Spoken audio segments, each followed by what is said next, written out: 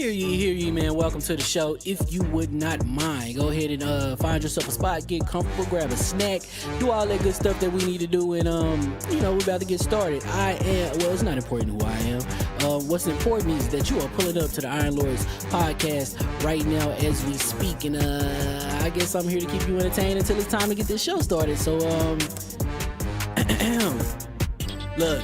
Y'all done messed up and turned me to an animal. And haters be swearing they real, but come to find out that they really mechanical. And yeah, I be eating these rappers, but that's all a part of me being a cannibal. And they say I'm better than money because you can bank on me being accountable. I know a million rappers that don't wanna be on a song with me, that's understandable. I kill a beat and they wanna compare me to Freddie and Jason. I'd rather be Hannibal. They be like, why use a video game? Just be original, y'all too dramatical. I know it's random, but I am addicted to flipping the sample and making it flammable. This is that yoga, fire, flame. They think it's arson up in the apartment, they call it department and I get the blame. Still I be running, collecting them rains. You just a target when I'm in the range. I was the hardest to start regardless back when you was messaging people on AIM.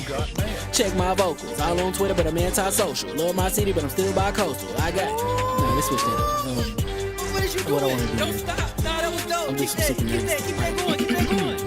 Nah, go ahead. Look, I guess you could say that I'm very spoiled. For them to be your dogs, they ain't very loyal. But I ain't gon' hold you, I ain't here to boil you. You ain't gotta say it, I'm embarrassed for you. Always been a nerd, never been a loser. Making Voltron with a gang of cougars. And I'm going places, better tell a Uber. Cause it's pretty hard to sleep on Freddy Krueger. Let's do that again. Hear ye, man. Welcome to the show. If you would not mind, go ahead and find yourself a spot, get comfortable, grab a snack, do all that good stuff that we need to do, and we're about to get started. It's not important who I am. What's important is that you are pulling up to the Iron Lords podcast right now as we speak, and I guess I'm here to keep you entertained until it's time to get this show started. So look. Y'all done messed up and turned me to an animal. And haters be swearing they real, but come to find out that they really mechanical. And yeah, I be eating these rappers, but that's all a part of me being a cannibal. And they say I'm better than money because you can bank on me being accountable. I know a million rappers that don't wanna be on a song with me, that's understandable. I kill a beat and they wanna compare me to Freddie and Jason. I'd rather be Hannibal. They be like, why use a video game? Just be original, y'all too dramatical. I know it's random, but I am addicted to flipping the sample and making it flammable. This is that yoga, fire, flame. They think it's arson up in the apartment, they call it department and I get the blame. Still I be running, collecting them rains. You just a target when I'm in the range. I was the hardest to start regardless back when you was messaging people on AIM. Check my vocals, all on Twitter but I'm anti-social. Love my city but I'm still bi-coastal. I got, let's switch that up. What is you doing? What I wanna do? Don't stop. Nah, that was dope. I'm Keep that going.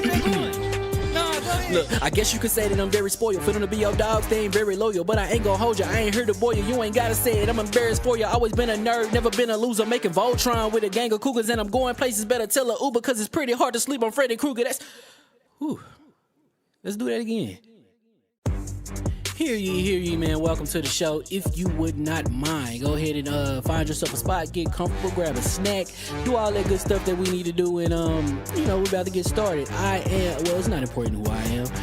What's important is that you are pulling up to the Iron Lords podcast right now as we speak, and I guess I'm here to keep you entertained until it's time to get this show started. So look. Y'all done messed up and turned me to an animal. And haters be swearing they real, but come to find out that they really mechanical. And yeah, I be eating these rappers, but that's all a part of me being a cannibal. And they say I'm better than money because you can bank on me being accountable. I know a million rappers that don't wanna be on a song with me, that's understandable. I kill a beat and they wanna compare me to Freddie and Jason. I'd rather be Hannibal. They be like, why use a video game? Just be original, y'all too dramatical. I know it's random, but I am addicted to flipping the sample and making it flammable. This is that yoga, fire, flame. They think it's arson up in the apartment, they call it department and I get the blame. Still I be running, collecting them rains. You just a target when I'm in the range. I was the hardest to start regardless back when you was messaging people on AIM. Check my vocals, all on Twitter but I'm anti-social. Love my city but I'm still bi-coastal. I got, let's switch that up. What is you doing? What I wanna do? Don't stop. Nah, that was dope. Keep that going. Nah, go ahead. Look, I guess you could say that I'm very spoiled. For them to be your dogs, they ain't very loyal. But I ain't gon' hold you, I ain't here to boil you. You ain't gotta say it, I'm embarrassed for you. Always been a nerd, never been a loser. Making Voltron with a gang of cougars. And I'm going places, better tell a Uber. Cause it's pretty hard to sleep on Freddy Krueger. Let's do that again. Hear ye, man. Welcome to the show. If you would not mind, go ahead and find yourself a spot, get comfortable, grab a snack, do all that good stuff that we need to do, and we're about to get started. It's not important who I am. What's important is that you are pulling up to the Iron Lords podcast right now as we speak, and I guess I'm here to keep you entertained until it's time to get this show started. So look. Y'all done messed up and turned me to an animal. And haters be swearing they real, but come to find out that they really mechanical. And yeah, I be eating these rappers, but that's all a part of me being a cannibal. And they say I'm better than money because you can bank on me being accountable. I know a million rappers that don't wanna be on a song with me, that's understandable. I kill a beat and they wanna compare me to Freddie and Jason. I'd rather be Hannibal. They be like, why use a video game? Just be original, y'all too dramatical. I know it's random, but I am addicted to flipping the sample and making it flammable. This is that yoga, fire, flame. They think it's arson up in the apartment, they call it department and I get the blame. Still I be running, collecting them rains. You just a target when I'm in the range. I was the hardest to start regardless back when you was messaging people on AIM.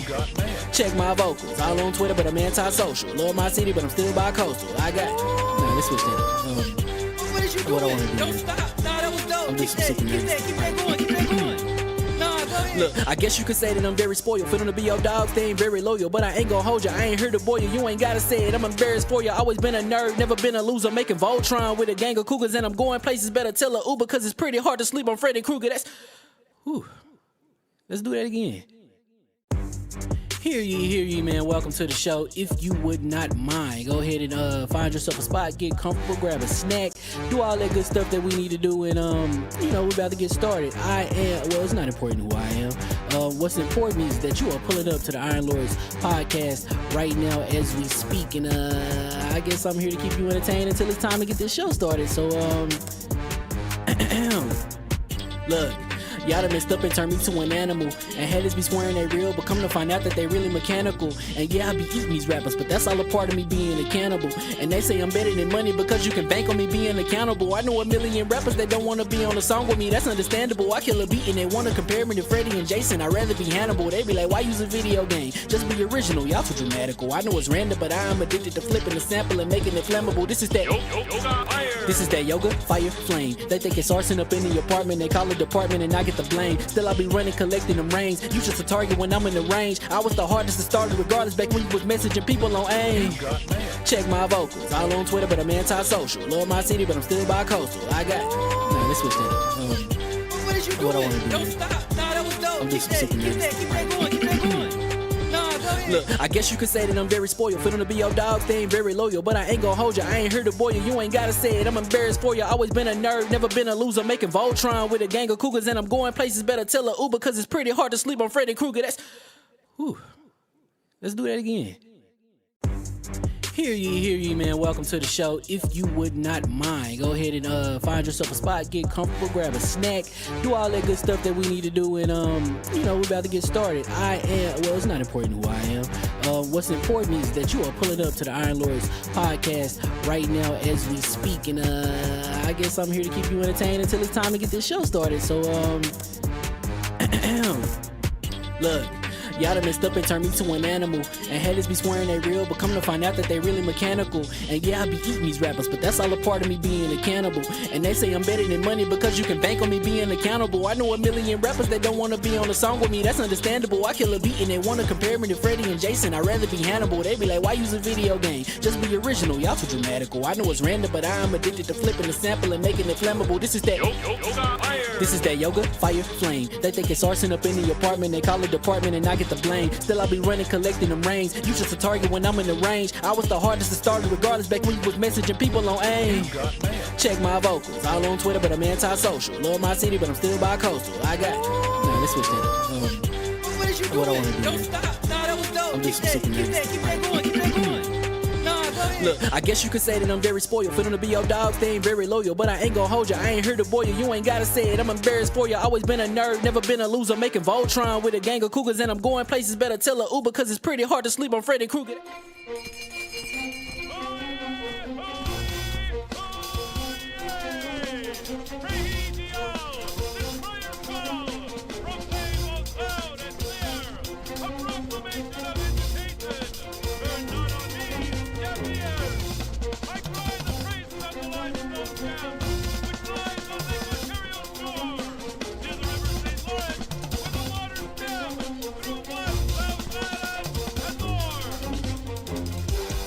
I'ma just chill and watch them and eat snacks in the attic. I wanted to chill with the pack and be like a young wolf, but then they would mistake me for addict. If I can imagine it's cool to give you some advice, then invite your girl to your squadron. Cause if you don't give her that option, you gon' be single player like Sovereign. You gon' get tossed in the bushes by King David. Royalty and not a pretender. Detrimental to an elemental, what's an avatar to a knee bender. I gotta be me though. I know it's my destiny, word to Carnito. Who cares if you fly, if you still a mosquito? You swear you ain't stunting, but really be Steve-O.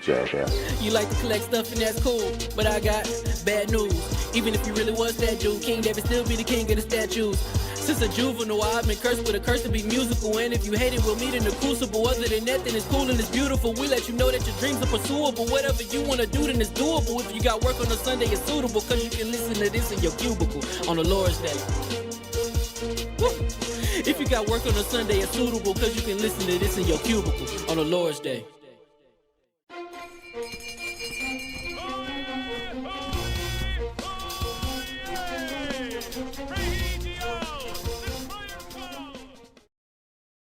Hey, hold on now. Live. We are live. Mics are hot. Let me just fix this real quick. That looks better on the ad. All right. And then let's get a mic check for Harold. That is live. Mic check, sir. Yeah. I mean, does this sound all right to you? Yeah, you sound great. Sound Yes, good. sir. Sound Attic good. sounds a little low.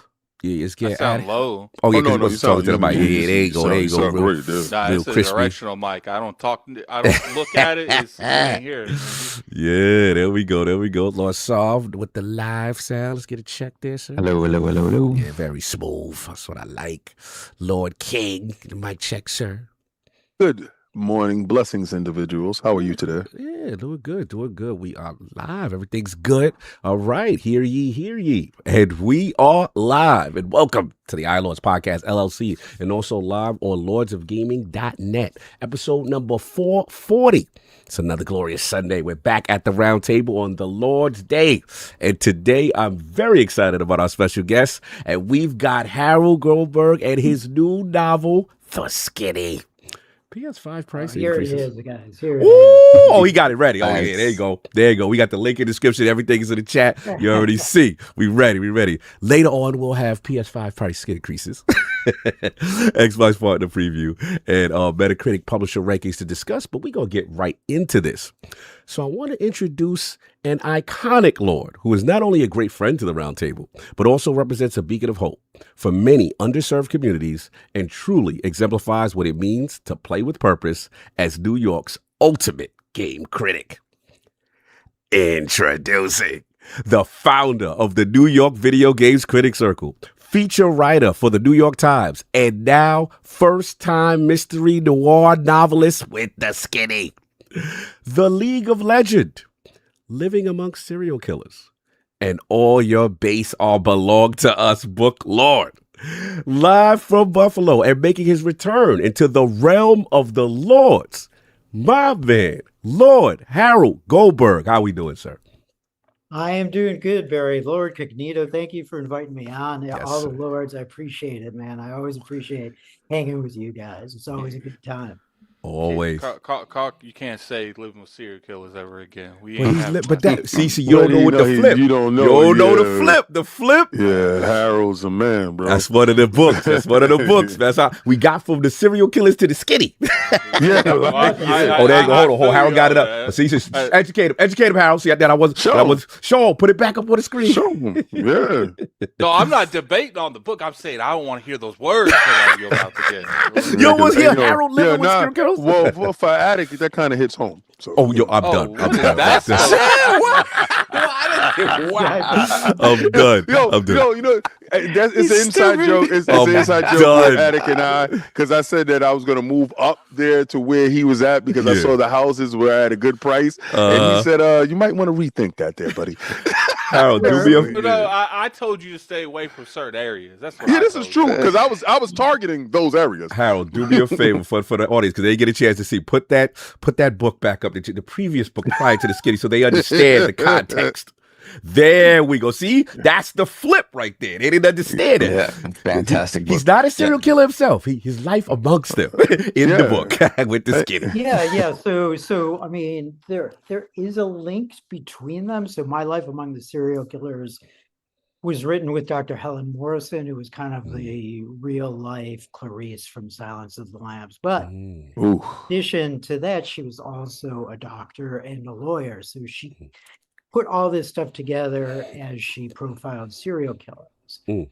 That book did really well. It was a major publisher, William Morrow, and was sold all around the world. So I think about 400,000 copies have been sold. Oh, Okay. beautiful. Yeah, One so of the bestsellers. I was really happy to write that. It was hard to write. I mean, for various reasons, but one of them was subject matter. So I had been writing about entertainment for most of my life, and I said, well, I feel like I need a change, right? So I've been writing as a music critic, a film critic, and a games critic, and all the features that come with those gigs. And I said, well, let me do something different. So something different was this nonfiction book, My Life Among the Serial Killers. And it was like, Dr. Morrison had sent me hundreds and thousands of pages of interviews and art by serial killers. Wow. So I think, yeah, so one of the serial killers, John Wayne Gacy, was a big artist as well. I mean, in his own mind anyway. So he did clown art because he was the clown killer. He was the clown killer. So, but we also did historical psychological profiles of serial killers. So that's that what I was going to ask you. One guy named Gilles de Rais. And Gilles de Rais was interesting in that he fought alongside Joan of Arc for the French. Wow. It's crazy. And once he finished fighting, he was like pretty straight, normal fellow. And then once he got back from the war, he changed and became a child killer. Wow. Wow. So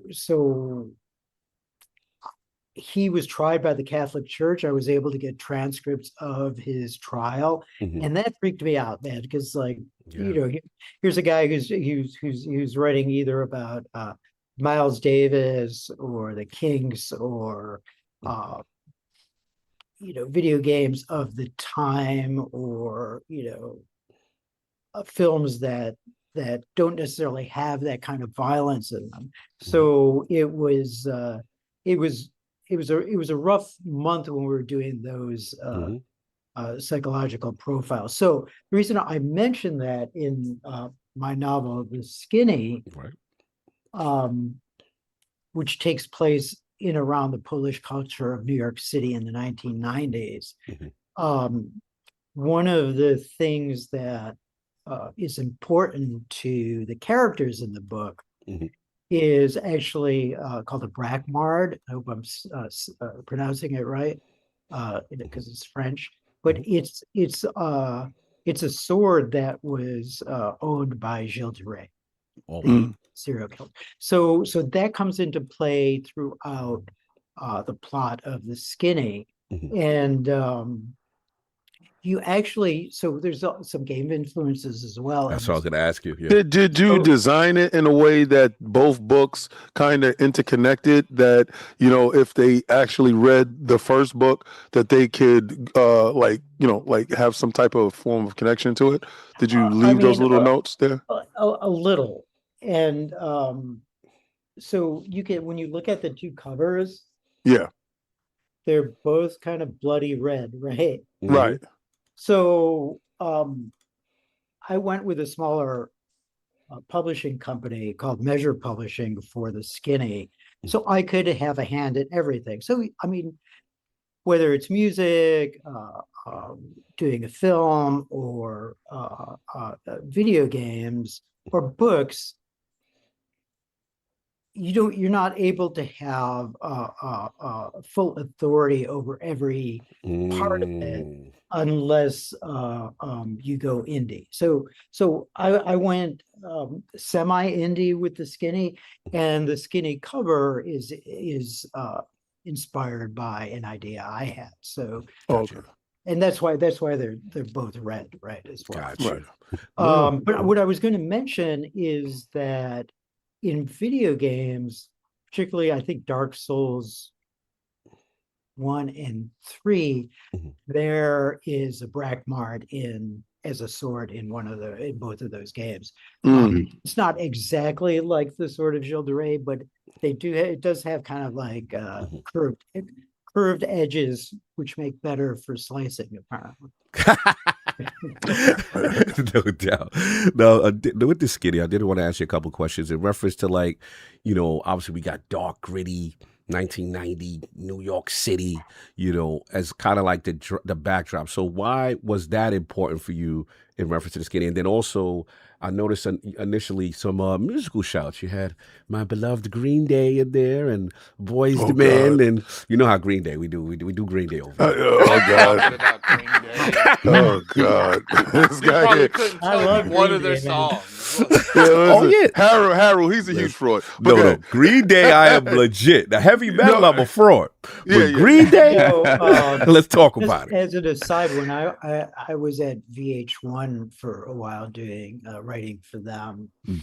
and somehow I forget which publicist called me, but they said, you know, Green Day is premiering their play on Broadway. Do you want to come interview them? Ooh. And I said, "Are you kidding, man?" Because that was when American Idiot came Talk out. about it. I was You like Yeah. you Oh, like Dookie God. out. Let them know about the Dookie out. he's like you Oh, you God. phrasing When I- this like I'm gonna say no. when I come around, they don't know. Tell them. Oh, Tell them. God. They don't know about that man, so Green Day I life. actually Oh, God. I brought them the hardcover of this because Harold was like, "Oh, no, it's not a matter. When do I got to be there? It's a yes or no. When do I got to be there?" and so I wore my American Idiot T-shirt, and Billy Joe said, "Hey, that actually looks like you worn it for a while." There's a brand new T-shirt, Shout out to and, Billy and Joe. it was true. So they all signed my American Idiot T-shirt. Oh, awesome. Oh, that's That was fire. awesome for me. Yeah, I like Fire. that. Yeah. So I mean, so why was it in New York? And why did I? And the music, yeah, quote New Green York Day? and the So musical, I quoted Basket. So 3 songs are quoted Mhm. in the beginning, just to give you a vibe of what Let's this go. What we doing? book is about. So one is from Basket Case. It's like sometimes I give myself the creep. Creeps. They don't know. Sometimes Sometimes my my chicks mind on plays me. tricks on me. Woo! It all keeps Dry adding it up. up. I think I'm Keep cracking up. it up. They don't know. Talk to Yo, them. you know what's so He don't crazy? know. Harold, Y'all don't you know. know what's so crazy is we got to live with this guy after you leave, right? And after you leave, he's going to talk about Harold, his knowledge of Put Green it to Day. you. Put it to you this way: our chat started donating money to make him listen to actual music. Yeah. Well, there's other great bands here. You know, also it's Polish culture that I'm dealing with in Right. this book, Right. which is really kind of interesting for me. Mhm. But also, you know, the lyrics I quote are from Bobby Vinton's "My Melody of Love," which is like an old classic that all the older Polish ladies really liked. Okay. It's Bobby big in Poland. Vinton. They were like big in a sense, like it would be like people going to see Liberace or people going to see Neil Diamond. You know, Okay. Yeah. it was like a thing to see Bobby Vinton. So he Mm. was like a heartthrob for certain Polish people. Talk to me. You got some. Why New York, right? So the 90s are not long after I moved to the city from Buffalo, Gotcha. and I tried to be everywhere that I could downtown. I didn't really like uptown so much. It didn't feel as nice to me, as real to me. Mhm. So I spent a lot of time downtown. And when I moved to New York, so I started in Jersey City, then I moved to New York. Shout out to shortly Jersey. That's after. my man's. I moved to like 12th Street and 6th Avenue. 12th. And I spent a lot of time walking down to the Lower Sada like the New York Poets Cafe, Nice. and ABC No Rio, which was a place in the 90s where you'd go on Sunday to read poetry. And even in the, wonderful light of a Sunday, because they met on Sundays at ABC No Rio to read poetry. It was full of junkies and needles in that particular area. So you had to really kind of be careful of like where you stepped, where you sat. I get stuck by a It was an average afternoon in the Bronx, sir. I'm assuming it's before the top era, the vials, and yeah. But so everything was new to me in New York in the 90s. And there was an interesting thing going on that's still going on today with rich people and not so rich people, poor people.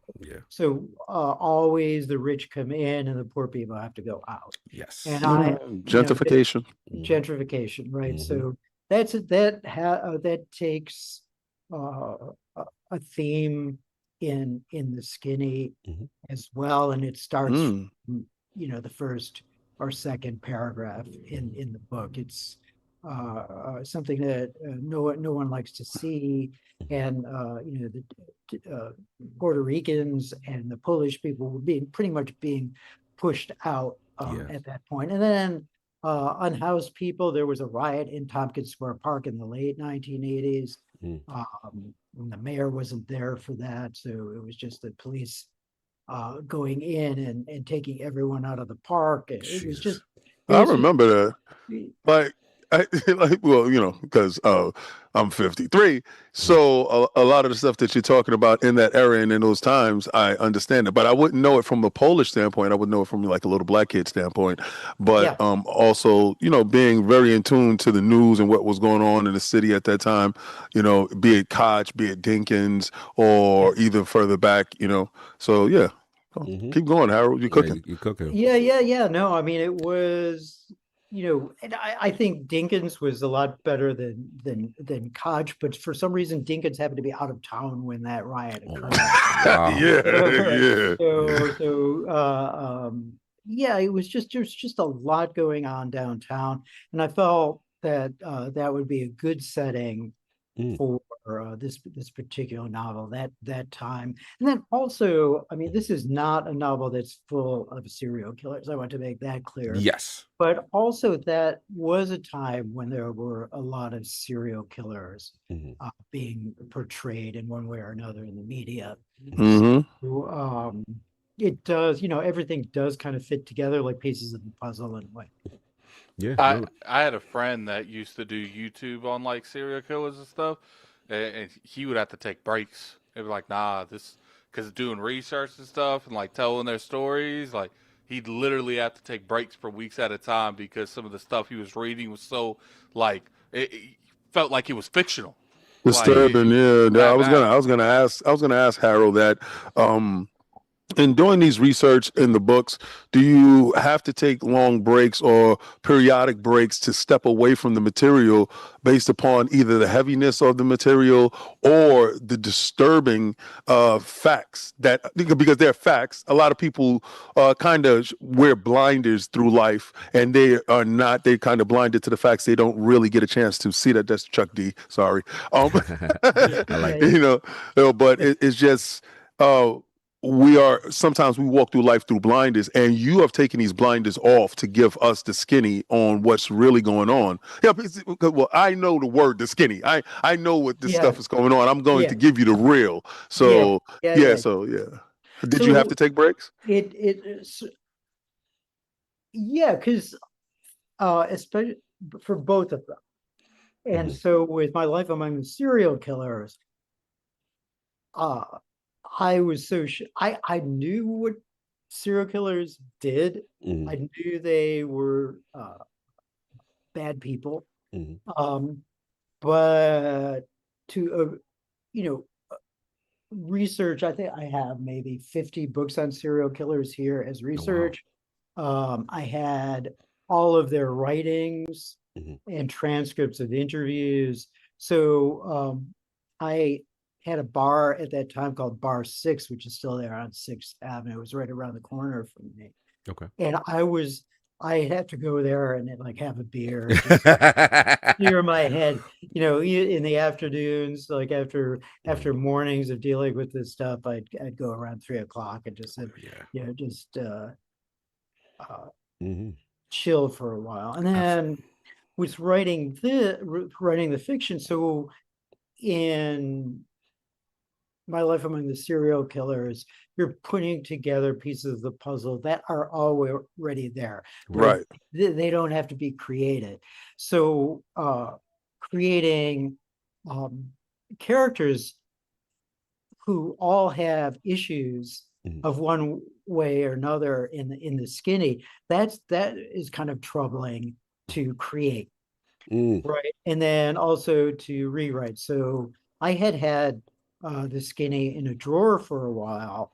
But when the book company was interested in it, I rewrote it somewhat. Not for them, but just to be clear on the plot so people can go for almost as a page turner. So each chapter is kind of self-contained, but it does make you want to go to the next chapter after each one. It's the novelist's way, I guess, right? So, but there's darkness here, not just with the characters, but New York City is a character. Yeah.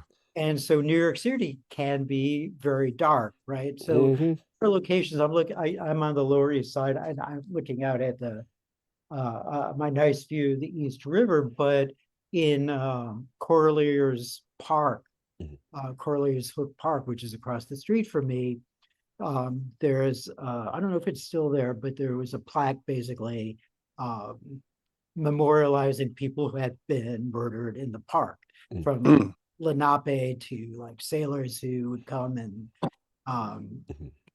meet their fate for one reason or another in that area. And then if you go to Washington Square Park, where so many rallies are held, there's something called the Hanging Tree. I believe it's in the north west portion of the park.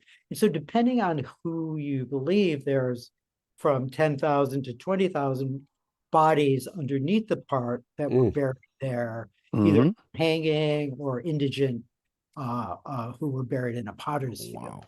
So all of this stuff is like we're all walking on death all the time. Yes. As we walk through the history of New York City, there's things have happened. I was walking with someone who's kind of like an unofficial historian of the Lower East Side, and she was saying, well, look in that window, that someone died there like 10 years ago by a gunshot, right?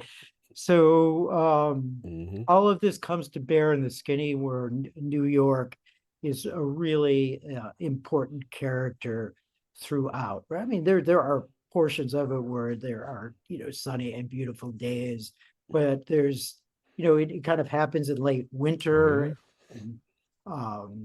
As the main character, Stan, is walking down St. Mark's Place to view.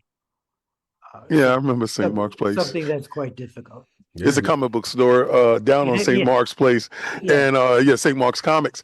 And going down St. Mark's, if anybody knows St. Mark's, there's a lot of brownstones and stuff. There's a lot of shops downstairs into the brownstones, and it's a real eclectic feel. Is a different type of feel to that. And how Harold's bringing the city to life. The city does have a pulse.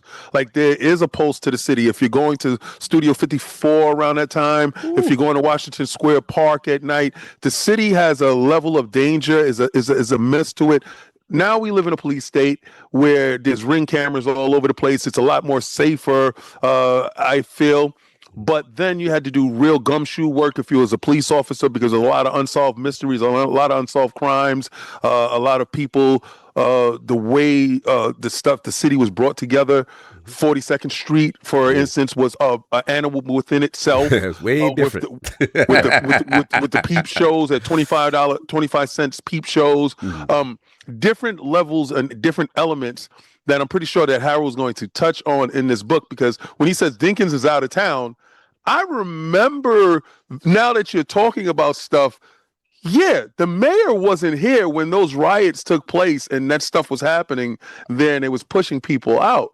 And for you to understand it and encapsulate it, to get to it, because I have a follow-up question for a later book that I'm going to ask a question about.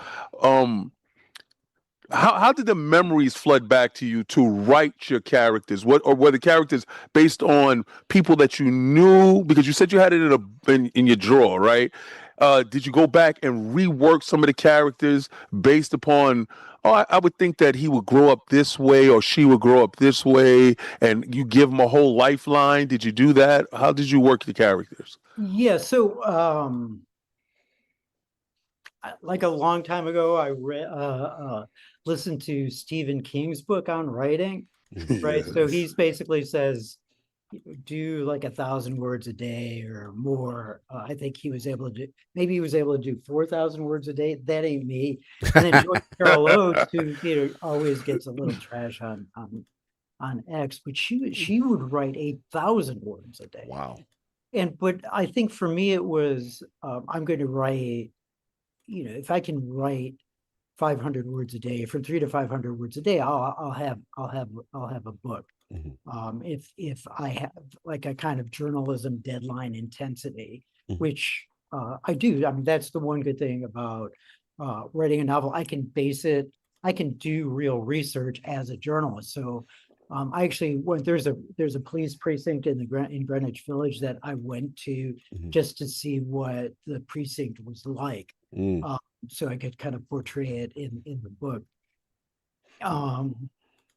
But you're right. So cell phones were just coming. Yeah, that's before We cell had Sky phone. pages. Oh my Yeah, Lord. yeah. What was that? There was like a flip phone that looked like a Star Trek. Oh, Yes, the Razor. the Razor, Yeah, the Star Razor. Trek Yeah. joint. Star Yeah. Trek. Yes, But that's yes. what people had at the time. So it was rudimentary way to get in touch with people while you're walking around the street, but not everyone had that. Not everyone had the money to get a cell phone at that. Yeah, it was $2 a minute. I remember. Yeah. Yeah. Like so they used to pay back in the day for long distance phone calls, but this was more expensive than a long distance phone call. Remember when cell phones had like those deals where if you could talk with no minutes past 7 or something like Yeah, that? you be happy unlimited calls past 9 p.m. Unlimited after 9 p.m. Yes. Unlimited calls and free nights and weekends. Free nights and weekends. Yes. Yeah. Take it back. Yeah. So Well, after 9 p.m. might as well be free nights and weekends. Well, not if you lived in New York, right, Oh, Sir yeah. Harold?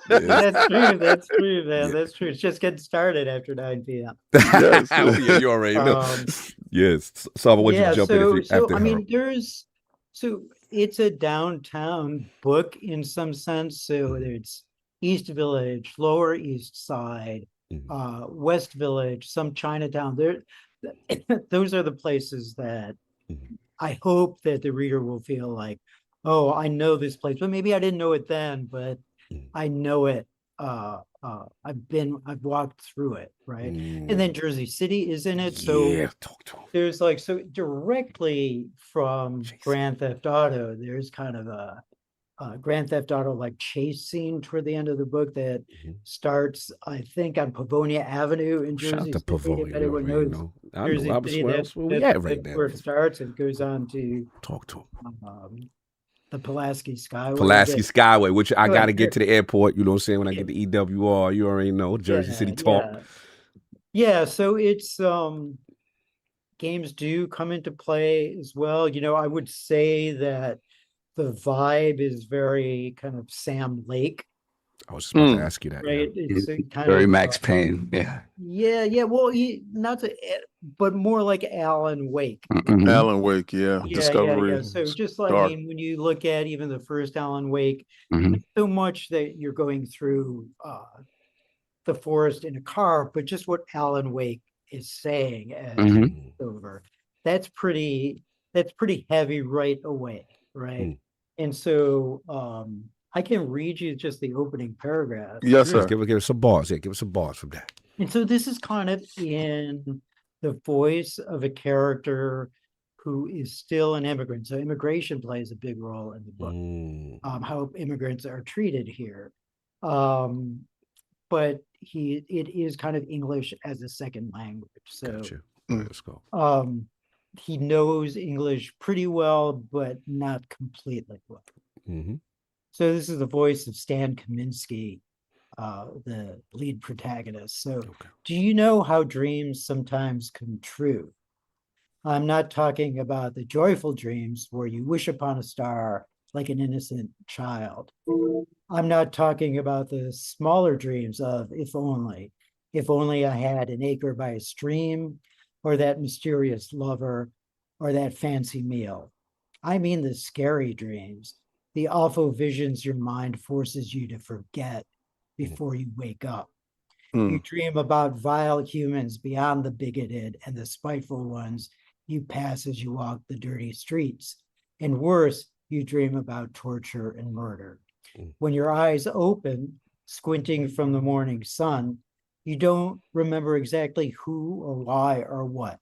For moments, you don't remember your bad English, just your Polish, and that unsettles. Then you are haunted all day long, trying to recall what made the hair on your forearm prickle and stand on end before you even got up for the morning pee. This is one of those times, except this time was worse. This time, the bad dream was real, full of obsession and violence, and the bad dream never went away. Hope, even for a stranger's passing touch, seemed foolish. But I was like that, an immigrant fool too often. The unfortunate residual is that I became addicted to this failing in my nature, this terrible fault, the bad dream. Okay, I'm there. You taking me there. So here's the thing. I gotta get you good solved, but I gotta follow up to that one because he just painted the picture. So I'm getting dark themes. I'm getting, the Polish immigrant. I'm getting rich and poor. Now with Stan, obviously, he's asked, without spoiling too much, he's asked a question, to do something, right, from one of the wealthiest landlords and to find someone, right? So I guess the mindset as far as like, you talk about this walking nightmare full of mysteries, multiple murders, that kind of thing, how does that from a person who loves video games, right, as you do, and as a person obviously who said you had this influences from Sam Lake and stuff like that, paint the picture for the gamer why they would love the Stan story and what's going on here. So Ready Player One by Ernie Klein was full of Easter eggs. But Ready Player One was kind of about games. So my novel is full of Easter eggs that you will find if you know games. But it's not about games. Right. Yeah. 100%. I hope that answers it a little. No. You did. Yeah. I mean, and then of course, L.A. Noire played a big role in this game. So L.A. Noire was a game from Team Bondi and Rockstar Games. So in L.A. Noire, you did play the role of a detective. And I remember like the gameplay element in L.A. Noire was checking out the people you're interviewing as a cop, or maybe not a cop, and looking at their body and eyes for tells. Like, are they telling the truth or not? So that game, in a sense, as well, was an inspiration. Nice. So let's jump in. Any questions? It's funny he mentions L.A. Noire because I see that as a kind of different type of noir, where that noir, like that game felt always very bright. Your investigations largely were happening during the day, and I felt like it was more like what Harold was saying. It's about, it seemed like you were interviewing people from all different walks of life, but there was a level up. There was privilege, and then there was people kind of in the dregs of society. It was everything. But I think what's this with the skinny and like, me mentioning Max Payne and you talking about Alan Wake, I think New York has a very distinct type of noir that is maybe replicable and maybe like a Chicago or something like that. But LA Noire, I I was a little surprised that you said that because to me it feels kind of different. Obviously, noir is noir, and there's certain things about it that kind of are consistent across different types of noir and different settings. But I always feel like just reading that first chapter of the book, it just felt like the distinct nature of what makes New York noir different and kind of grittier and grimier, especially at this point of in time. I'm a big Broadway dude, and this like the show Rent is very much grounded in at this time period, right? And there's something very like you don't really see Rent. Rent's not on Broadway anymore. There might be some touring companies, but it's kind of one of those shows that only it kind of fits for that time period and maybe a little bit after, and maybe looking at it maybe 20 years later as a time capsule because it is so much of that place and time. Rent started around St. Mark's Place. Yes, that whole area. 100%. And they were like around the corner, and they were there for a long period of time. I went to go see it a couple of times. I never saw it on Broadway. I saw Rent, the original, around the corner on St. Mark's Place. I still remember the building. It started out. It wasn't right. It started out as a smaller production. That eventually, actually, when the creator of it, he passed away the day that it was making its Broadway debut, like in previews or something like that. Yeah. And so that same theater, I think they had Stomp in it. Stomp. Yes, yeah, Stomp. There you go. Yeah. The acoustics of that place is incredible. Like because it has high ceilings, the walls are just right, the stage is right there to the people. It gives a good reverb back, and I guess you can feel the energy from the people as you're working there. But I gotta Sav, if you finish. I think beyond that, just how like any other like in terms of like movies and stuff like that, things like the Maltese Falcon, like Touch of Evil, things like that, were those sort of influences as well? Or because you've worked across all of these forms of media. Like, I think Twin Peaks is sure an influence, right? So whenever I put up an Instagram story, or it's got some kind of Twin Peaks music in the background. I don't know if anyone notices it. But, what about modern noir, like a Taxi Driver or? I mean, I think all that is influences it in a way, but also beyond film, I would say the books of Walter Mosley are very influential. So all these things kind of come together in one way or another. But I remember reading Devil in a Blue Dress by Walter Mosley. And I was really stunned at how deep and well-rounded each character was, even if it's like a character that's only going to be on one page. Right? So think about in games, all the NPCs. Like how many NPCs do you actually remember? Right, maybe a handful tops, right? That's for me. Even I'm thinking of some in like GTA or but you don't really remember them. But in Walter Mosley's book, and all of his books, each character is just like with a movement of a hand or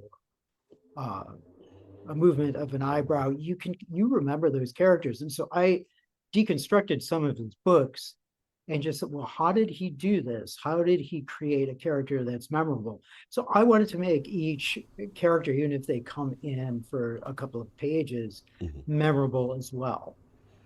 Nice. Salvo, can you add a follow-up? I wasn't sure. I just want to make sure. Yeah. I was just waiting to Sal finish. Being that you've conquered the actual, right? Now you've stepped into the fictional and you've learned how to craft these characters, right? These are characters that you brought to life, opposed to doing the work on highlighting what it would be like to live around a serial killer and stuff like that, or the situations based on facts, right? The question is, the next part of Harold, because, Harold is going to be writing 1,000 words a day at some point. Is the supernatural the next challenge for Harold? And the reason why I asked this one question is because doing the serial killer book and also some of the work in this book, because you had to go to these places, did you experience any of the dark energy in that and some things that happened while writing these books because you were in these places and that energy was there? Did you experience anything doing any of this stuff while you was writing, while you was researching, that you was like, like a that's odd type of thing? Or was it at overt that was like, whoa, wait a second, I need to take a break? So I really enjoy horror a lot. Joe Hill is Stephen King's son, and I liked Heart-Shaped Box a lot. When that came out. I think there are horror elements in The Skinny. Right. So, and the skin, it's supposed to be a trilogy. Right. I was going to ask as you. well, right? So the second book,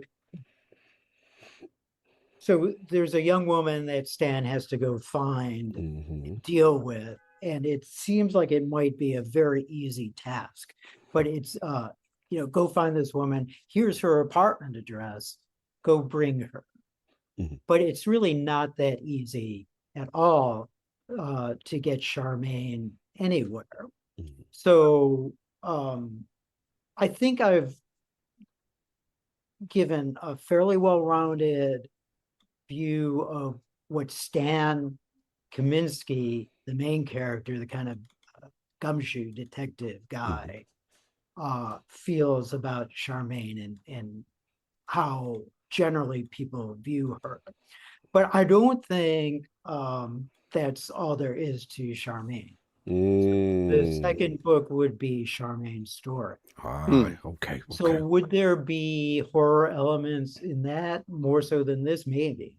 Okay. Because that was my follow. King kind of led to my question too, which is kind of like, obviously, you put it out there as far as potential trilogy, and I also read that, like, obviously you love Hollywood and what's going on, so provided things go well, similar to this serial killer situation. But let's say things really do well for you with the Skinny.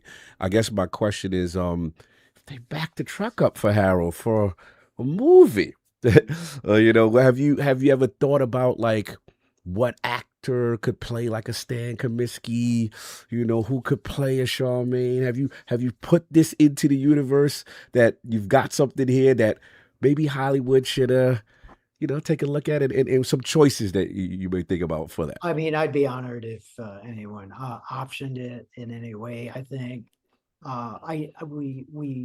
Helen and I were out with some friends who are movie producers, the first thing he asked, and this was a few weeks prior to it being released, he said, well, who would play Stan in the movie and who would play Charmaine in the movie? So I think, so it got me to thinking, and I think there's a fairly well-known actor, but not like superstar. No, it's not Ryan Gosling. Mads Mikkelsen. Okay.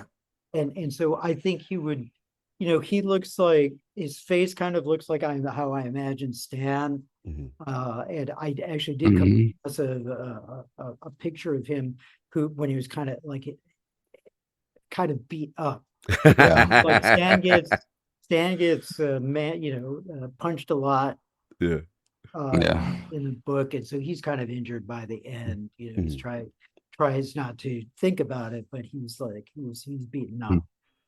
So I think Mads would be a really great idea for Stan, and then for Charmaine, I think Mia Goth would be awesome. Okay. Nice.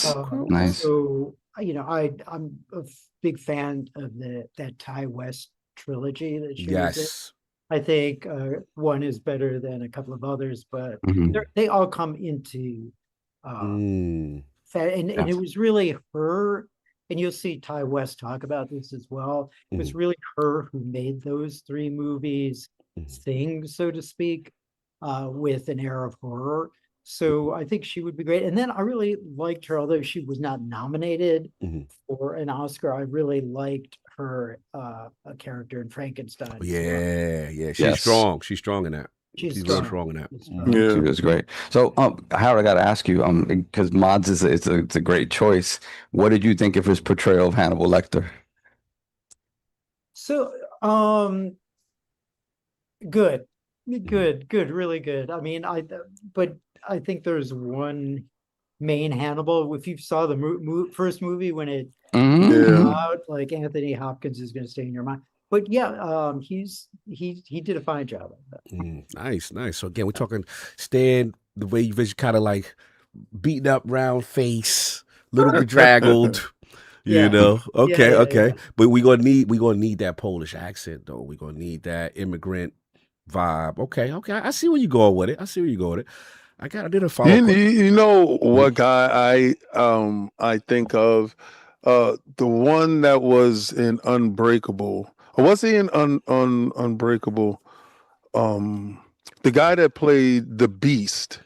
You know who I'm talking about? Lex Luthor. No. Remember, he has multiple personalities that he channels inside. Oh, you mean the Beast in Unbreakable? Unbreakable, James McAvoy. Yes, and I think he could play a great Polish character. I'm pretty sure that he can get a great Polish accent out. But I think of James McAvoy. Okay. I mean, I think he would be great. I mean, I know a actor named Tim Guinea who's been kind of in everything. He's really good as well. There's someone else I was just thinking of. Oh, you mentioned the guy who plays Lex Luthor in the new Superman, right? Yes. So that dude, so he was in Barry. Okay. Do you remember him in Barry? No. I have not watched Barry, and I should watch Barry. So maybe I should watch Barry. A Russian mafia type, I believe, in Barry. And he was awesome in that, So I mean, I think he could make a good stand too. So we're casting it now. Right? We cast it. That's what we got to speak it into existence. Harold. We got to speak this. We got something here. Potential trilogy. I think everyone should just go buy this. Yes. Yeah. Exactly. The link. Please, everybody. We were talking. Like I put the link right now in the description. Go check it out. It's right there. It's also pinned at the top right now. And again, so the best way they could get it, because I got the Amazon link. Is that the best way they could get it and support the skitty? I think so. I think so right now. Anyway, it's still making its way to bookstores. It's going to be in Strand and McNally Jackson here in New York. Nice. I know for a fact, but I think if you order it online, and I'm not a promoter of Amazon, but they have the copies right now, and then the other bookstores will get them probably in a week. Okay. So if you want it right now, you can go to Amazon and get it. If you want to go down to the Strand, which I actually love the Strand, hometown favorite type of stuff, you can go get it at bookstores. But Amazon, quick, fast delivery. They have the copies right now, and I think he gets a greater analytic metrics on the sales directly from ship. So, and you might, if you got Prime, reviews, you might be really good. Oh, so we need reviews. Talk to us. Yes, we need like Amazon reviews on it. So, okay. If anybody, the Lords or the listeners of the Lords would enjoy the novel and put up a review, I think that would be really helpful. Absolutely. Put the call to action right now. Okay, so I'm sorry. Yeah. No, awesome. Yeah, for sure. Yeah, for sure. I'll put the link in there. Make sure y'all hit the reviews and all that. I'm sorry, I keep interrupting this off. Keep talking. No. Nothing else. I'm fine. Oh, okay. I felt like I was interrupting you. No, this is great. It's great. I do want to ask, since we talk about business a little bit, like, we talked a little bit pre-show in reference to the business side of making, getting a novel out there. And then, I wanted to kind of you explain to the room, like, why go with Measure Publishing versus taking like another deal? So Measure is known pretty well throughout the world, and especially Italy, as a business book publisher, right?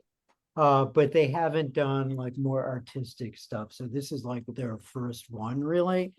So they want to make sure that it does pretty well. So why go with them? So when I did go to the editor, no, I won't say who it is.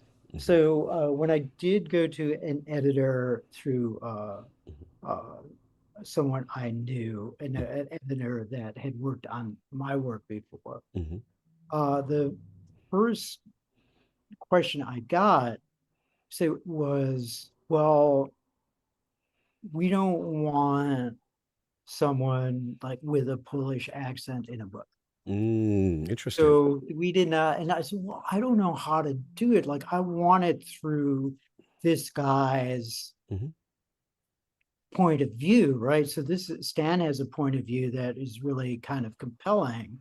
And the whole idea of immigrants having a difficult time here in New York City is really key to the plot. Yes. So when they said, well, we'll publish it if you change it and he's not the narrator, I said, no. Oh no. Yeah, I'm not going to do it.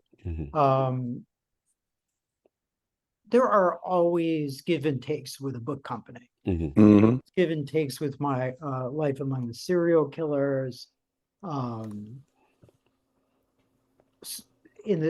Dr. Morrison did not want to do 60 minutes, and the publisher wanted her to do 60 minutes, and it was already a bestseller by the time 60 Minutes came around. Right. So she said she does not like writers or journalists, and the reason she chose me is because I think I had an empathy that not every writer has. Right. That's either good or bad. It's like I absorb everything and get sad about it. But she I think was like that as well. She had to absorb everything to help law enforcement with these particular serial killers. And then with All Your Bases Belong to Us,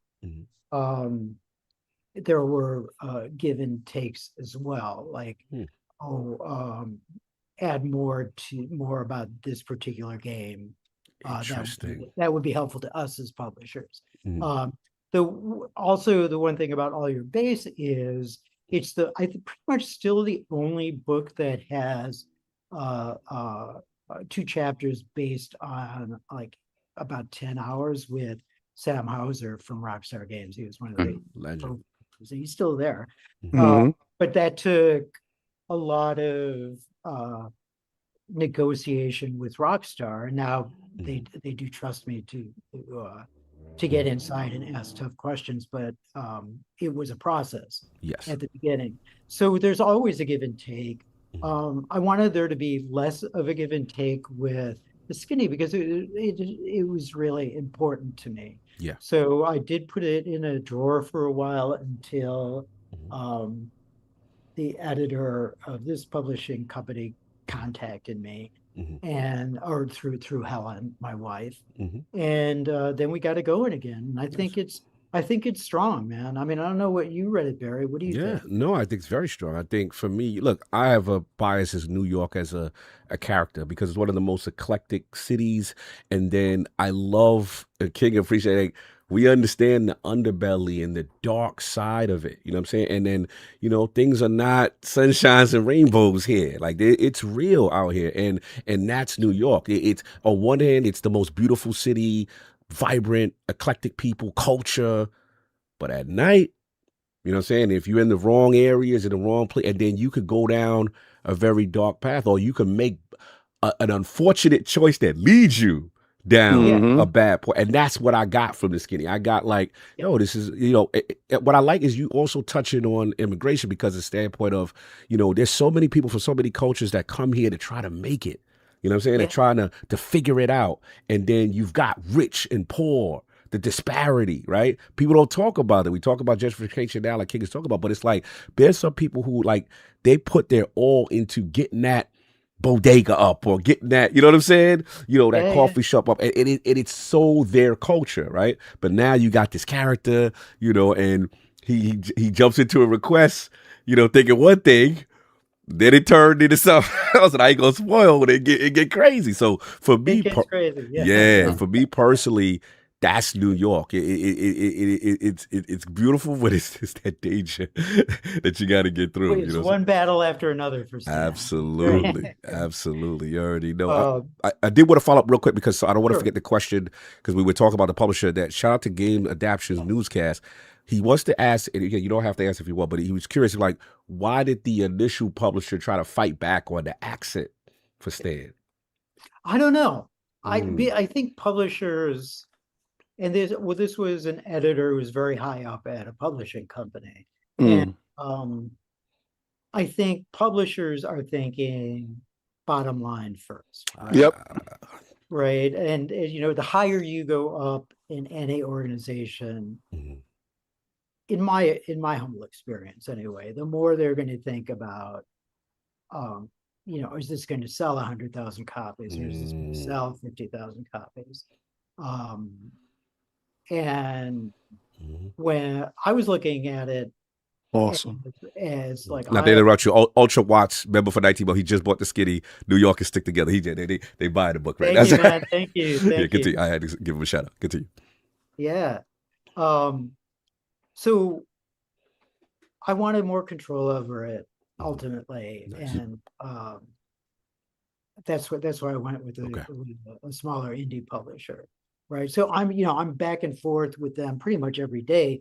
Like, are you going to get, you know, when will this bookstore get their stuff? When will that bookstore get their stuff? How can you support X, Y, and Z? There's also, you know, the book takes place a little bit in the Catskill Mountains, so I'll be doing readings up there as well. Where Tyson was at. Yeah. We going to the Catskills, baby. Okay. Yeah.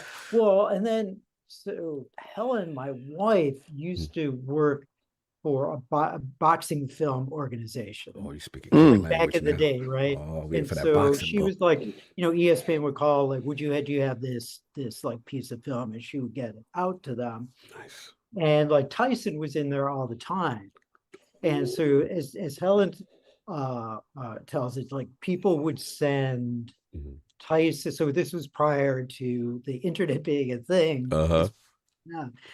People would send letters to Tyson all the time. So you like have a mailbag full of letters to Mike Tyson, you know, some with pictures, I want to be your girlfriend, and then some hey Mike, can you loan me some money, man? As a fellow black person, I'm down on my luck. Yeah, so Brownsville hitting them up too.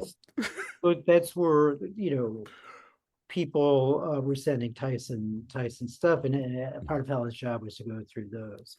Wow. I just purchased my copy, Harold. You look fantastic right here. If you actually can see Harold right there sitting next to the tree. I just purchased my copy. If you're going to go pick up a copy right now, if you happen to have Amazon Prime, you save on the shipping fees. It's $19.50. I suggest you go out and get it. Let me follow Harold on Best Author. Didn't even know that you were in there, so I got you right now, and I can't wait to get the book. They said it'd be here for me tomorrow. So if you have Amazon Prime, you see Harold right now, you can go get it. Like I said, it's $19.50. Hopefully they're not doing dynamic pricing, and it'll get to you by tomorrow. I can't wait to get my copy. Yeah, because you did. Glad you bought it. Let me say for clarity, people, we were given the preview copy of the book to download and read it. I'm old school. You guys know I need to have my books in my hand. This is the reason why I have on reading glasses is because I like to use them.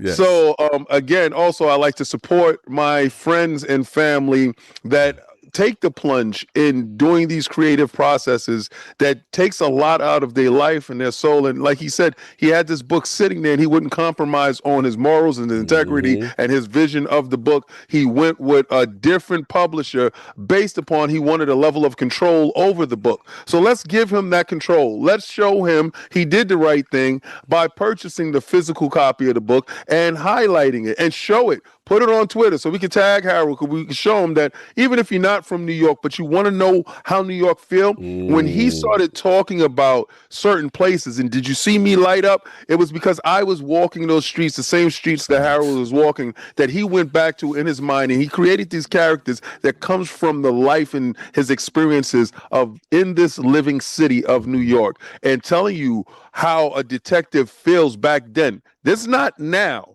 You had to do real detective work. 90s. So I can't wait to get into the book knowing real detective work is going to be done and knowing these characters. So I didn't want to do them a disservice by reading it on the computer from a free advanced copy. I wanted to show him my level of support by purchasing the book. So please go out, purchase the book, support if that's what you want to do. If don't super chat today, go out and go get it. I appreciate it. Yeah, Thank you. No, for sure. Thank For sure. you. I do want to shout out one thing. Also our man, Toon Medic. I believe this is our homie from our circle member, Michael Toon Santiago. He's also said, man, they tried to change your ending too. Is that true? They tried to change the ending? Jesus. So yeah, there is a story about that. I do want to say just before. Yes, please go. If anyone's in town today, Okay. I'm going to have a reading and a little party at 2A, which is on Avenue A and 2nd Street at 4 p.m. So if you want to, if it's not too much trouble for you, come on down. Pull up. That's what's up. So it's true. So we had a reading and event at Microsoft Experience a few days ago, the day after it came out, and Cherie L. Smith was the interview. Cherie is awesome. We love her. We love her. We're so glad she took the time to read the book and ask me questions. So before Measure Publishing owned the rights to this, there was another small, like really tiny company that owned the rights to it.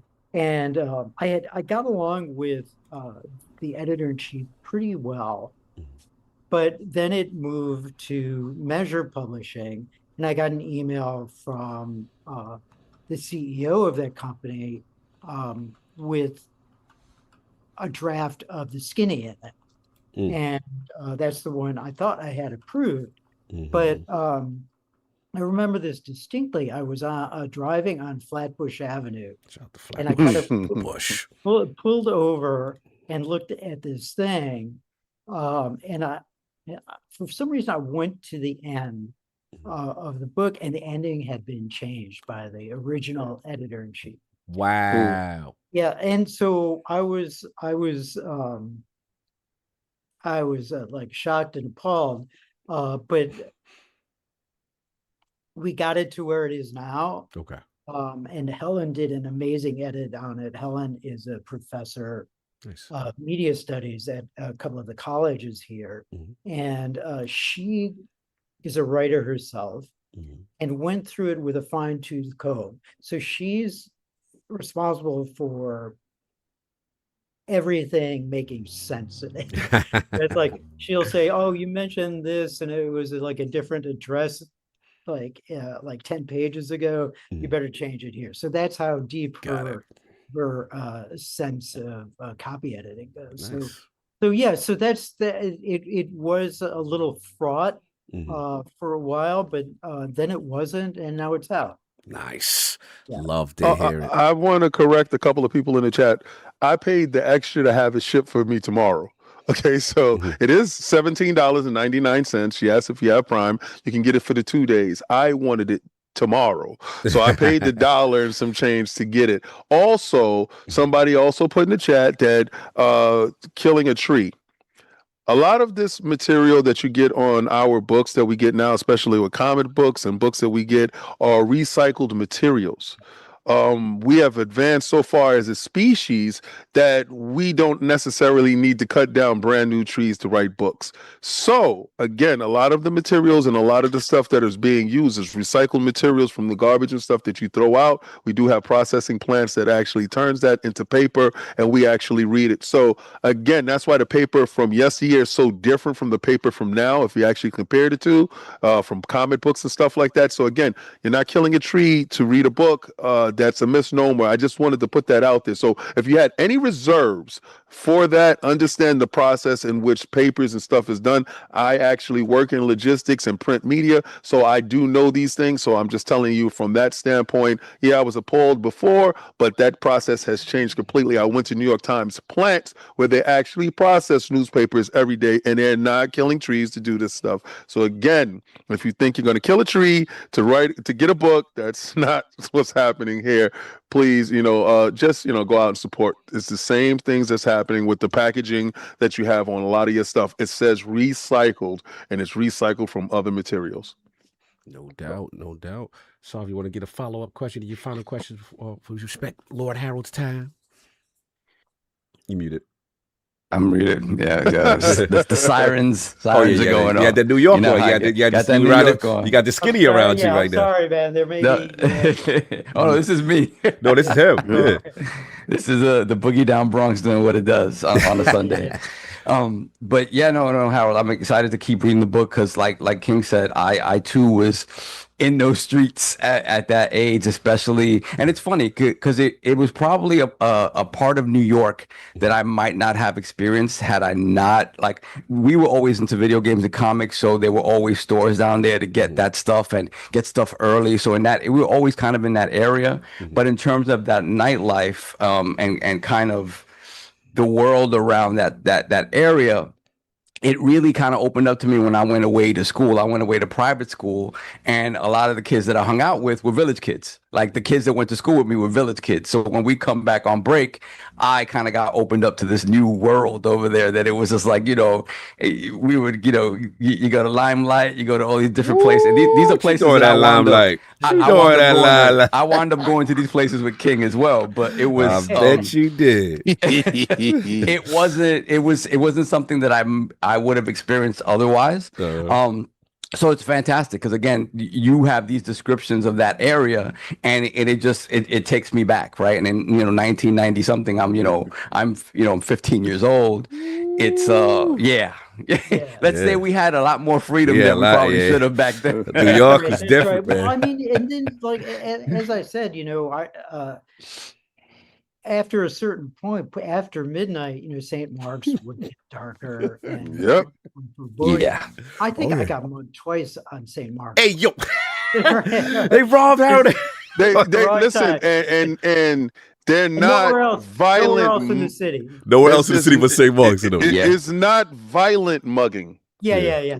It's suggestive mugging. Like get at up. Right? Yeah, give that up. Yeah, it's suggestive mugging. Like, yo, I'm kind of low. I need your money.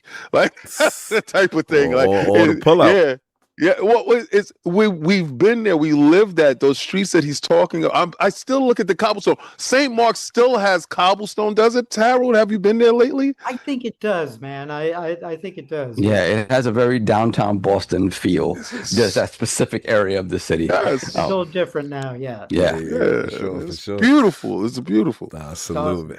Now we got to shout you out. I think New York is the most beautiful city on earth. Of course. You already know. We want to break protocols off before we get up out of here as far as Hollywood Rules says something. Yeah. Hollywood Rules, $10 super chat. Being a little kid from Brooklyn, then getting a front row seat to the city as a police officer for 25 years, New York definitely has its own heartbeat and pulse. It has a beautiful and at the same time dark history. Yes, 100%. Side of the skinny. He said it. He said it right. Said it right. You already know. So we got the links in the description. We got everything going. I know we want to respect your time. I do want to ask the final question as far as obviously we got the skinny, but I did want to talk. We didn't talk any video games critic circle before you head out in reference to what's going on. How did you feel about Game Awards, your GG Fest, and then the future? What can we do to kind of support? So the New York Game Awards, that was our 15th awards. It was extra special for that reason. We also had were recognized by the city council. Nice. And one of our council people we work with there, so they gave us a proclamation, which is on my wall right now. It's really cool. I mean, they really did research into the circle and Nice. Name checked Evan Narcissus and everybody who was there early on. So it was an awesome day.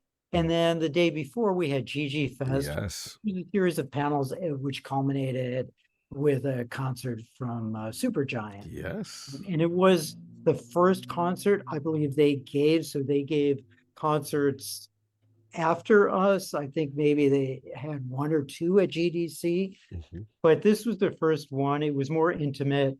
You could meet Darren and Ashley after the show. It was just a really good event, and they even did some cover songs as well as so we liked that idea. It almost broke us doing 2 days, like me, Ryan, and Ronald. Yeah, you guys working hard. A couple of members of the circle. That was exceptionally hard to pull off. We're trying to see how we can pull it off this year, but it may just be awards this year. But we've gotten to a peak of around 500,000 views on our award show. So that's really good. And that helps all of the awards in GG Fest help us to do our Playing with Purpose programs with underserved students in the Bronx and the Lower East Side and elsewhere.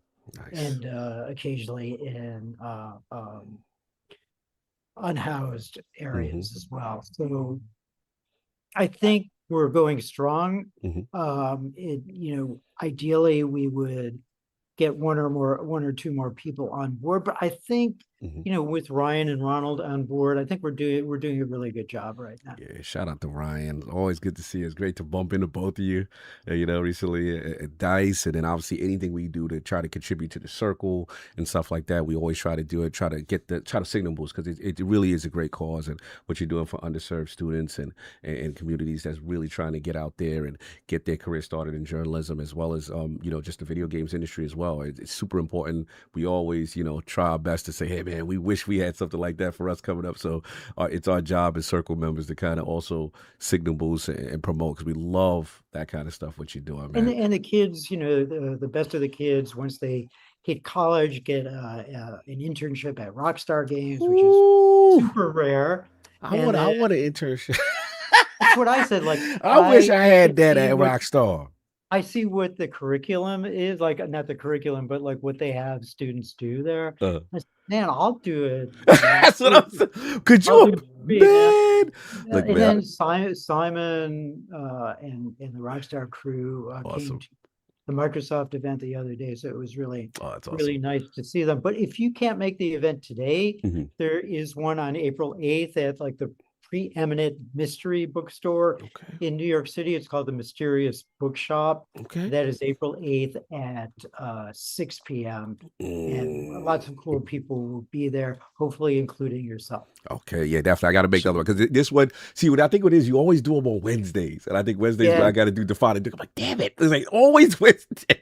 But I wouldn't try to sacrifice, even if it means doing that by recording a little earlier, because I really wanted to be there for this one. I was like, damn it, I want to be there for this one. But yeah, salute to you, man. Love what you're doing in this space and everything going on. And then I'll put the New York Video Games Critical Circle in there as well, so people can support. And and I did want to say, like, please. When you buy the skinny, right? One of the things that I'm doing is giving half my royalties to our Playing with Purpose program. Awesome. So when you buy the skinny, most likely that will be kind of like a indirect donation to those programs. So the way I structured the contract is that fairly soon after release, maybe you have to sell like 40 or 50 books before royalties kick in, or royalties kick in fairly quickly for me. Oh, that's so awesome. It's not awesome. You often you say, well, you're not going to see royalties for 2 years from a book, but that's not with this. So we'll give some. Okay, so that's perfect. So buy the book directly helps in that respect. Does. Nice. Oh, so Winnie got it in there, man. So that's we got the link in the description. Go support the Skinny. Much love on that. So And next time I see Harold, I'm going to have my book signed. yes, gotta go down. Awesome. Book signing. Got see you guys soon. You know, absolutely. Yes. Solve any outros for the legend.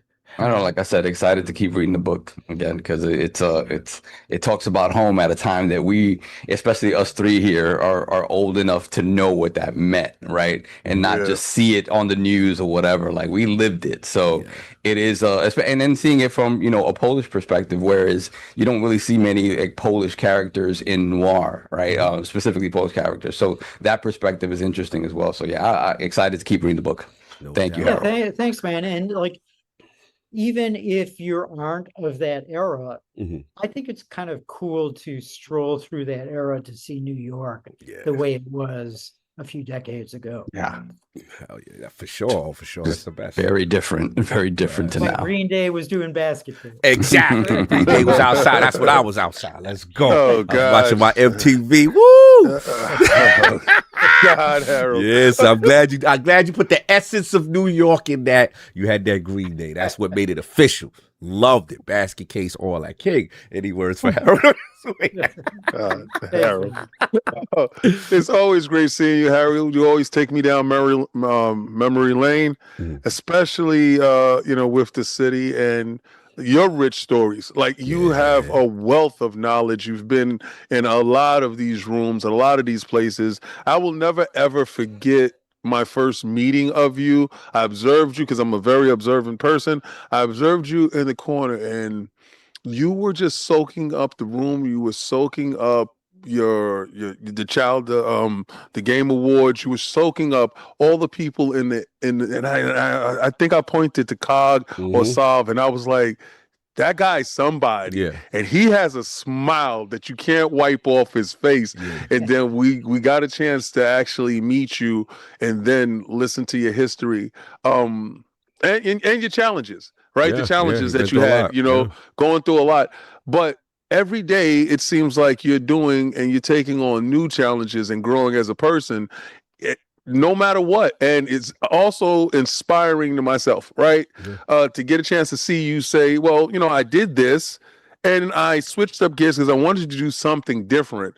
And you're not going to get any place not trying. And he's the epitome of trying, going for it. And he structured a deal that I didn't know inadvertently I was going to purchase the book. I'm going to just, support a colleague, but also I'm supporting the future. So I appreciate you for thinking about the future, showing the future, and highlighting New York City in the best possible ways. You bring so much love to the city, and I appreciate you. Thank you so much, Harold, for being here today. No doubt. Thank you, Lord. Thank you, all of you, man. Thanks, Harold. Always great to hang with you. Always. And I hope to do it again soon. It's just a good vibe. You guys have the best vibe. Oh, appreciate you. Thank you, Very final. You got to go. You got to think at 4. But I have to ask this because it wouldn't be a gaming podcast if we did not ask this. Last time you were here, a long time as far as your solo episode was 296, and your top 5 at the time. You got to actually give us a top 10. But your top 5 at the time was Red Dead Redemption 2, Elden Ring, BioShock, Zelda Breath of the Wild, and then King lit up when you said Last of Us 2. Since then, has that 5 changed? Is there anything that needs to be added on the periphery? You also had Soul Calibur 3, Tetris, NBA Jam, Hades, and League of Legends. I just want to know about, has any other games entered the fray? I think because I've been thinking about it so much, that Alan Wake 1 and 2 have to be in there somewhere in the top 10. Okay. So I'm not sure, like, would I bring who's coming out? Zelda down maybe put Alan Wake there for now? Because he inspired the Skinny. Sam Lake can find this game. One of the Andrew Yoon legend, Sam Lake. I was there when he got his award. It was amazing. Sam Lake has been reposting some skinny stuff as well. Ooh, That's And awesome. then I want to say one last thing because it reminded me. Do you remember like Mike Wilson who co-founded Devolver? Yes. Yes. So he posted that if you don't like the skinny, he will pay for your copy of the skinny. Oh, y'all already know what to do. So don't do that. Let's not all use the budget. Let's not use Devolver's budget. Yeah. Let's go blow up Devolver's budget. Mike's a good dude. Salute. Okay. So as of now, only one that might be there, obviously, with Alan Wake. That might crap because of the influences that went to the skinny, you might have to put that in the mix now. Definitely, yeah. No doubt. The legendary Harold Goldberg, the skinny, out now. Link is in the description. New York Video Games Critics Circle, an absolute pleasure. I'm gonna post it. Put it back up right there. Put it back right up there. One more time. The skinny. That's it right there. That's when you know you copied the correct novel. There you go. The name, the legend. Go check it out. Links in the description. An absolute pleasure, brother. I know you're gonna be New York 4:00. Where are you gonna be at 4:00 for people in New York? So you let them know. I'm gonna be at 2A, 2nd Street and Avenue A, doing a reading. Nice. Drinking a brew or two and just hanging out with friends. Woo! Love to see it. Can't wait to catch you. Enjoy your Sunday, and we will talk again, brother. The legendary Thank you all. Harold Thank you, Goldberg. guys. Much Bye love. now. You already See know. you, Harold. Salute. Any super chats, Solve? Are we good? Just a So few. now we can get on to the clothing of Solve. And what are you talking? I have no. I'm the clothing I'm wearing is fine, thank you. Solve. Did you get that One Punch Man costume that I put in the chat? Did you order your costume? Not as of yet, no. Why not, sir? I mean, and let me show you guys what he's supposed to be having because I'm gonna. All right, forgive me, but I'm gonna need you guys to read these couple super chats. I need to dip for a moment. Okay, I got you. While Solve runs away, this is what he's gonna be wearing. All right? I'm not running away. Right? Yeah, all right, Solve, y'all pay for this. I don't know why y'all aren't shaming him. Yeah, so y'all paid for this. The side profile is wild. So this is Road to Germany. This is Road to Tokyo. No, this was Road to Tokyo. Oh, this is Tokyo. Y'all paid for this. I want to know why his ass ain't in it. What's happening? What's going on? This needs to stop. I put on all the suits that y'all say. So technically, this got to happen first. Nah, this has to happen first. Okay, it works out in a way because Attic obviously got the power issue right now because we could hold it. We could do a 2-weeker. We could get this one out the way. No, we gonna get him today with what he's wearing to the road to Cologne. I'm tired of this guy. I'm tired of this guy. He think he's so slick. You saw what what his so intelligent ass did, right? As soon as I started talking about it, hold on, I'll be right back. I got time out. Right? Now you if he do that, it's a legit situation. He'll never do that. I don't know. I don't know because he has not worn his costume. I can't give him the benefit of the doubt is out. The benefit of the doubt is out. So anyway, we ain't doing that. Let's get that Iron Rook. Yeah, we got a bunch of super chats before that. Oh, we got Don Otaku too with the nastiness. We got WT, we the people with the $1 super chat. Salute. Appreciate just when she said something. Then we got Cerebral Paul. Salute live from PAX East. He says, greeting from PAX. No doubt. Salute. And we got obviously Ultra Watts, member for 19 months. He said, just bought to Skinny. Us New Yorkers stick together. That's much love. Go support. Links in the description. You already see the legend Harold Goldberg here. We already got Hollywood Rules, you know what I'm saying? Talking his talk. Donald Taku, member for 34 months. Mighty convenient that when Nintendo lowers the price of their digital games, XCOM blocks the topic. I be peeping. Stop the console war. Nah, so no, we blocked the topic. It's only room for 3, and Harold was here. So, nobody talking about that underpowered, underserved console. Like, yo, listen, you lucky I'm gonna go see Mario this week. That's the only thing I got happening. I'm Like, done. let's get back to that. That's the only thing exciting from the house of Nintendo is a movie on Wednesday. Shut up. Nobody care about you. No, you can lower your games to the floor. Was nobody buying them anyway? You are messy. Nintendo's outside. Shout out to They're outside. They're outside in the street, and nobody buying them. You messy. Shout out to the I Am Rook. I tuned in late, so I don't know what the book is about. But with all the causes it supports, I'll grab a copy. Salute. You already know. If it's in the realm, first of all, Harold Goldberg is a legend. One half of the Punishers, my man, the Iron Rook. What's good? yo, you stupid. You gotta stop calling us that. Anyway. Yo, Rook, Diddy's home. You're stupid. Anyway, Hollywood Rules. Again, $5 super chat. Salute General. God, great interview on the Avatar game. Did you get to play it? Looks fantastic. My kids made me love this series. I did not get a chance to play, but you want to salute Iron Rook. He was cameraman on that one. He did a fantastic job. It was like literally like a stage of people with all these kids. I was not fighting these kids to play this game. So I'm just like, you know what? I'm going to get this interview. I'm going to do this work. And then shout out to my man. The Punishers was just there to just get the interview and record this joint. So shout out to one half of the Punishers recording and the other half of the Punishers doing the interview. The Punishers was taking down GDC. Shout out to the Punishers. That's why you got something. That's why you got something on your beard now, because you talking slanderous. That's good for you. That's good for you. Crazy. That's good for you that you got that right there on your beard. That's good for you. You should have been. You got the baby all over there. Good for you. Good for you. Courtesy of the Punishers. It's called sour soap. It's called sour soap. Yeah, you scraping and scrambling now. So here we go. Shout out to. Wait a second. Hold time out. So Cog got a new No, Cog has nothing. We're done with Cog. This is Saul's week. This is Saul's week. So we're moving on. No. I heard you. The new whatchamacallit was coming out. Hold on. I got that. Anyway, since you don't got nothing. I get that, since you got that. Anyway, we moving good. So yeah, shout out to you, Hollywood Rules. There's Donataku again. He says, and King, I ain't forget you was talking ish when the voucher program was discontinued. And I said it would be replaced or switched to where you at. He said, where you at? Okay, we not there. But shout out to Cog with the new. Wow, yo, that's crazy. That's crazy. All right, I'm gonna bring the coconuts back. You keep that. Keep that up. You was a proponent for the coconuts. Keep it up. Keep it up. Yo, listen, I only flashed it. It's Attic in here. I only flashed it. Keep shout it out up. to the new show. The new show is showing up, and his co-host is gonna be the other half of the Punishers. Yeah, all right. You hilarious. So yeah, answer Donataku. So he said, where you at? He said you was talking ish about the voucher program, then discontinued. No, that was just whatchamacallit. Yeah, you so stupid. Exactly. That's good for you. That's good for you that happened to you while you was talking. That's good. You had this all that stuff. You're so stupid. Yeah. We don't know what you was doing. Shut up. Yeah. What was you doing? It's cotton swabs. Shut up.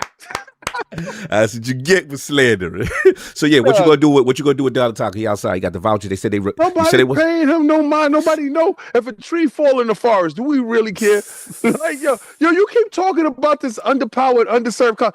Let us see the movie on Wednesday, Don. That's the only thing we care about. We don't care about Nintendo. Nobody does. Yo, are you talking about the 30% that they said they're cutting back because they're not producing them because they didn't reach the sales numbers that they wanted to? Didn't I tell you that it wasn't going to sell more than the Switch? Oh, but it's still projected. Shut up. They're cutting back 30%. Are you down for that? Mm-hmm. I'm 98% right all the time. Yo, Don, I told you it's the long game. You're falling short, Don.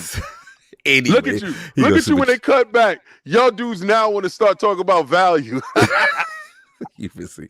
Hollywood. You're full of yourself. Now you not. Messy. Hollywood Rules. Hey, yo, Cog. You already know. Let's go, Mets 2-0. It's feeling good out here. It's looking good. You already know. What? We 2-0. We 2-0. What you bad? No, I'm talking about 2-0. Oh, the baseball season started? Yeah, baseball's up. We outside, man. Let's go, Mets. So it's okay for grown men to support sports? Yeah. We talk that. So it's okay for grown men to put other grown men name on their back? Where is this going? No, I'm just asking this question. Well, a lot of people, because somebody was shaming me the other day because I was supporting Xbox. Okay. So dudes is like, oh, you fanboying. But I'm like, it's grown men in stadiums across the world eating glizzies to grown men on the field. That is true.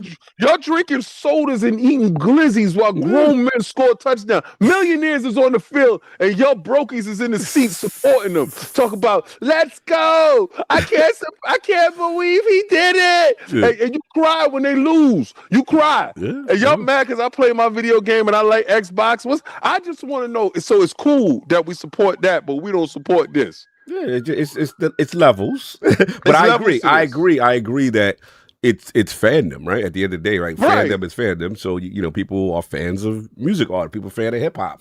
They got their favorite artists. They battle this. I feel Kendrick is better than this one or whatever. That's part of fandom. It's just levels to it. I think y'all need to grow up. I think y'all need to grow up and leave that alone. Where people personalize it, then it goes somewhere else, right? Well, I see dudes come in with makeup on their face. They wear a whole outfit. I see dudes buy sneakers and pants to match their jerseys going to it. Like you're going on a date. Y'all going on a date with another man's name on your back to go see other men play a sport that you are not playing. I see where this is going. Y'all sucking down glizzies and drinking juice, and y'all putting ketchup and relish and all type of ill things on it, and y'all chant the other man's name too when he do stuff that you like. When he do something y'all like, y'all be like Brady, right? What did I walk into? The comparison. Glizzies and chants. What's going on? Y'all never seen no Xbox dude sit there and be like when they pass a board on the game, Phil.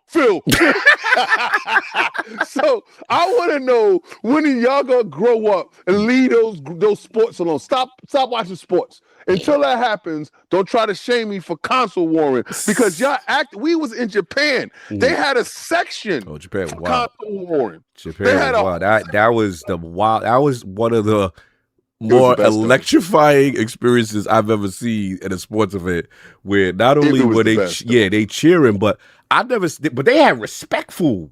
They're respectful fighters. Yeah, like they let the opposing team have a section and be quiet when they batting.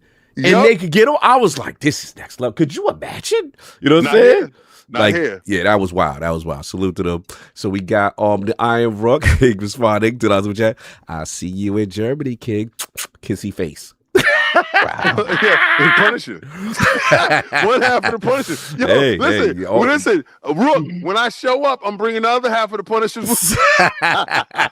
You back on your Oreo cookie? Check this out. Kissy face. Hollywood rules. Yo, Rook. Then you're gonna see double stuff. Chill, we ain't double stuff. Double stuff. We ain't doing that. Anyway, that's not a requirement to be in Logman. Hollywood rules again. $2 super chat. Bring your shirts with me. I'm done. Don't talk about you bringing so you another man's shirt on your back. That's wild. That's wild, crazy. Anyway, Hollywood rules. $2 super chat. I don't like how you describe sports just now. Any answer to that, King? No, I don't care. I don't care what you say. Mm-hmm. Next time you come for me for console warring, I swear to God, you better not ever buy a jersey, a baseball cap. If you celebrate somebody dunking a ball through a hole, pause. I swear to God, I don't want no pause. Oh, Diddy's home. Wow. Diddy's home. Y'all out here. Y'all out here. Why all your sports revolve around balls? I want to know. You're catching balls, you're throwing balls, you're dunking balls. I want to know why my sport don't revolve around balls, but your sport revolve around balls and men. You're kicking balls, catching balls, dunking balls, and throwing balls. So if y'all don't, Y'all got mad different shape of balls. I'm like done. y'all out here hitting balls. I'm watching y'all. Y'all are absolute weirdos. Yes. But you worried about me with a controller sitting down here playing a game, talking about I love Xbox, but y'all out here actively looking at other men playing around with balls on the field. Nah, y'all flagrant. Who And is y'all this wanna comment? make me What was feel this bad? comment? Who is that? I gotta know who said this to you. What happened? Who did this to you? Where did they affect you? Yo, anytime y'all come for us console warriors, y'all better reflect upon the balls that y'all watching on the field. All right. So next time you talk about, I saw the way that he caught that ball. Pause, buddy. I gotta shout you out. Okay, clearly there's a response to something that happened that I'm clearly not aware of. Hollywood rules. They said I got emotionally hurt. Yeah, something happened. I don't know what happened. Nothing hurt. They just mad right now that I'm telling you the truth. Y'all watching people play with balls on the field. Hollywood rules again. Final super chat. Speaking of the city, I will no longer question Solve being from the Bronx after watching ILP After Dark. Spicy, Solve. You have to speak for yourself on this. I don't know what you're talking about, sir. But go do check out ILP After Dark on the Insider Gaming app. Please go do that. Please go do that. Links in the description. Doc agrees. He said, "Nah, King is right. Damn it, I'm sick and tired of this. You too old to be talking about video games. Well, damn it, you too old to be putting another man's name on your back." Yeah. Yeah, I see what's going on. Somebody said, but video games revolve around sticks, though. Fuzzy, relax. That was wild. No, we play with buttons. Y'all play with balls. Done. yo, I saw dudes on the basketball court trying to be like Mike, putting balls between your legs. Pause. I'm done. I'm out. Yeah. Sometimes I dream He taking it that somewhere he else. is me. Just how I dream life is supposed to be. Remember that? Yo, wildin'. I dream my groove like Mike. If I could be like Mike. Remember y'all? Yeah, I got to see what this comment was. This was crazy. But anyway, so Solve, you're back, and believe it's your turn. Before we do this, let's we got a Patreon. You know what I'm saying? Shout out to Dip Down Games and Anime. Dip Down, So y'all let everybody know, I guess, what's going on with Attic, right? Yeah. So so I'm gonna tell you. Hold on 1 second. Mm-hmm. I'm gonna tell you something right now, Dip Down. If this Patreon question revolves around me, I'm permanently banning you from this channel. Speaking of which, all right, Dip Down Games and Anime. All right, so as an official honorary lord, I had a very official discussion with Kong about King's contribution to the Germany trip. What's the most Germany thing you can think of? That's right. You're probably thinking Pokemon. Let's get those super chats going so King can dress up as Jinx and play Pokemon on stream. P.S. King, stop banning me. Dude has surface level opinions but deep feelings. P.S.S. I'm snitching, Kong. King has some wild photos of you, bruh. Soft. King was talking crazy about you on Fight Night Fridays. So he's snitching about, I guess you was talking about us. What's going on? Yeah. So now the business is out there. What you gotta say for yourself? What you gotta say for yourself? Yo, facts. I got wild pictures of Solve. I got wild pictures of Cog.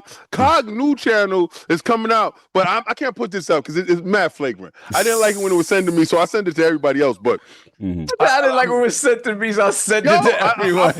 I put it in your chat. Y'all saw it, right? You saw it, right? Oh, yeah, I saw your nonsense. All right, so but today we got to worry about Solve suit. Yes. So, Cog, do you happen to have a suit that you wanted Solve in? You know what's funny? I was so prepared for Harold that I forgot what you call it. But I got something. We can. I got something. We can do this on the fly. But I'm gonna let you start off first because we can do this. All right. So because he's been talking about this all week. Yeah, he's been waiting for this. Right. So I had a couple of them. Right. And my suits for Solve is based upon my love for Solve. I love Solve more than anybody here. I'll be real with you. Me and Solve have been walking these New York City streets. and we have memories for days, man. That's my brother. When we go places, we usually tag team a situation. Pause. Like I get I'm running the camera. He's out there making sure the mic is in people's faces. See how I phrase that? We usually share a room, and we're simpatico, man. That's my brother, right? But I do have some costumes that I was looking for. Now, this is the first costume for Solve. It's a onesie. Chill, what is this? It's a onesie. Hold on, let me pin this. Go ahead. Yeah. What is going on? Why is that his face superimposed or something? Yeah, so that solves. That's the one suit, right? And if you look down in the corner, it has the little face. So this is what it looks like when he closes the face. Right? What is this? It looks like that. Chill. It looks like that, but he's able to have his face out. So the number one dingby. What's a dingby? All right, so that's one of them suits, right? Mm-hmm. The next one was my man Solve as Pickle Rick. Chill. I mean, why he got Saul's face legit? Why I have to look so excited to be there?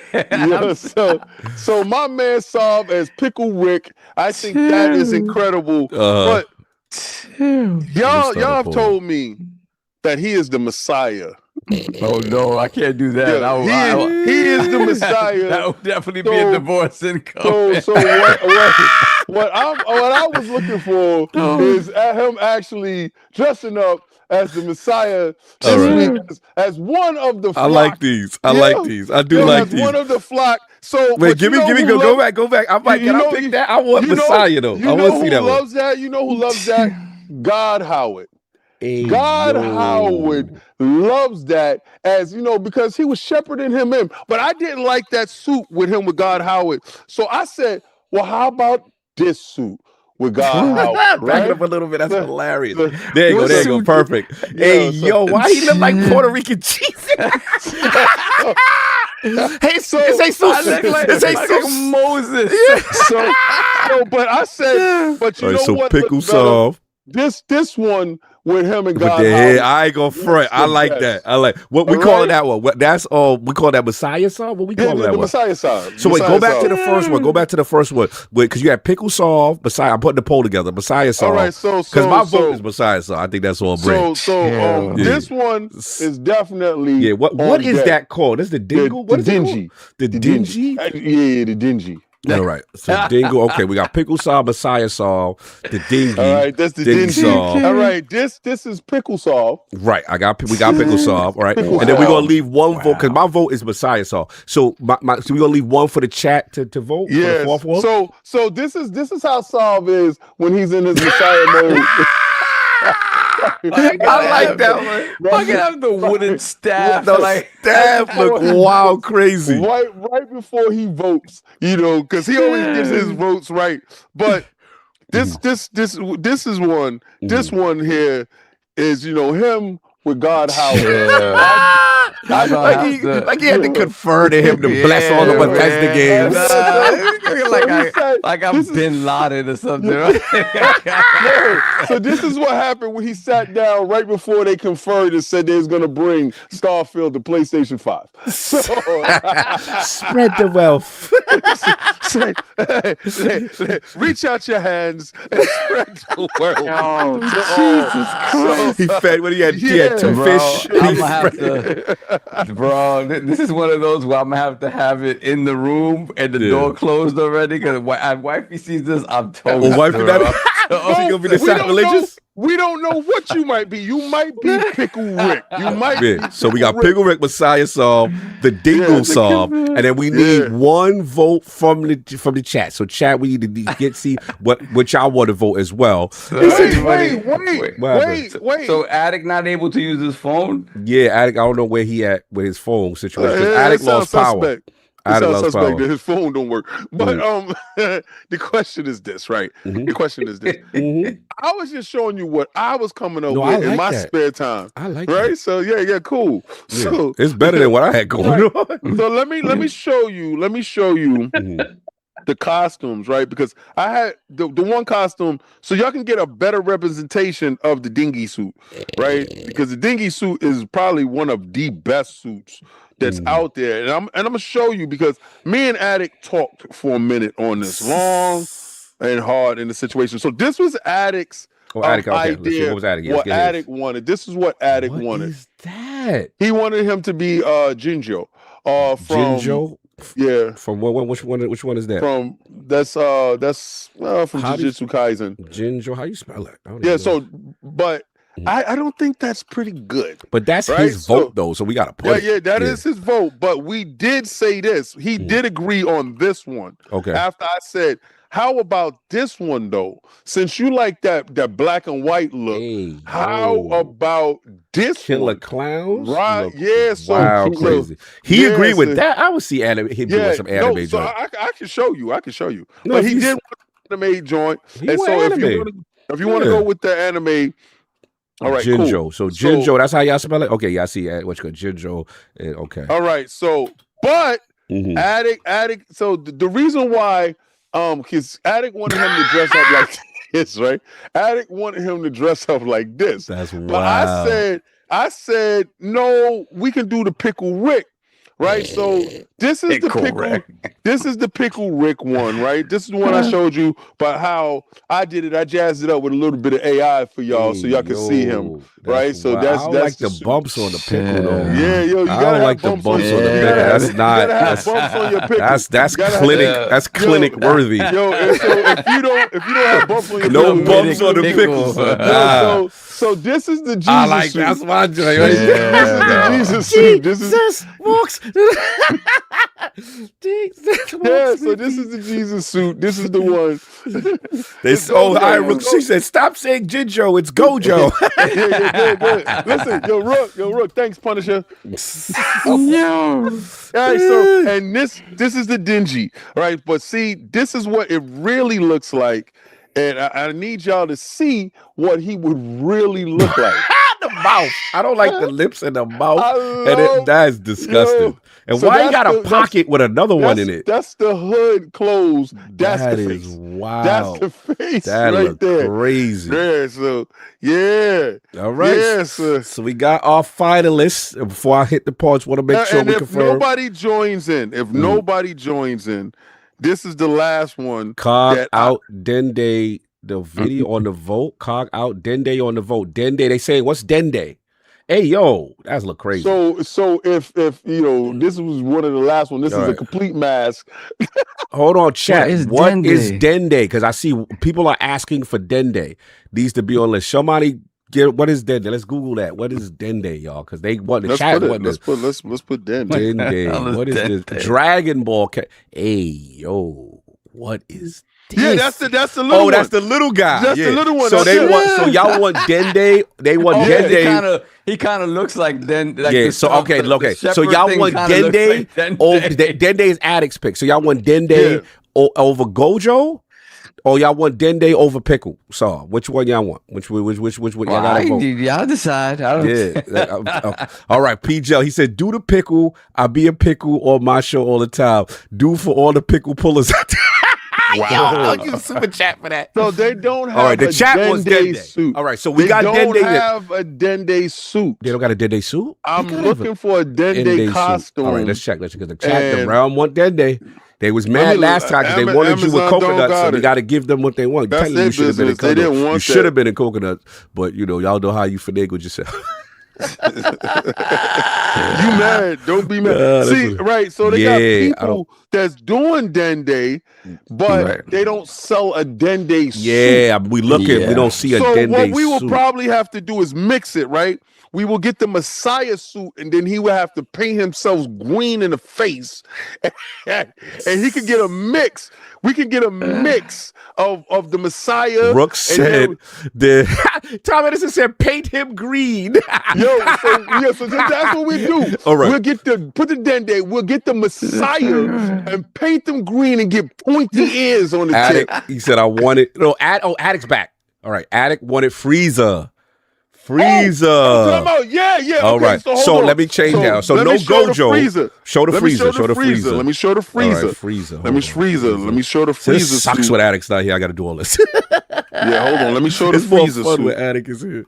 All right, show the freezer suit. So we got to see. So, That's okay. so dirty. I remember we were looking at this last year. I want to show the And we freezer suit. couldn't because there was no freezer suit. No, Nah, the nah. They We got saw it. They some- got They it. got the They freezer. got it. Put the freezer. Put the Really freezer. bad Put the costume. freezer. Nah, they got it. This is the freezer. Hey, They got yeah, it. I want that They tail. I got want to yank his the tail. Freezer. Yeah, They got yeah. freezer. I want his This is the hands out. freezer. Yeah, they there we go. Do they got the more freezer. images? They got side profile freezer? Yo, They got hold on. side- Let me see. Let me see if we got more profiles on Let me see. the side. Let me see. Nah, Yeah. nah. Okay, they got so this is how it Nah. is. He lied. Yeah, See, just Brooks how said it is. Salva's freezer would be hilarious. Yeah. Freezer. So they freezer, still with the Dende, Jay Nanya with the Dende, but I'm no. Rook said he voted Freezer hands down. So Yeah, all right, they don't Freezer. have a Dende. This is what Yeah, I'm they don't trying have- to all tell right. y'all. They don't have a So Dende. Freezer, we good with that? Shake that tail, Solve. Yeah. Ran the commander. There we go. He said, "Nah, don't do Freezer. not They gonna try be to be." able to see. Somebody I'm said, not gonna be able "Don't to do sit at all. Freezer. They trying to be racist with the monkey." All right, because you know why? Freezer be like, he Chill. call people monkeys. son. Richie Torres just super chatted $10 for the cause. He says Solve got to dress up as Keith Hernandez. Keith Hernandez. With the mustache and the Hernandez. not the Keith Hernandez. Keith Hey, Hernandez with yo. the high ankle socks. With the high ankle socks in the jersey. That's crazy. All right, so I'm about to put the chat before we finalize it. Finalists are Pickle Solve, Yeah, Messiah. Bumps and all, Messiah Solve. What's the Dingle Solve again? What's the dingy? You know that one with the crazy mouth and the with the little pocket. That look nasty. And then Freezer Solve. All right, so we're gonna put the vote in right now. We're gonna see. That looks like the finalists. All right, final. Okay. He's stupid. Brooks saying actual Dip Down sending. Oh, Dip Down got the costume. All right. Dip Down got the costume for the Dende. He He got found it. Oh, that Yo, just he put the found poll. it. He found it. He found it. He found it, and he said, "Paint his face green." That's This is wow. he That's said. what. So he said, "Look at this product I found on Google." Well, the votes Paint is his in. The face votes green. is starting now. Right some now. toxic paint they want to put up Yeah, my face. destroy this man. Look, 27 votes right now. It's going hot and heavy. Freezer Solve. Okay, Freezer Solve is taking the lead, 58%. Oh, wait, it's battling though. I'm going with the Messiah. They going. Freezer is going hard. Oh, yo, they want Freezer, son. Freezer's going Messiah hard. Solve was pulling. Oh, wait, no, it went down. 51 votes for. Okay, it's a heat. It's like a race. It's like a stock going Yeah, up you and see the down. stock going up and down. Oh, that's crazy. Yeah, I know, Joe B. That's a Piccolo costume, but Dende and Piccolo is pretty much, the same. Astro species. Parris, Solvey, it's time to be Freezer. Now you again, we almost there with the joints. 1 minute All right, left. soon as we get this done, then y'all can super chat to get him there. So what is it? It's 15 super chats? Yeah, Or yeah. was it 20 Was it super chats? I forgot. It was I 20 had it super wrong. chats. I believe it's it's 20 super chats of $10 and more. Right. Right? Okay. To put him in the costume. Now listen, y'all, Mm-hmm. that freezer costume be costing. So the majority of it is going to the freezer costume. Shout out to Donald Taco. Find out to chat. I need Solve to be extra racist as Freezer, calling everyone monkeys while reading the super chat. You gotta get y'all see the price on the freezer suit. We gotta get to the freezer. $69. Yeah, we gotta get to the freezer. But All right. this is Solve. This would Solve Chill. will look Random like. commentator. Solve needs to walk in Solve will and look say like this. hello, monkeys. What is that? Yes. That's what he said. All right, on the so show? that's his That's joint. what he said. Hello, monkeys. He say that on the show. Yeah. We We might- gotta kill- if he we gotta say that kill to you, us, monkey. we gonna get kids. Well, because remember, He in the suit Remember- though. He in the suit. He in the suit. remember, all sayings are monkeys. Yeah. That's what it's gonna He gotta protect say that us, to the Attic. fact that- He can't say that to us. No, but If you say- Attic He needs to be a cannot dragon. say that. No, Attic needs to be a Dragon Ball Z character for him to actually feel. When we get to Attic next and week, be like, yeah, we get you it monkey. straight. He got it. Yo, he can go back and So forth. bad. Yeah. So bad. This All is right, horrible. 95 votes. It's looking like a landslide right now. So yeah, oh my That's lord, wild, crazy crazy. side. It's not even close. Like that is Jesus. crazy. Yo, he needs to be extra racist, Don. He definitely it's, do. It's a wrap. He needs It's a not wrap. to hold back. He needs to have his racist flag flying. So, Oh, wait, hold on. Shout out to my man, Cowhead Food. That's my man, Cowhead Food. $2 super chat. Any outfit needs to be discounted. Timo with this shit.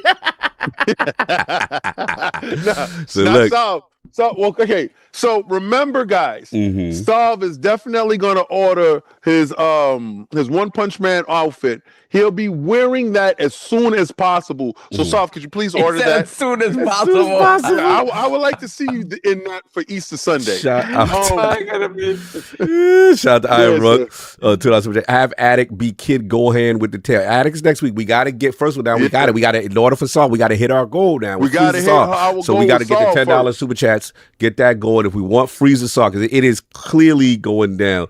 He said Frieza is not black. He's Dominican. I'm done. Dímelo mono. You start saying Cocolos or some crazy stuff, we go in trouble. No. Nah, it's Trey Papalo. Okay, He said, okay. Dímelo. Dímelo mono. Dímelo mono. Boy, I can't. Wow, it's so bad. Wow, That's that's horrible. That's horrible. Piccolo is black. I'm done. All right, y'all know what to do. So starting from this point on for the show, we got to get something to go. All right, so we got to put the goal up at the top. So we got to All put. But as far as anyway, he already hit it. You talking about the pin? No, the poll? not the poll. No, so we got to put the goal up at the top for 20. So Okay, put the goal up for 20 super chats. All right, 20 super chats. Right, of $10 and better gets him to be Frieza. Yeah. Now, guys, the same way that y'all had that energy for Miles, the same way that y'all had the energy for Cog, I need y'all to have this energy for Solve. And don't worry, next Sunday he's going to be One Punch Man. Could you please pay for that, sir? Thank you. I appreciate you showing up, finally wearing your One Punch Man costume. I know you talk about that happened already. And you remember you were out that day. No. All right. Tell King the YouTube Frieza say hello monkey on YouTube to let him hear it. Chill. Oh, hold on. Attic is I will prepare for this. Yes, Attic. My phone's about to die. You love. What's up? YouTube and look up Frieza saying monkey and let people hear. All right, good. Got you. All right, do that. We go ahead. Yeah, we going all the way with you. I mean, you know, I'm gonna do it right. I mean, you know, I did my Andrew Tate, my E. Oh yeah, Andrew Tate was lit. Yeah, Andrew Tate was lit. So yeah, all right, here we go. Hello, monkeys. Hey yo, shit. Yo, why does he sound like a Nazi? That sounds wild. That's an anime. Why does he sound like a straight Nazi? He's all crazy. Big time for monkeys. He absolutely sounds like a Nazi. Sounds like some vicious monkey virus. Oh my! Oh, we might be there already, y'all. We down. I'd expect nothing less from that monkey. Yo, King. Yeah, We already I know. there. Pragmatic Eagle. Shout out to Pragmatic Eagle with the 50. Hold on, I gotta make it rain. He did the 50. So we need just 15 more. We need 15 more. Yo, Pragmatic Eagle. Listen, I told you, my wheels show up. Lucius Augustus said Frieza is kind of like a space Hitler. I'm done. He straight up is. Yeah. Yo, We down. That's 7. There we Two go. more of Hargeisha. Damn you, Hargeet. Here's the song entering the fray in the shenanigans. Hashtag road to Cologne. He said, Hollywood Rule said $2, which he said, Attic wasted his final call on his battery for silliness. Man, they got no power. He could be using this in emergency. He called the show to make sure we heard. Freeze. Man, they got no power in his house. But you had to make sure some got the context of what Freeze was. Hey, yo. Yes, here we go. Oh, whoa. They want you. So that's 10. That's what 7. How many already? So that's 12. It's so 12. Yeah, 12. Do the count. Help me on the count. I Shout out to the Rook. Super Chat. Yeah. Says, I see pragmatic and match. Wow. My They want this will freezer. Show up. They want this So freezer, son. now all we need is 8 more $10 super 8 chats, more, and it's we over with. are Yeah, he's done. out of there. He's out of there. They not playing with it. They about this freezer character. They are literally, I don't know what he said. I don't know what's going on in that show. I don't know why the characters sound like that. That's just crazy. Yo, Frieza is the best. Absolute the best. Like he is one of when he get to Golden Frieza, Golden Frieza is ill. Like he's that's what he's he's a straight up Nazi. There's no like he's a Nazi. He's straight. He sounds like they pulled him out of Schindler's List. Like, this is crazy. Out of the Schindler's List. Wow. Yo, that's crazy. So I never heard of this character, but clearly they want this character. No, Frieza. I know Frieza. I just didn't know he was this. I didn't know he was that Dragon either. Ball. That's crazy. So you gonna wear your tail, or you gonna spin? You gonna spin with the tail? Yeah, you gotta spin. You gotta spin the Roonies, huh? Yo, I want your camera. I want your camera pushed back. I had a Yoshi tail. I had a Yoshi tail. Ain't no thing. You know what I'm saying? Yo, yeah, I know there's a Frieza Black. I know that. Shout out to Lucius Augustus. Saab will make a great Why you make a great Frieza? Saab's racist tendencies like his will natural serve him disposition. well in this role. It comes naturally to him. I don't like how Lucius he said was that. born for this role. Like that's what you do. They said King been waiting for this his whole week. Yeah, he clearly has. So shout out. So I got to give a shout out to my K&N affiliates that actually went and did the hardcore AI work. You know, they canceled Sora, but they didn't cancel us. So we outside and we still got that work working. Funny thing is Frieza's most powerful form is Black Frieza. What's Black Yeah. Frieza? Yeah, that's when he takes on the most dangerous role of monkey love. You can't be talking monkeys Give if you me Black that Frieza. monkey love. Oh, his power's back on. The addict's on his way. He's happy. Look at that. That got his power back. That's crazy. I'm on my way. He said the Look at that. scenes. He bopped right back in quick. As soon as it was about foolishness in anime, here he comes. Power restored. The moment my lights came on, He ran to the desk with the quickness. So the addict, tell me what this character is about that they go crazy. What is this character? Frieza? Frieza. Yeah, what is going on? Frieza, the main characters from Dragon Ball Z, they're All right, here we go. We got 7 more. Oh, word? Oh, 4 Eyes Below.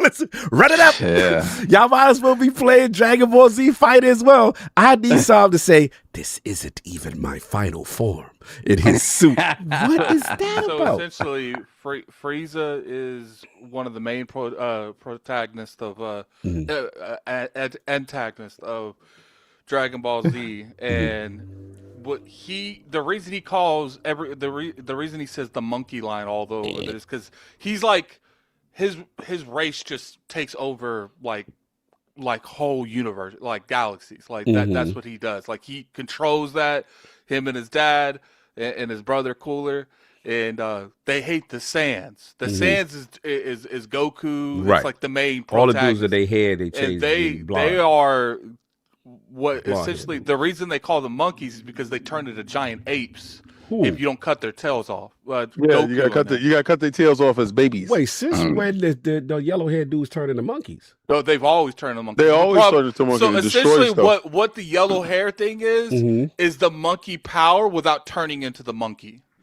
So if you let them loose, they eventually become that. No, that's why. So Frieza blew up their planet and killed everybody. Hey yo, and that's why he hates them, because there's not that many alive anymore. There's only pretty much people that got away. He hates that race. Like he can't stand them because if I remember correctly, it was like foresaw that he would be beat by one of them. He blew up the whole planet. All right, we got the deep lore. He does. All right, man. Here we go. We need 6 more super chats for $10. Rook, One there more. we go. You said, Addict, So bad. we got to get you tracking your body weight daily. The weight loss so far is clearly visible already. Yeah. You got to help him on that. Get rid of cola though. He's struggling with that. He does have a black form. He turns into I'm black done. Frieza. This is ridiculous. So what we can do every week, He has a golden form too. we can spray paint Solve different colors. So we can. So the next week we can spray paint him gold, and his final form we can spray paint him black. So Solve could be in blackface. Well, see, they see. You got to keep in mind, like when they killed Frieza in Dragon Ball Z, he went away forever. Like, but then when they did Super, they pretty much like they brought him back, and he turned into an antagonist to like. He helps the good guys, but on his terms. Like, essentially, in one of the movies, he came back and they're like, well, we need you to go to this place called the Tournament of Power with us. He's like, only if you bring me back to life, because he's dead. They went to hell to fight, to talk to this dude. Wild. He's like, I will bring you back, Frieza, if you help us win the Tournament of Power. That is wild. Yo, Attic, put the goal at the top. Is only 6 more because your cog put something, but it's not the goal. I can't put just 6. I'll do this though. Yeah. All right. So we got that. Now, while we're waiting on that, I do have to, before we start the topic, I do want to shout out to Limited Run Games. I want to shout them out, providing ILP. Yes. Yo, what do our intros? Oh, I thought they did. Yeah, we didn't do our intros yet, though. I want my intro. Come on, bro. We gonna waste another hour. 2 hours. 2 hours in, bro. What are we doing? I have an hour left. Yeah, you got limited time. We gonna literally didn't even do a topic. All right, I wanted my intro though. Yo, all right. Since they don't want this, can I have mine? All right, fine. Sure. Fine. But before we do intros, I want to shout out Limited Run Games for providing that's why, ILP. because I wanted to talk about that before you. Right. So, but let's do it together. Right. How about we do it together? You go first. I should. Yes. All right. Cool. Yes, you go first. I'll be like, I'm the Iron Rook. Yes. And then you. Well, if you got Iron Rook there, I don't see a bet in between us. Oh, hey, imaginary time. Yeah, that's how you join Lord there. You know you got to funny? get in. Real quick, I thought of Frieza, but originally there was one other character, but he is so lucky. Oh yeah, Majin Yeah, he is so lucky that I couldn't find a. Because what I do, he's looking for Majin Buu. Yeah, he's looking for Majin Buu. That's crazy. I will essentially like look, because it's pointless saying for him to do something if you can't like actually find that like something for him to wear. But I wanted this one, but I oh Lord. Oh Jesus. Yo, Attic, I'm gonna send you some stuff. I want you to put it, okay? I'm gonna send it to you. Hey, yo, what is going on? Yeah, that's Majin Buu. That's Majin Buu. Look crazy. He look. All right, crazy. so I'm gonna show y'all. This is the stuff here. I'm sending it to Attic, so Attic can show y'all. You know what this stuff really looks like. Oh, hold on. Drew, if you ain't slick, I know what you're doing. Tell out a super chat. Give the man his intro. Clearly they want this intro. Yeah, and what's nice is we got 5 more super chats. This guy is ridiculous. And of course, we have the Incredible Hulk of this, aka the XS Gamer. Ooh. The prophet of Xbox. Swami. King of the statues, who demands nothing less than their premium experience, and is the ascended one of the Xbox platform movement. We love it with his forced intros. King, how we doing? Yo, I'm doing fantastic. Listen, I'm doing better than Keith Thurman because yesterday Keith Thurman got his head beat in by Sebastian Fundora. If y'all got a chance to watch the fight, one time was not one time last night. It was the last time because Fundora, I'm calling him the Big Anunnaki. The Big Anunnaki was knocking his head all across the ring. I've never seen Keith Thurman look so befuddled, so lost in the ring in my whole life. Now, what I've been playing this week, I've been playing everything. Shout out to Fight Night Fridays. You guys, y'all do it up. I appreciate each and every last one of you. Listen, Mark of the Wolves is an incredible fighting game. I think it can kind of surpass Street Fighter right now with the Fist of the North Star. Shinsho Ken is showing up. We're gonna have so much fun playing that. But this week, what I was playing Fortnite. Got fun with. We got 4 more super chats. 4 more to go. Dave Calzone, I know this one. $10 just got here. No idea what the goal is. But only one way to find out. Yo, that man is here for violence. That man just said, I don't know what it is. We're gonna make somebody suffer. We're gonna do something for somebody. You know the funny thing is like, Frieza is an iconic character because he's got the black Frieza form, but he's got the golden. Is he in a suit as Black Frieza? I think people wearing a suit. No, he for some reason his skin turns black. Yo, Attic, okay, we got three more. We got three more. Belief when King puts out the call. We pull up. X-rank soldiers reporting to duty, sir. Savi as Black Frieza's gonna be wild. So this I is, salute you, soldier. I appreciate all my listen, will. these $9.99s don't count. They're penny under. We're not doing that. Yo, that $15 we have a whole coming. lot of $9.99. This is gold Frieza. Attic, I send you all the costumes. Please show the costumes. Show Frieza. Show. This is gold Frieza. Hey, yo. Yeah. I don't know what he into, but he gold. That's different. That's different. Is Black Frieza. He's not been animated yet. That suit's too tight in that tail and that face. Oh, that's not a suit. That's his body. Hey, yo. The suit is too tight. He's just brolic that way. Mofo T-Rex 93 with the $5 super chat. I got a new puppy last night, a Shih Tzu. Her name is Boba. Oh, King, I need tips on wiping her booty. Hey, yo. You're lucky, Saul, because this is all Frieza's. This is all his forms. We could have made you dress up as one of them. But they didn't have a costume for that. Show the costumes that we got going on. Okay. That is crazy. I'm having too much fun with this. So Frieza won, but Attic is gonna show you the costumes that y'all could have picked, that y'all could have put Sovereign in, but y'all decided to go with Frieza. Yo, first what? That's what. Remember something about my son is dying laughing. King got a chill. No, it's no chill here, sir. This is Diddy's home, no breaks. Diddy's home. All oil, son.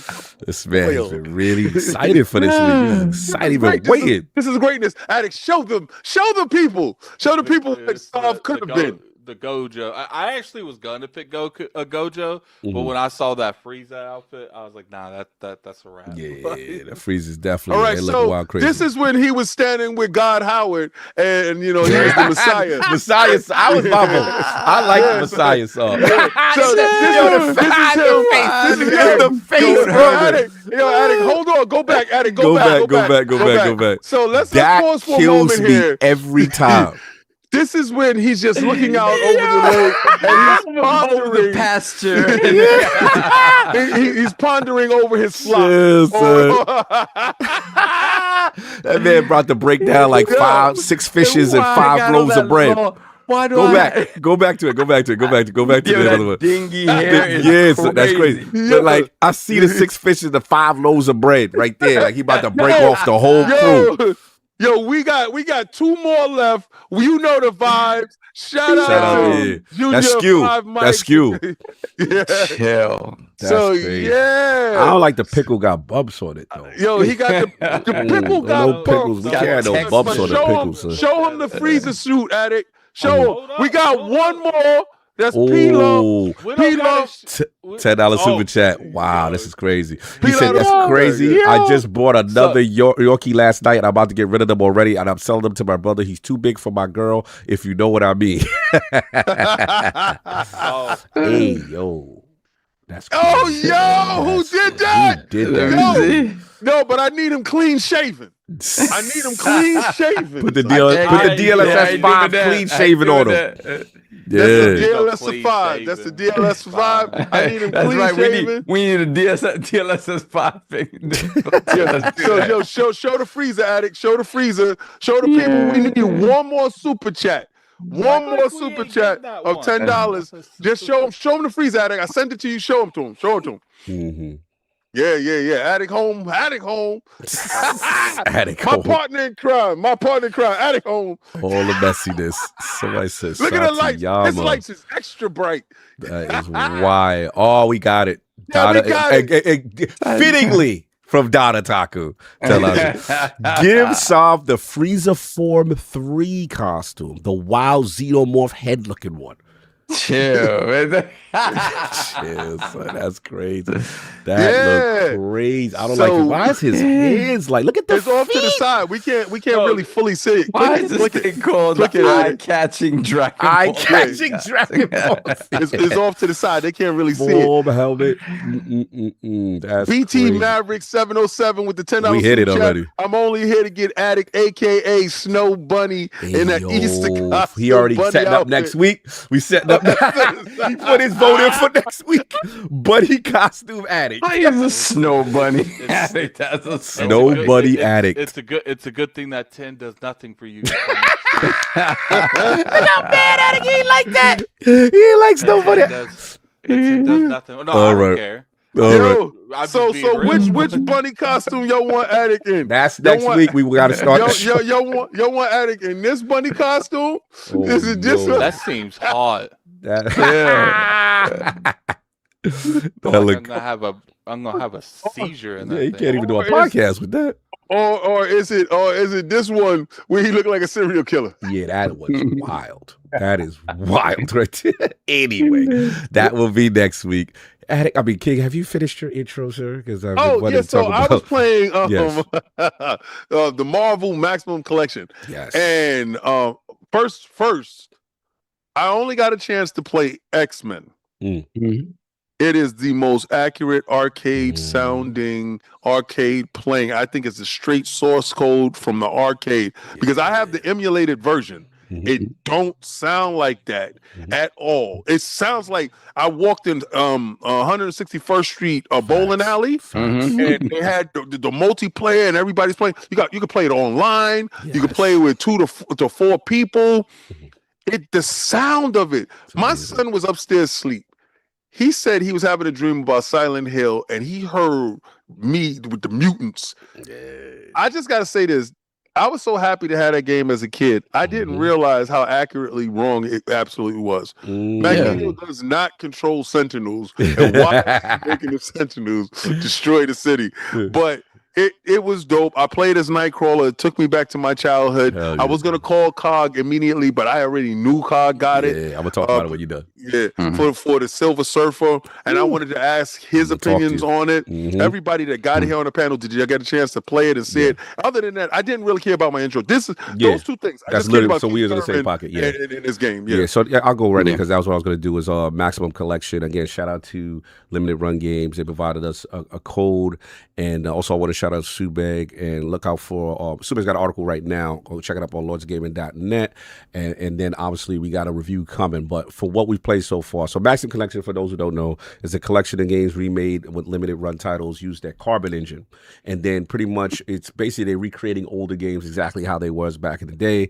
The titles are X-Men in the Arcade, Captain America and the Avengers, Spider-Man and Venom, Maximum Carnage, Venom and Spider-Man, Separation Anxiety, Spider-Man and X-Men, Arcade's Revenge, and then, for me, Silver Surfer. Now, true story, this was one of the ones I never knew about as a Sega kid.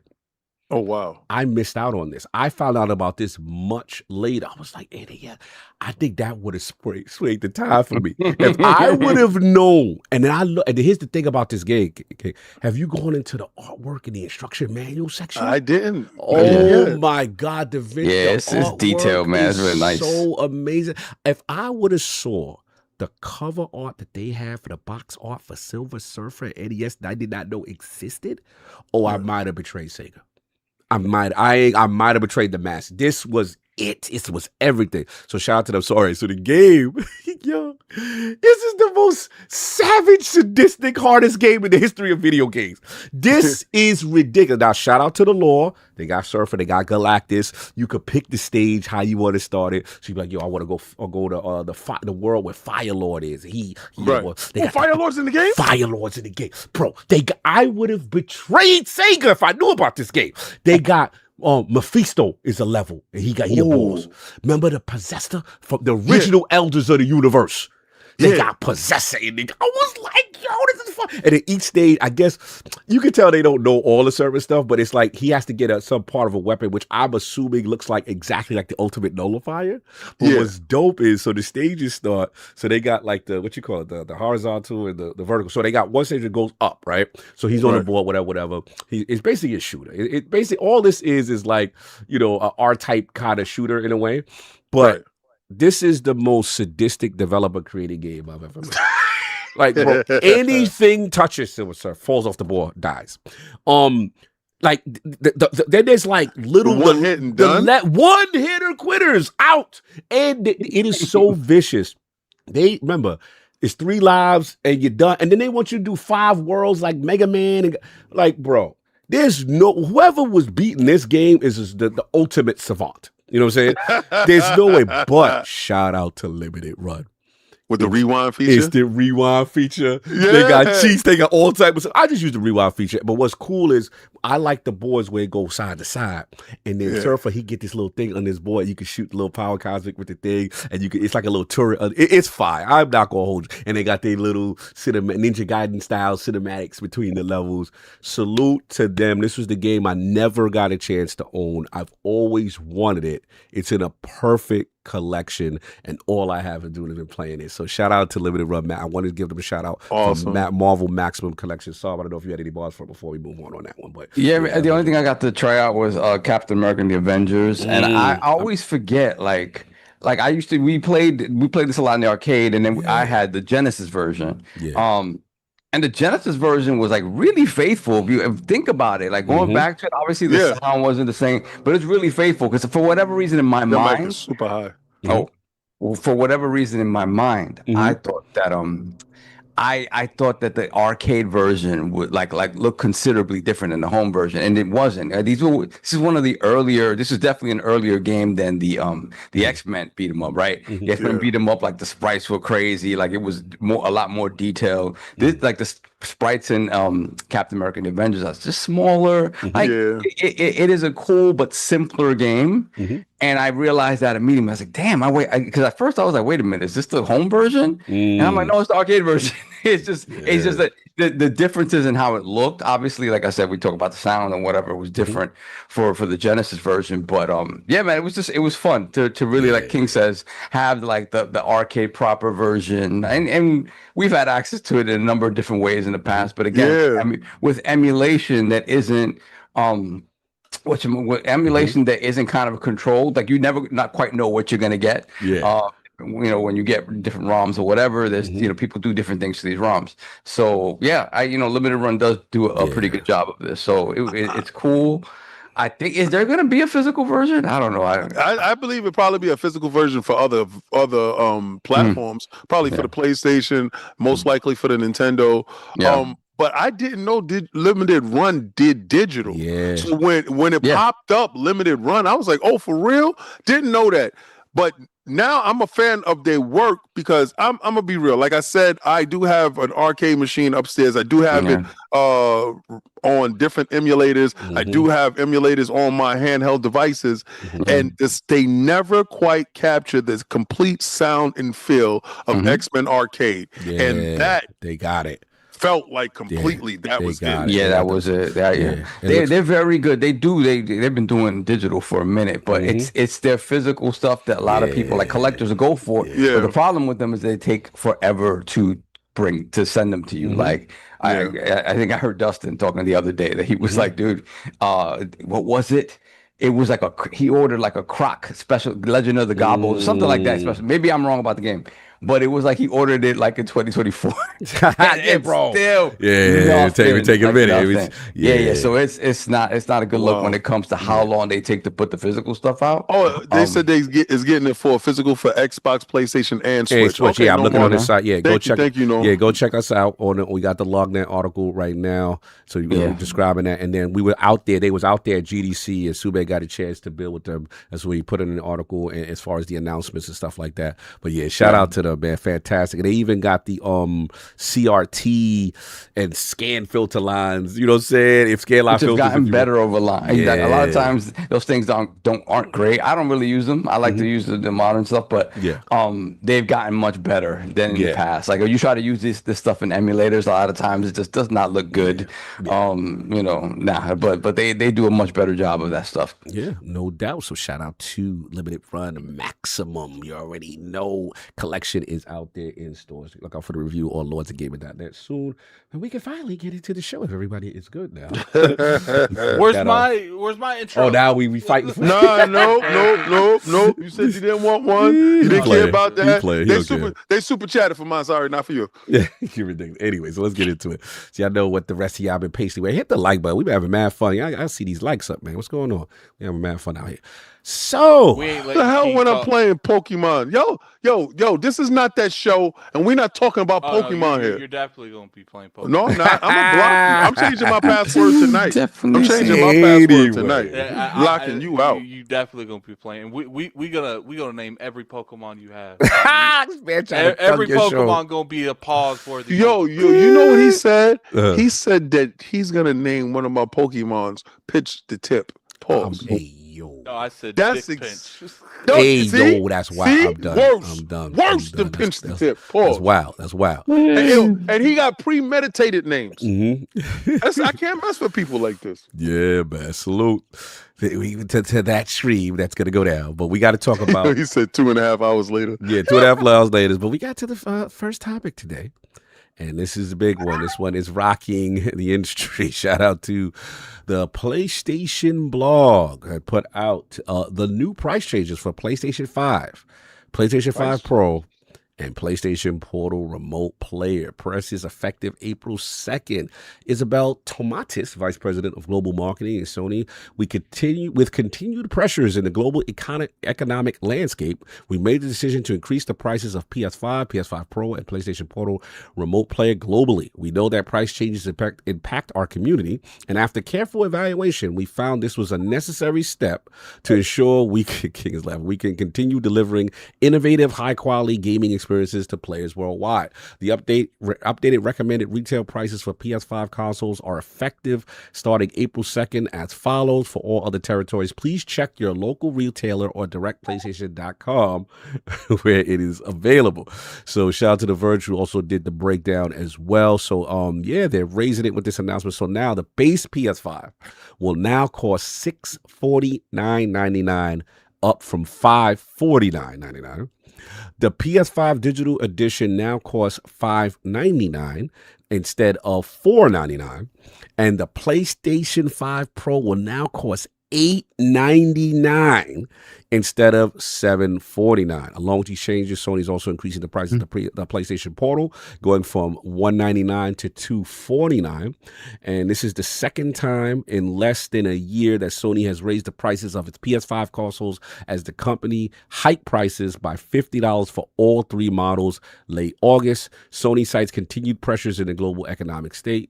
For the reason for the hike, we know that price changes impact our community, and after careful evaluation, we found this was a necessary step to ensure we continue delivering innovative, high-quality gaming experiences to players worldwide. And they go on with the other regions. So this is the hot one. Let's set it off. Addict, where are you at with the PlayStation 5 price hikes? They should. It comes down to it. It's like it's just a shame that like we get into the point where these companies, because here's the thing, like, what is this resulting in, like the definite stuff that's going on in the world now? Yes, but don't get this stuff twisted. These companies, they like, oh, we love that we're gonna raise these prices, and then when like we have some form of regularly go back, we keeping these prices exactly where because sooner or later, we'll be able to get these components cheaper, but we ain't gonna tell you that. Like, what we're gonna do when the world starts going back to normal form, we're gonna say we need another raise. And then it lets these companies raise next gen by default. So it might look. I do think that the raises is a direct response from what's going on, but I do think in the back of these companies' minds, they loving this. Like they loving that they have legit reasons that they could use to raise these prices on stuff. Like what was crazy to me is they rose the price on the Portal. Yeah. So it's just like it's unfortunate because these companies, like if they were actually that, you know, this is like the worst company in the world to do this because I don't trust PlayStation as far as I can throw them. Like PlayStation is some of the most anti-consumer practices to ever exist in the gaming industry, and you know, it'd be different if like these companies, we felt like that, like we're all just, you know, dealing with this together. But when there's a point where they can lower these prices back to what they should be, or we know that the companies aren't going to do what's right by the consumer, they're just going to take that difference that they don't have to spend anymore and just pocket it. So it's unfortunate because like if these companies, I knew like, okay, they're going to raise stuff by $100, but when stuff gets better, they're going to be like, it's going to be on some, you guys stood with us, we're going to lower it back down to where it should be. They're like, nah, raise it even more. What does Everborn, to charge them more? Everborn, you charge them more, they'll pay it. Like it's unfortunate because it's like, and then people wonder why the console market's so stagnant. It's like this is why. Like this has probably been one of the worst generations in gaming in terms of price point. We're paying more for less, and not really like. Look, what do you expect? Like people are like, it's a miracle that the consoles are selling as much as they are selling, being as expensive as they are. And now PlayStation's gotten up there, and part of me feels like PlayStation made that post like in the middle of last year saying that they got enough stuff. Like a month ago, they said that they was you know what it is. They see that GTA coming on the horizon. They're like, no, we when people upgrade, that because they're looking at it from the mindset that's like, when this holiday hits, we're gonna give you deals. But it's not even going to be as cheap as it was a year ago. The deal won't even be that cheap. So it's crazy, man. Like these companies, man. Like, and it's like I said, it'd be different if I felt these companies would be realistic once things start lighting up, but they won't. I know they won't. Like, when has anything ever came down once it went up? That's not the case. Yeah, and then PlayStation's looking at this from the perspective of if we raise like the last year and a half before next gen starts, we can artificially have the next gen even more expensive now because they're used to paying $650 already.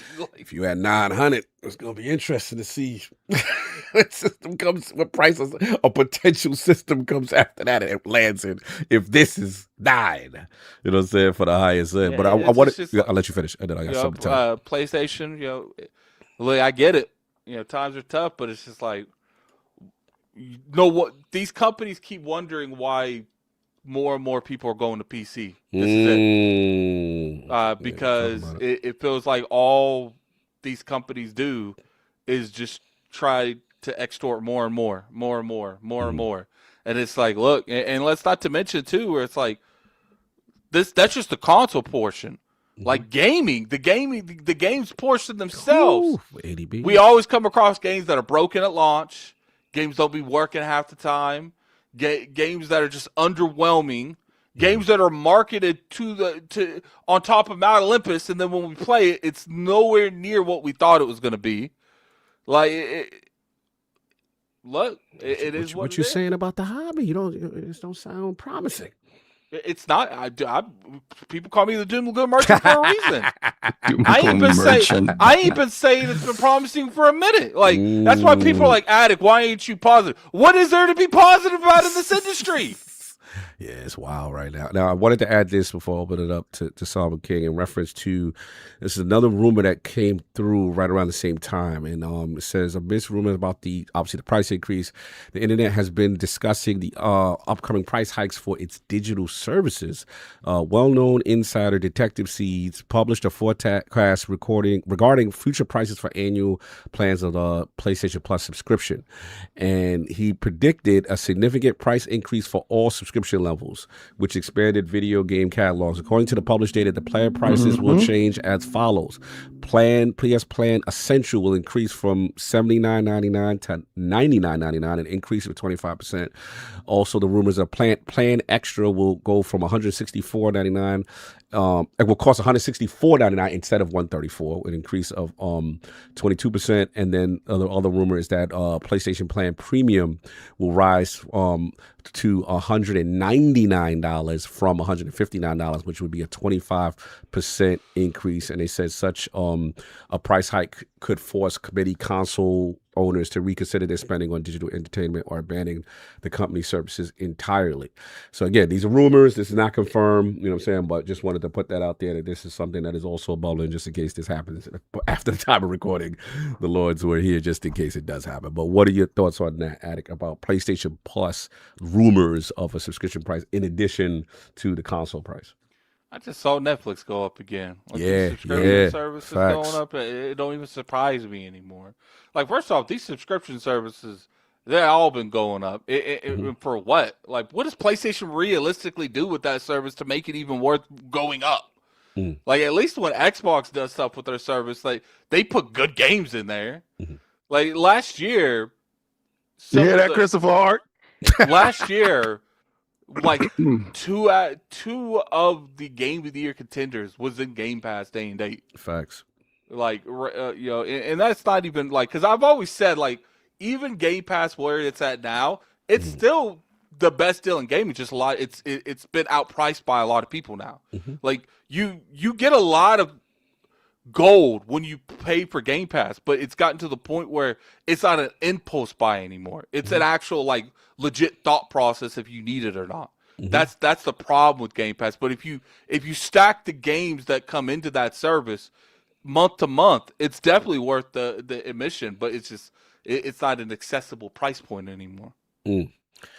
So, PlayStation 5 prices.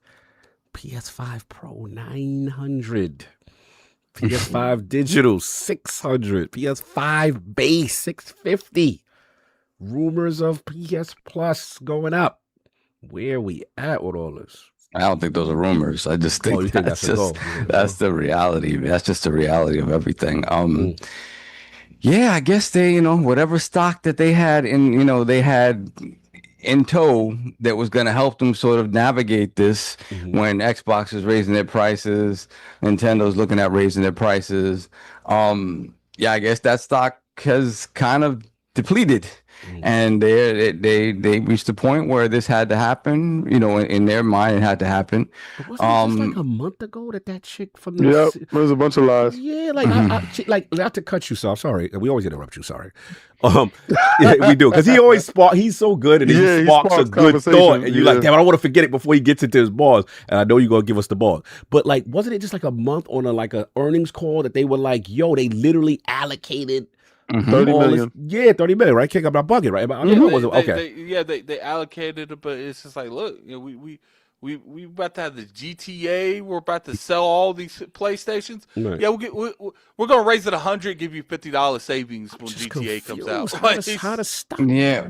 So again, I think the Addict's point, it is true. I think the new baseline is changed, and even if conditions do improve, you're never going to see these prices really go back down. Like, again, because again, they've created a new bottom layer, and for me, and that's jumped considerably. And it's just like the idea of the $399 console at launch, unless unless things considerably change in terms of, like, again, this is stuff that we've talked about as well, right? That these new machines coming out are truly the first machines that are built with machine learning, Right. AI upscaling, all of that really like as true core components of these machines, right? So which allow them to punch above their weight. And like we were talking about before with this conversation about, Helix being, more expensive than a PS6, that could allow them to quote unquote, put a machine out that's more economical, but still punches at a certain level because of all of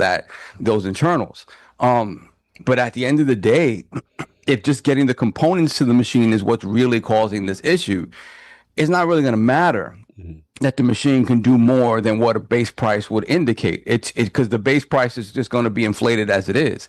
And I think these levels of inflation, they never really go back. Like you'll see certain things go back, certain goods go back and forth and fluctuate. You see eggs down to a regular price, and then you see them go back up. But for the most part, you can that when there are certain changes or certain conditions in the economy that trend back towards normal, you'll see some of those prices return to something remotely normal. Go back but there, exactly. Price, right? Entertainment products, and to Addict's point, and I hate to be this pessimistic about it, but when you see dollar signs and it's like, well, this is what they're used to already. This is what it is. We've still seen a relatively good sales with these price points. Let's just convince them that this is the norm, right? And we'll say, hey, and they put out the argument like, hey, the console gaming has technically been subsidized by the first parties since its inception, and now the realities of the world mean that it can't be that way. The realities of the world mean that it is truly a luxury pastime that is going to exclude certain people because of the price point to jump in. Right. So yeah, I just think this is.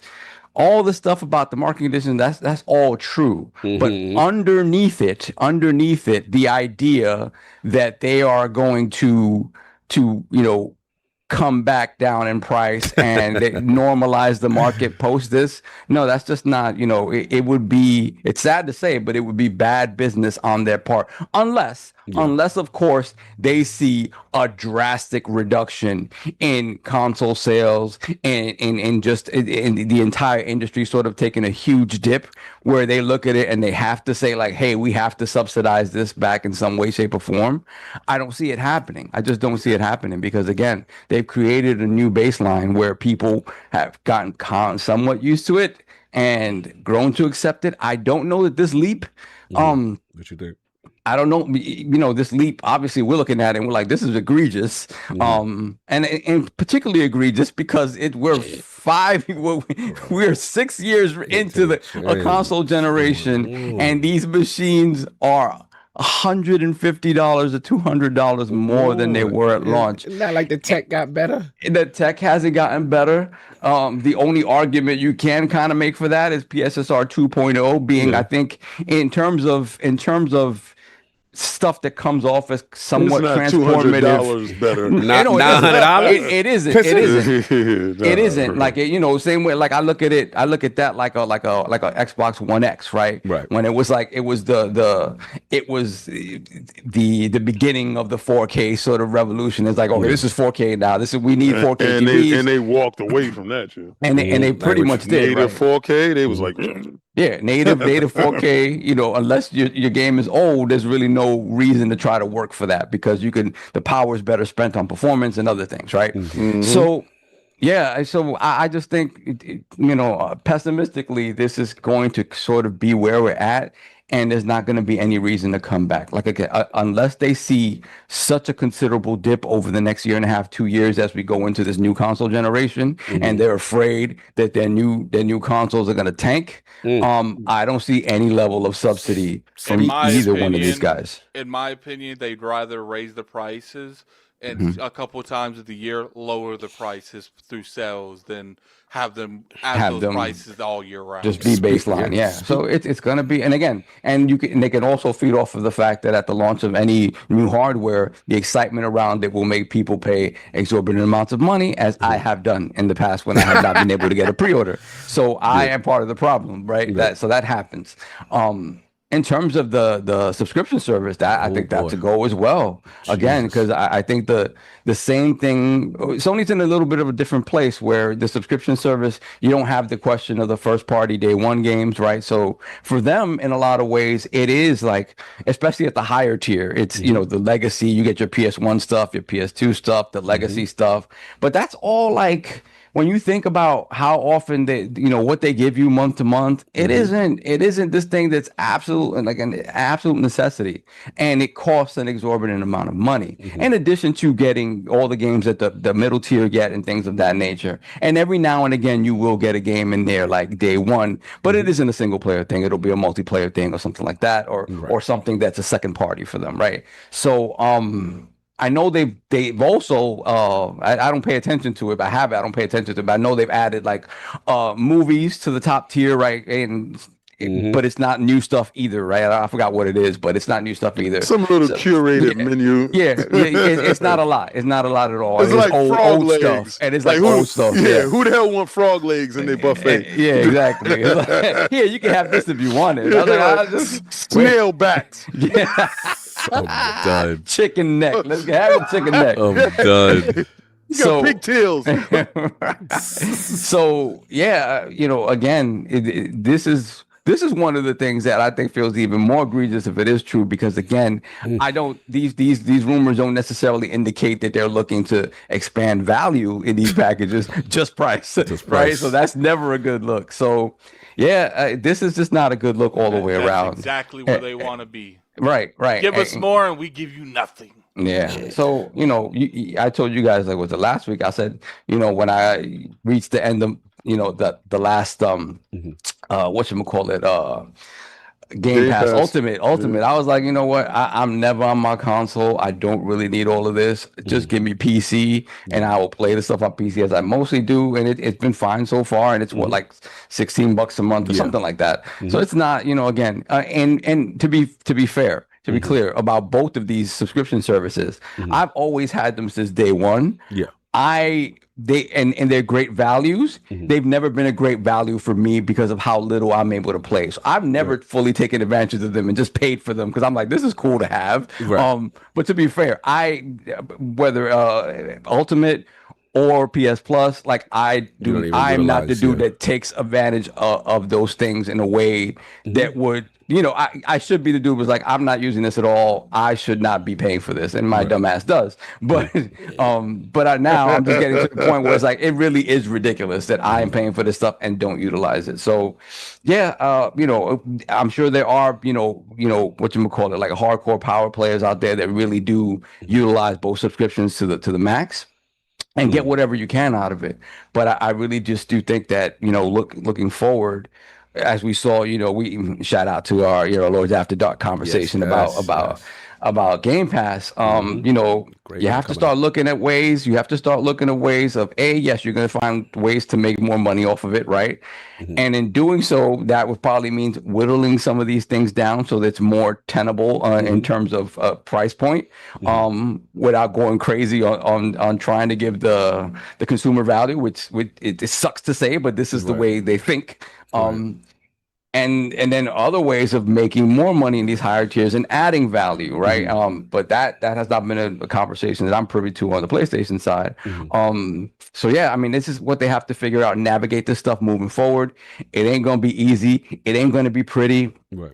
I will say this about the AI sort of portion of it. What we have to remember about AI, right? AI, long side. Because the AI portion of it, I just, like, you hear so much like naysaying and sort of doom and gloom around AI. At the end of the day, addicts around AI. Well, we have addicts around AI. Stupid. I think what we have to acknowledge is that AI is here to stay, and if we think about all the moments in history that we've had huge technological leaps or changes, they've come usually after a period of great turmoil. Whether it's like, you know, the Industrial Revolution and stuff like that, they come from periods. The innovation in industry comes out of bad periods, and then you have accelerated growth, right? That is transformative, but at the same time destructive. It's always that way, right? thing with AI is that the leaps in kind of the advances into technology are so like they're leaps and bounds over anything we've had quickly, right? Quickly. So it is doubly kind of destructive. And so, and another thing is like, besides the destruction part, which is always what happens with new technology, destruction part. You have to remember that at the onset of all this stuff, at the beginning of all this stuff, is where the grifters lie, right? Or where the grift lies there, the people trying to take advantage of people that are not quite informed yet. Right. This is where the bad actors usually lie. And it's also where a lot of the low-hanging fruit exists, where it's like we start seeing the AI slop and stuff like that. And again, as we've seen, like with the closure of Grok and things like that, it feels like that is kind of being rolled back somewhat. Disney pulling back. Right. And it's now being utilized as the powerful industrial tool that it was always meant to be, and kind of keep it out of the hands of the minions to do dumb stuff with. You know what I mean? I got you. And I just think, again, this process is because of this leap in technology. So not to cut you off, but these people think they won because they see Grok pulling back and they see OpenAI. Nah, man, you ain't win nothing.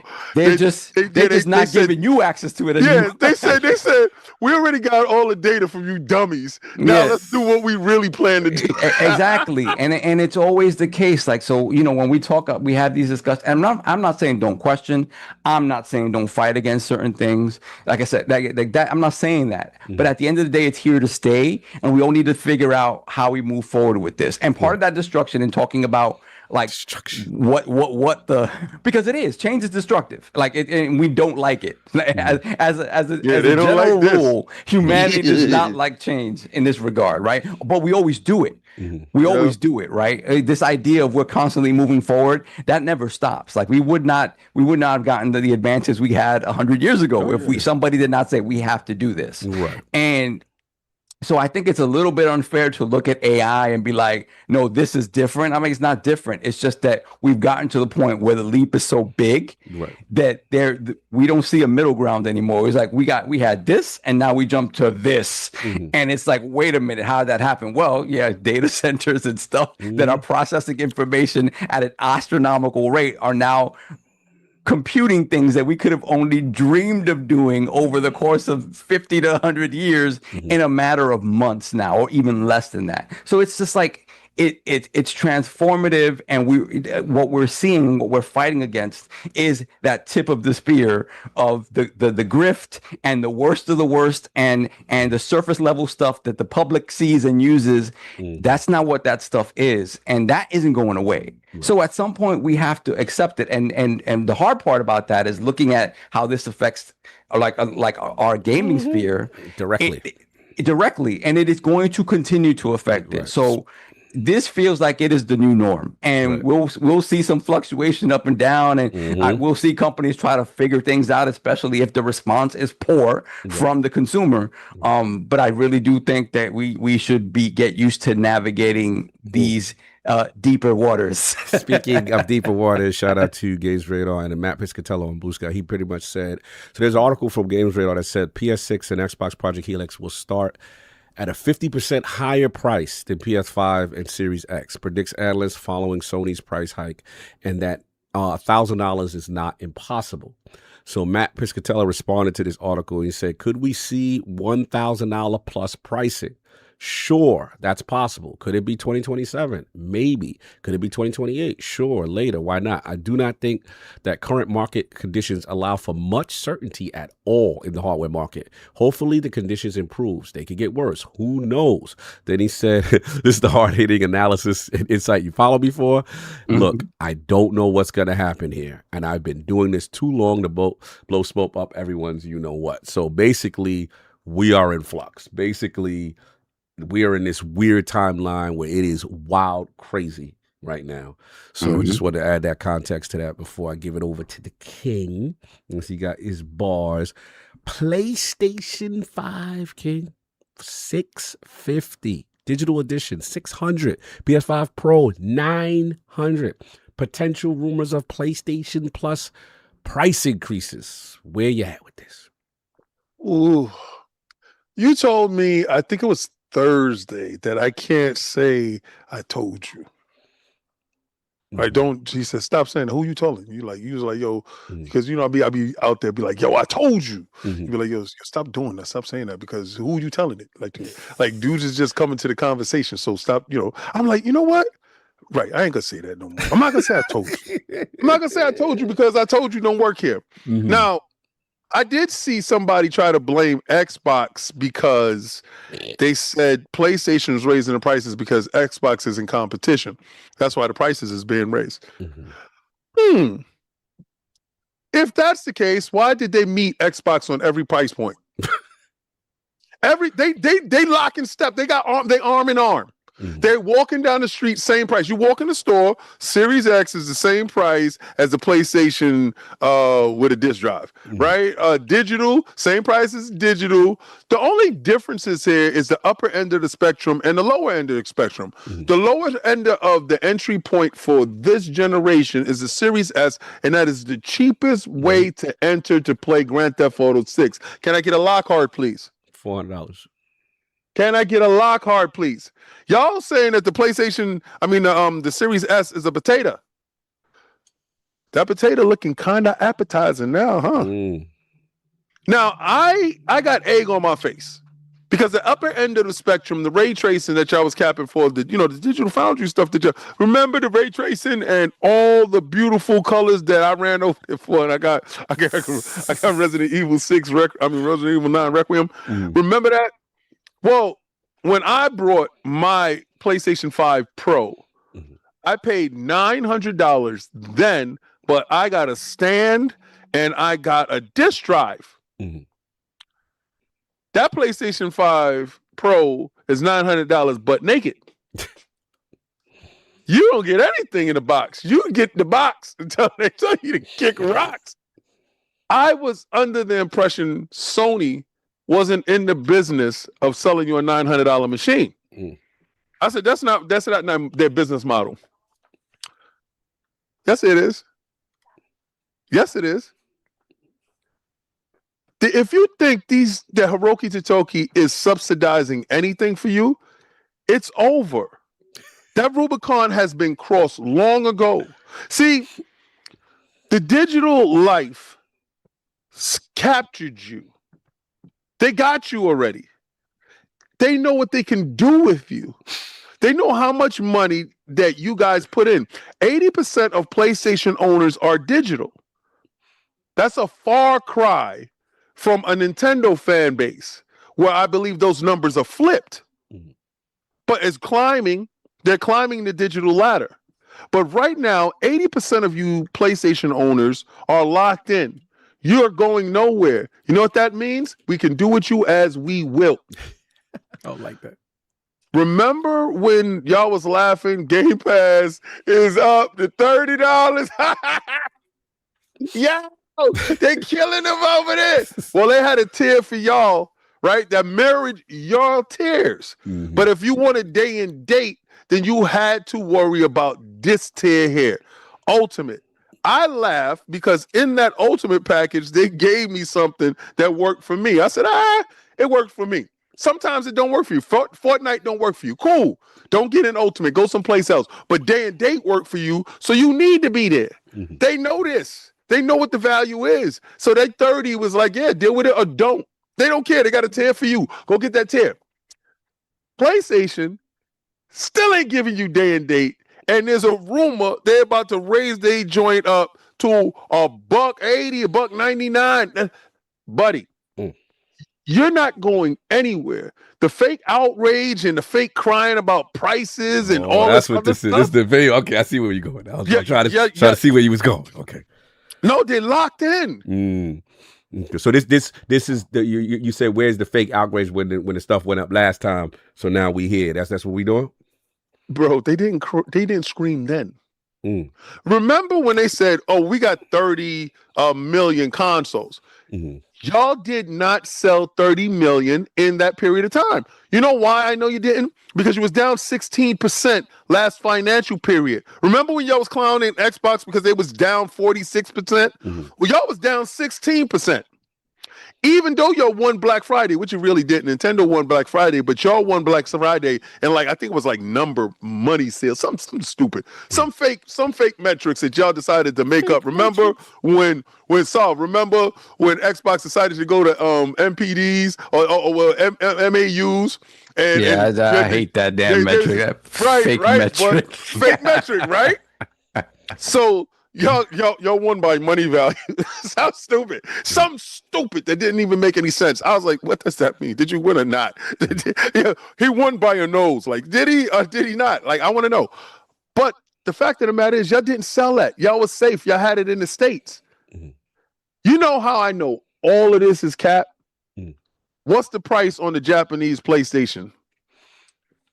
Did that go up? If the price on the Japanese PlayStation went up, then I could say it's real. And you're going to say, well, King, they ain't got to ship it because of the tariffs. The tariffs. But I thought it was the RAM. Is it the RAM or is it the tariffs? Is it the AI? What is it?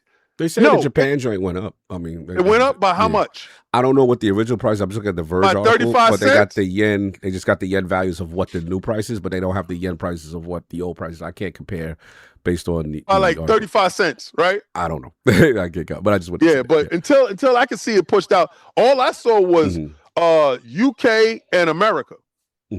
I did not hear worldwide. No, worldwide. No, they hit it with the worldwide. This is, again, according to the Verge article, it's all the other regions are UK, Europe, and Japan is listed with all the models, including the Portal. This is a worldwide. It is worldwide. Japan. So here, the base PS5 is rising to 97,980 yen. Right. What that equals? Up from 79,980 yen. Oh, send me the article with the old price. That's what I was looking for. We need the old prices. Yeah. Because I'm believing that it's just here. And it's not there. No, it's there. It's there. And I think they giving them the hometown discount. I just Googled it, and it came from GameIndustry.biz. No. Listen. Oh, Biz, yeah. Yo, I don't do my homework on Japan. I do my homework on here because this is where I live. So why would I do my homework on Japan? You could do your homework on Japan if you buy your console. You couldn't even buy your console there. It's region lock. But my thing is, you said you had the stockpile, right? Right. Where's the stockpile? Did y'all disseminate it out? Did it go out to everybody? It didn't go out to everybody. It doesn't look like it went out to everybody. This just looks like they had their price at this point because they're matching Xbox price for price. Only price that they don't match Xbox is the lower end of the spectrum, which is the Series X. The upper end of the spectrum is $200 more. Right. Now, my biggest question, if Xbox was getting out of the business when they raised their prices to the Xbox. Oh, I see where you're going. Right. And the Xbox, they didn't care about console sales because the price was out of reach. Right. And PlayStation cared because their price was below. What does it mean when PlayStation matches them price for price? They don't care about the console sales. They're getting out of the hardware business. Isn't it right? Isn't it right to have the same energy for this guy that you have for this guy? Yeah. I saw a lot of people were like, they raged out on Xbox, and rightfully so at the time of those prices. They were just like, yo, this is crazy. Who is this for? And now here we are. I ain't gonna lie, you saw that this the battery thing. My lights keep flashing over and over. What battery things? I'm sorry. The battery thing that my computer's hooked up to. No! Power went out again. That's why we got it. That's why we got it for this moment, because you would have fried. I even have my internet hooked up to it. Yeah. No, that's to say. That's what's up. Continue. Yeah. Continue. Yeah. So real quick, I'm sorry. So the price disparity in Japan increase. It's almost like $113 increase over the base price, which was approximately $501 originally, and now up to about $614, almost $615. Yep. They took back the deal that they had. Should have bought some PlayStations when we were in Japan. Worldwide. That's crazy. Yeah. So them not subsidizing anything, them not even giving a hometown discount. Listen, I thought I was giving y'all the benefit of the doubt. I thought they was giving a hometown discount to those individuals over there because, again, so it's not a tariff-based thing. Anybody bringing up tariffs, they're not shipping it out of their country, so it's not a tariff-based thing. Remember when they gave them a hometown discount, Ted? They was blaming the tariffs the reason why they raised it across the world. This is just course correcting. They already got you locked in digitally. So now whatever deals that they were making, whatever prices and whatever they were losing money on just to get you in the door, now it's over. Console price up, digital services prices about to go up. What's the last bastion? Game prices.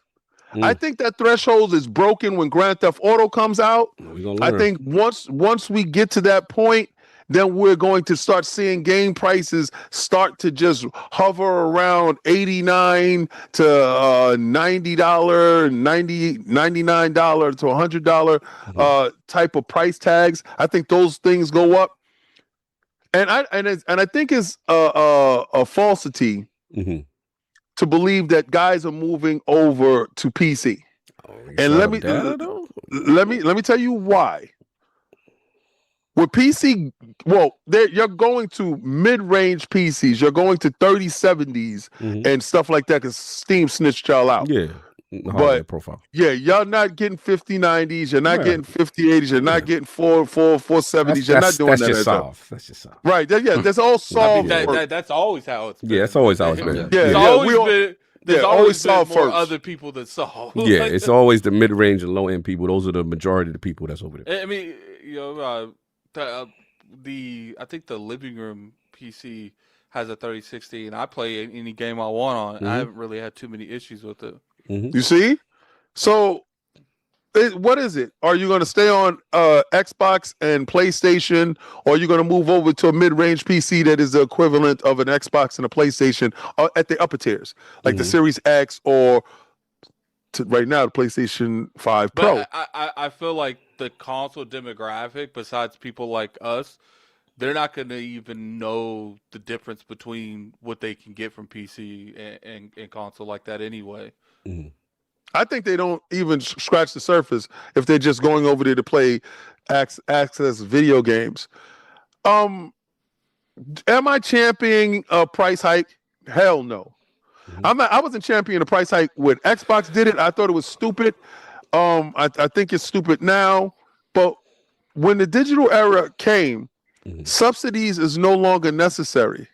They don't have to subsidize because they see the data saying who's locked in. And if they're comfortable with that level, if Xbox is comfortable with 40 million people that purchase their console with whatever, if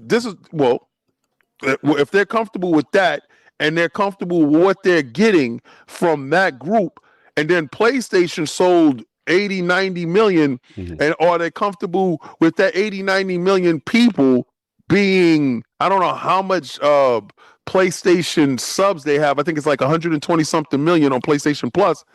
But are they comfortable with that and their digital sales? I think that's sustainable. And they're leveraging that on price to performance. And right now, we're caught in the middle. Neither one is greater than the other. They're both lockstep, same price. The only thing's different is the services they offer you. We're at a point now where digitally we're trapped. And I know you physical guys are laughing at all of us digital guys right now. But the noose is tightening around your neck too. They're about to close y'all down too. I used to think the digital thing like mattered a whole lot, and I'm only speaking for myself, but like playing on PC like an excessive amount more. Like I haven't thought like a little bit about that. They don't care about library I physical left at on all. Xbox. I'm talking about the digital library I left at Xbox, like playing mainly on PC because it's I'm like a different case when it comes to that. Generally, when I play a game, like it's nice to have that access to that digital game, but like when I came over to PC. I thought about like one time on like all the games that I left on Xbox on like digitally. Interesting. Yeah. I mean, I can't. Huh? But I mean, I just feel like right now we're in a super bad place. And if you think the next generation consoles will ever be like, I told you $14.99 for Xbox Project Helix, and I know you guys is like, King, that's an insane number. That's crazy. No, nobody ain't really fight you too much on that. I'm looking at this number for $900 for this device. I've been playing wild prices for import consoles for my whole life. Right? So none of this stuff surprised me. I've been paying crazy prices for Neo Geo cartridges and stuff. When games, COG brought Strider for $89 back in the days. The first 8 megabit cartridge. 8 megabit cartridge. Yeah, let's go. They sold it to us on some lies. Like, yo, look how powerful, how much we used a lot of RAM. It was RAM. It was using RAM as an excuse back then. Remember the RAM pack for Nintendo? Oh, you got to pay extra for the RAM pack. RAM. The only thing ramming is them to us. And I'm just like, damn, man, I see our mortality. I see where we're heading, and it doesn't look good for us as gamers. At the end of the day, all around the boards, we all the same. And I see Donna Taco laugh, oh, since 2018, Nintendo hasn't raised the price on their services. We got some information on that. Shout out to Daniel, Z Huge, Daniel Mod. He said, the good news is that Nintendo said they wouldn't raise their prices this fiscal year. The bad news is the fiscal year ends in 3 days. So get ready, dog. Get ready. Just again, it's not coming from me. This is from Daniel Ahmad Z Huge. Y'all know the repertoire. Y'all know what his reputation is. So he's putting it out there. Yeah. I wouldn't be surprised if they raise that sucker right before that Ocarina of Time remake this year. Boy, do you know they will, Addict. I'm just saying, right after the Mario I'm right there, Wednesday, 100% with that Zelda remake. Because I know Nintendo's getting a lot of love for the digital price joint, and we love that, but we got to be realistic about what potential is coming. But King, if you got your balls, I was going to. No, I'm done. I'm just like, it's just sad. Yeah. It's just sad to see the cat. They killing the golden goose. Yeah, like we thought, yo, y'all smart. You're doing it this way. It'll happen. You're trying to blame administrations. You're trying to blame tariffs. You're trying to blame RAM. You're trying to blame AI. I blame absolute corporate greed. And I do not look any further than the corporations themselves and the shareholders themselves. Yeah, they want as much money as possible.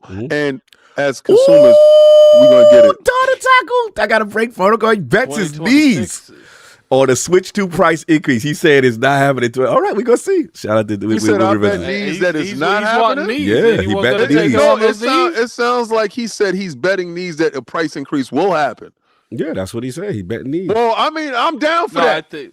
Hold on. I'll take that too. Donna Taco, you're going to have to be more specific on what this is. Like, are you saying that they're going to raise or they're not going to raise? Of course he feels it's not going to raise. I'll take it. He does need to be specific. I'll take it. Yeah, he says, it won't happen. Yeah, he said 2026. I'll take it. All right, so there it is. We got it. We got it locked in. There you got your I'll take that. Okay. I'll take that. So we got that. Yeah, look, we got to jump in. And I think, King, you wanted something with the, this is what I've been telling people. Like, I call it, what is it, like, whistling through the graveyard.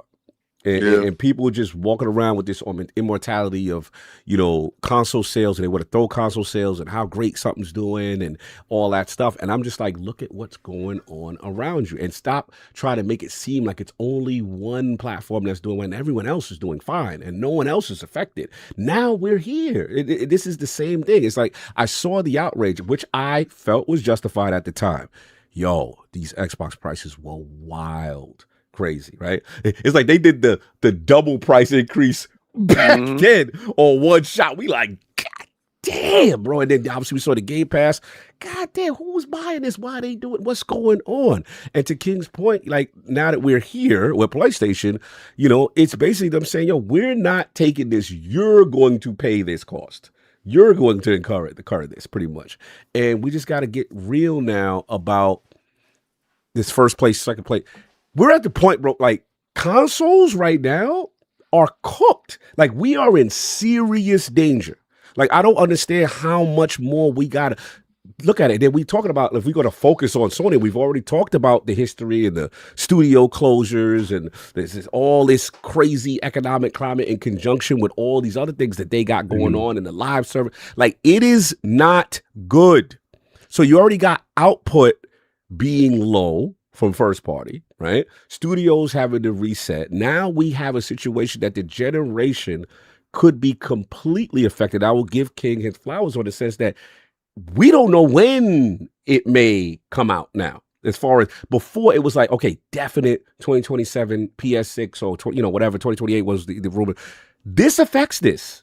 I'm not going to sit here and not give King any flowers on his hashtag. You know what I'm saying? We have to admit, at least you have to think that at minimum, this could delay plans. No one is accounting for this. Right. So at the end of the day, it's like, what I say is, who are these consoles realistically for? Who is copping a $900 PS5 Pro? Now we got $650 base systems. Now, we'll give you this, King. I ain't going front. In a world with GTA 6, which is to me the last bastion of you going to buy a console. GTA 6 is like the beacon of like this year. That's what I personally thought, though. Yeah. PlayStation feels like they have gotten as many PlayStations like at the top sold as possible at this point, and they might as well raise it before the thing comes out that they would get the most. Oh, absolutely. That let's do it now. Fiscal, and now boom, they going by, because we've got the data from the college football. Next gen college football was the game that people been waiting all their life for. They was like, all right, I'm buying a Series S for this. I'm buying a PlayStation for this. You know what I'm saying? Like, we need this. GTA is that game. That is the system mover. So again, that's the last bastion. You do it now from a corporate greed standpoint. You get them at that higher price. They go and buy because it's not on PC, right? So that's the thing. But now it's just like, okay, I still think long term though, after that wave goes through 2026 when this joint drops, 2027 on, and we already got the data now that PC is smashing. We just looked at marathon sales. What was Sony's marathon? 70% was on Steam. Not even on a PlayStation first party game. 70% of it is Steam is supporting it. And they only sold 1.5. And that's my game. I love marathon. So we see the data points. We Addict, tell me if I'm not wrong with the whole, we've been doing content, GDC, DICE, all this stuff. Some of our best performing videos are PC games we never heard about with 1.5 million wish lists. They're moving the culture. We can't act like PC is not outside. They are the opposite of the point. I think that's one of the reasons they're pulling out of Steam. Yeah, that's why they like, oh man. So now you got to raise the price. Now you was feeding dudes on one side your games, your first party, whether it be delayed or not. Now you go, oh no, we can't do that. You know what I'm saying? And now our price, our console is in serious danger. Like, this is their life bread. See, this is the difference. It's not console war. One company, Xbox, is just a portion of something that they do. Another company is literally the essence because all the rest of their businesses are failing. This is their lifeblood. This is serious. So we could play this game about how much they sold. PlayStation and movies. That's all they got left. Like, bro, like, we got to stop. I've been telling people this for months, and all I get hearing is about how much they sold and 100 million. I'm looking at the long term. Like, you in a glass house. You're bugging right now. If you thinking things are sweet, gaming is in danger. Console gaming is in super danger. I've been telling people for a minute, yo, I don't know who this for. What kid in a world that is free to play cross-generational games and mobile and cloud and doom scrolling on your phone, who out here like, yeah, I'm definitely getting this $900 What parent is like, yeah, in this economic climate with no jobs, people, you see what groceries is? What are we doing? Like, people got to wait. I know the console. I know that. But bro, we in danger. We a fossil. That's how I'm looking at it. The way this go, now I will say this, and y'all can call it console war or not. I know who better prepared for this if it go that way. If it go to the PC being the lead dominant thing, I know who and I know we mad about logos on the show, but I know who benefit when they games go everywhere and they got to offer it and they become the biggest publisher. Again, this is where sometimes Xbox is clairvoyant, but they're just so aggressively and their messaging is so bad. You know what I'm saying? But this is where it looked like it going. To me, I just got to look from the outside in. This AI bubble, we don't know when it's going to stop. We don't know how it's going to stop. But to me, it's like you're going to have to be a publisher to get out here. It's really crazy. I don't even think publisher is the answer, because every year we hear about this publisher having losses. This publisher's been bought. This publisher's getting outside investing. Like, and then your whole industry's in fire. No, absolutely. I mean, we just you cooking because we just came off of Fortnite. The most dominant IP in the history of IP, changed the gaming, forced crossplay for Sony, forced every PUBG out the game. Defying Battle Royale is literally the zeitgeist of pop culture.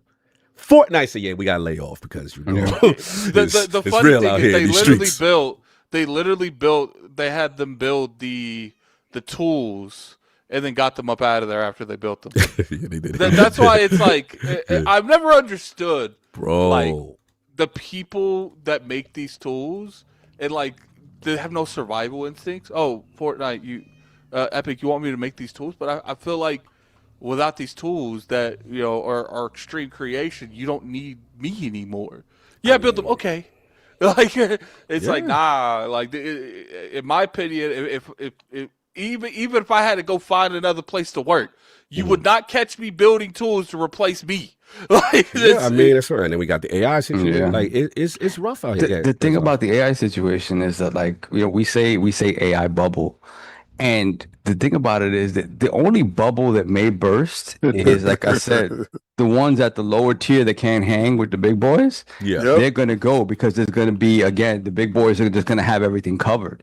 So the smaller companies or whatever, they're going to go. And that's the bubble that's going to go. Well, I think people always knew that was going to happen, though. Right, I don't think people thought that all these companies was for the rest of the time was all going to invest in AI. Like, but it's just like cloud computing. Everyone who gauged for it at all, and at the end, like 3-1. Like, but that's the thing. When we talk about that, it's like the expectation is that there's going to be a plateauing at some point, and I don't really think that is the case, unless there's a new technology that fundamentally changes. Right. If you think AI has permeated every aspect of industry in the world, everything, industry, government, it's permeated every. So unless they come up with something that is that level, and again, it has to be that level and even more efficient than AI is. That's the only way there's a shift there. So that growth isn't going anywhere. It's just going to be the big players continuing to get bigger. I think AI is going to put themselves in a situation where they're going to be like, look, originally this was my goal. Clearly, I'm going to have to like rethink the goal I want. And I'm going to have to really think how we're going to use AI, because I feel like all these companies came out there and they're like, we're going to dump all this money to AI and we're just going to make all this money. And then afterwards, like, oh, it's harder to monetize than we thought. Oh, I didn't expect the industry, like all the consumers and every industry known to man, to push back against it. Right. They're like finding holes in the system. Okay, they don't see the complaint. They're not complaining about this. Push this one through. Push this one through. Like, well, the fact of the matter is this: Microsoft is still pledging $140 billion this year to AI. It's just not in the fact is that you're seeing the $140 billion go to. If you've noticed, the top three that are actually talking about AI or that are heavily invested in AI, just because they're separated themselves from OpenAI. OpenAI was a metric as far as AI as a face. There's other brands out there that you don't know about that are actually funding and making AI as useful or greater than OpenAI. OpenAI inflated their budget, inflated their projections, and what you're seeing now is that inflation isn't being realized. But quantum chips and quantum mechanics is where they're coupling AI. So the top three companies that are actually using AI are coupling them with quantum chips. And those quantum chips, you've seen them from Microsoft, Google, and NVIDIA. Those quantum chips are being used to a higher proficiency, and you're not going to see open AI as a tool anymore for a lot of these companies that need it, because now they're coupling with those companies that have that infrastructure, like Microsoft, Google, again, like I said, NVIDIA. So if you see Disney separate themselves from OpenAI, they lose their contract. If you see the government walk away from OpenAI and go with Elon, you got to see who are they messing with and why they're messing with them. And like Sovereign said, the lower rung companies using AI will definitely fall to the wayside because they don't have the infrastructure needed for the next level. The next level is now coupling AI with quantum chips to take that to the next stratosphere. So the idea, the thought that Microsoft is walking back because you see stocks falling, don't be fooled by this. This is the time you buy now. You buy now as they're falling, because they're going to go back and exceed that 468 or 480 price point that was there. They're down to 350 something now. Yeah. This is the down drop, and it's going to climb right back up. So if anybody that's in stocks understands, this is the time to buy. So don't be fooled thinking some burst, some bubble popped, or this is going to walk away. It is not. That is not the goal. The goal is always to continue to grow more data centers. The goal is to continue to increase compute exponentially. Right. That's never not going to be the goal anymore. True, but we do have to mention that, at least from the Satya, the Microsoft standpoint, that he's under tremendous pressure because investors are like, absolutely, what is going on with this investment? And we have to say that plays the fact that I want to get Parris, because I don't know if it's time limited. Well, they paired up with Anthropic and a lot of others and separated themselves with other people. Yeah. But Parris, I know you want to jump in, and a lot of this conversation is obviously we've seen the PlayStation 5, price increases in consoles, and just I'm kind of leading on the mortality part, but I wanted to get your thoughts on these price increases and where you at with this whole thing. No, I appreciate it. Let me say this first of all at the top. Love seeing. Where the hell are you at? Hey. Oh, Don't you worry about where I'm at. Don't you worry about it. I'm just saying. Turn your mic up too. Turn your mic up. Turn your mic up. I don't sit in the chair and it sound like you in an undisclosed location, like you on the run. Yeah, make sure Zoom ain't auto doing your mic. But continue. Yeah. Wait. Am I good? No, you could be a tad louder, but I think it's because Zoom sometimes has that feature in the audio section and the mic section where they try to auto adjust your volume. And if you hit in the lower left hand column, I don't even know. Wait. If you hit audio in the lower left, hit that little arrow, and then go to audio settings, and then from there you'll see it's something in there like automatically adjust the microphone, and just make sure that's unchecked. And then turn your joint up a little bit. On the left? I don't on the bottom left. You should see like to mute your mic and to turn your camera on in Zoom. Yeah. All right, so you see a little arrow next to the microphone. Yeah. All right, so you hit that, and then you got audio settings. All right, and then in the audio settings. I don't see audio settings. Wait, modes. Okay. There you go. There we go. Okay. Cool. It could be different on your side. That's true. Just make sure. All right. He's using a PC he's unfamiliar with. Let's keep on. He in a disc. You better. Yeah, better. Okay. All right, so let's talk. No. Just love to all y'all, man. Good to appreciate y'all having me on there. It was good to be able to chop it up with you in person at GDC. I still need to see you, so you better be coming. I'll be there in June. Okay. I'll be Summer there. Games Fest confirmed. All right. Adding, as always, number love. But King, I have to just say, and then we're going to jump right into it. Yes, sir. I never thought the day would come that I would have to go, well, damn, he had a point. I give him I was like, I said, look, I've never been hashtag no PSA, but right now, he looking good. He looking good. He looking good right now. So I give my cousin that. I got it. When I'm wrong, if I'm wrong, if it end up, but I give what I give that. Yeah. Yes, I'm gonna hedge my bet this way. Yeah.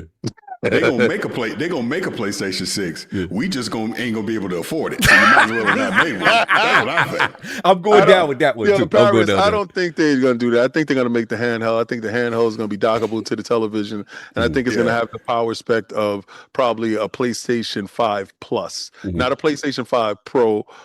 That's my opinion. I think the PlayStation 5 Pro is going to be the last console, and I think they're going to keep giving you different iterations of the PSSR technology in the box with the next one with frame gen. So I don't know. That's my opinion of it. But also with the launcher coming in September and Wolverine going day and date on PC on their launching app, crazy. But Before Parris goes soft, you was gonna say something? No, I said I've been saying that for the longest time. I said that handheld is going to be the new base PlayStation. You've been saying that forever. Okay. You're probably right on that. But I think everything that y'all said about AI is pretty spot on. I don't really need to repeat any of that. But when I look at the price increase stuff, obviously with this PlayStation one, it was just so shocking to see it happen all at once. Whereas, look, at least Xbox kind of gradually put it in there. They did it in a couple stages. They just went all in. Boom, you paying $900 for a Pro. But what concerns me about this the most is the fact that now gaming is starting to get to a point of not being for everybody. It's becoming an elite hobby, so to speak, right? Where not everyone, because again, when we was kids and all that, it's like we're used to the prices going down. You would see at launch, you'd be like, Mom, I want the new Nintendo. She's like, I ain't spending all that money. And then maybe a couple years later, it's cheaper. Now you can go get it. Everything's going up. And I get AI has caused a lot of this, but I said it in the chat and I know a couple of people disagreed. King, I'm sure I can't say the whole thing that you say.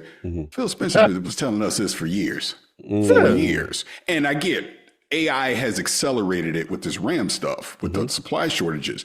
But this stuff was inevitable, unfortunately, that this is where we were kind of headed, where prices weren't going to get cheaper anymore. They were only going to go up. And I get it's happening in a very short period of time.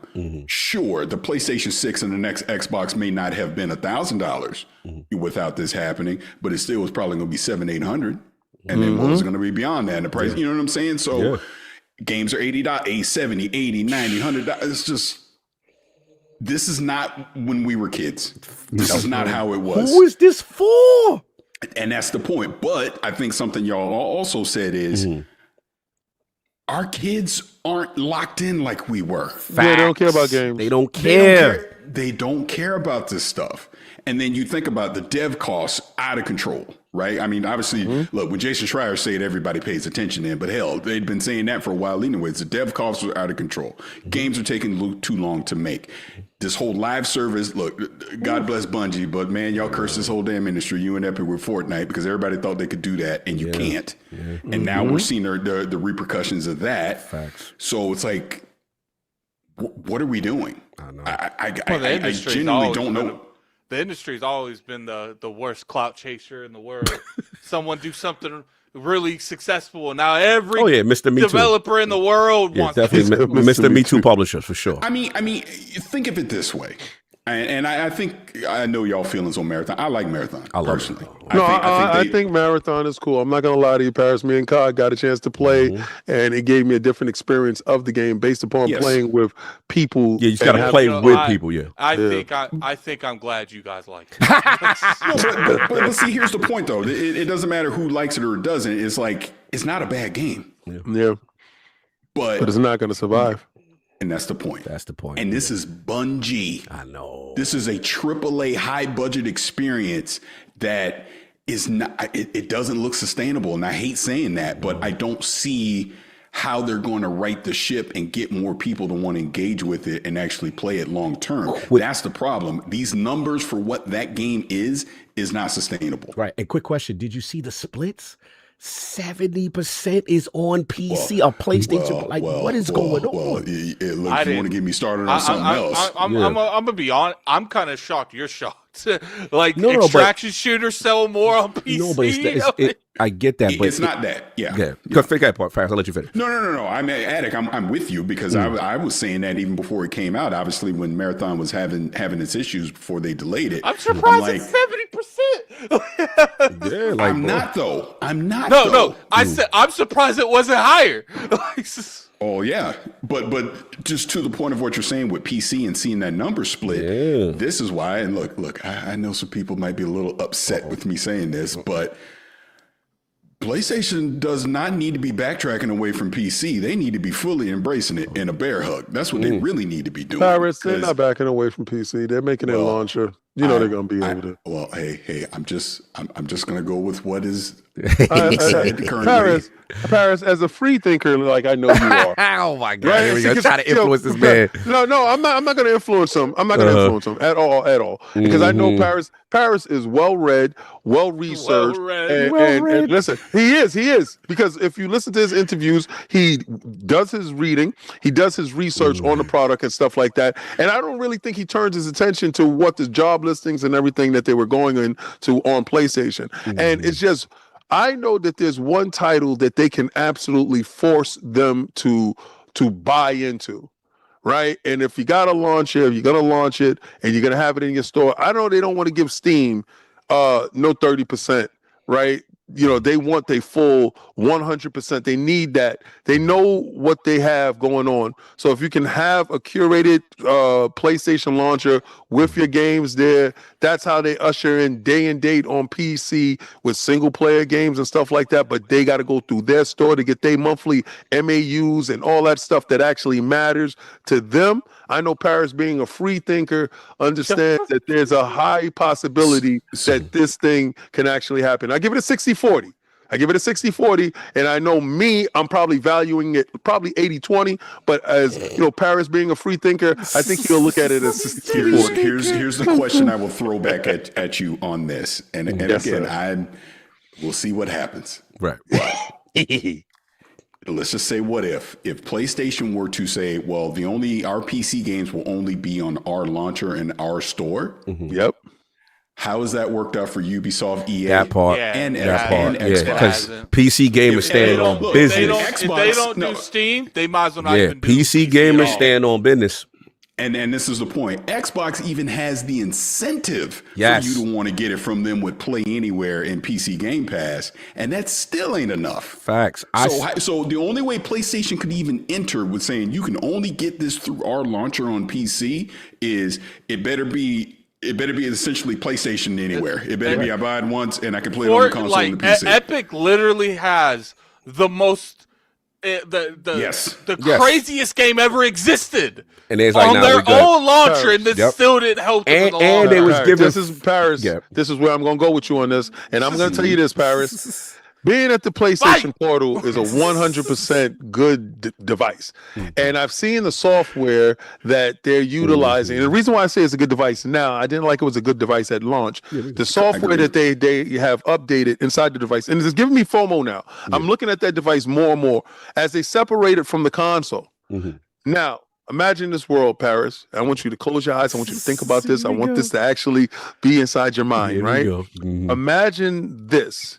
That they actually allow that PlayStation Store. You buy one time, you buy it through there. This is the cheapest. Oh, you're doing dual entitlement. Yeah. Okay. This is their version of Play Anywhere.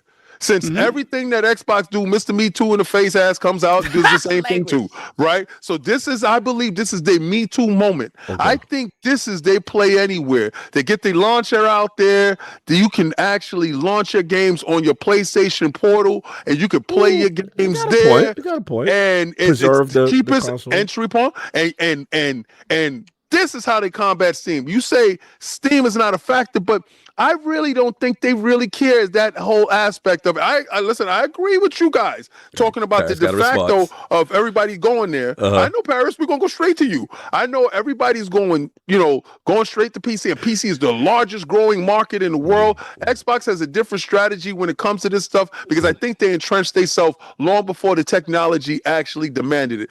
But I'm talking about from the so-called console leader. 90 million sold. I don't know how many portals we at now. I think we at your ship. I'm with you. I'm with you. Listen, I'm on ILP right now. All right. I'm not doing my Xbox Frontline News stuff. All right. I'm being very reserved here. Right.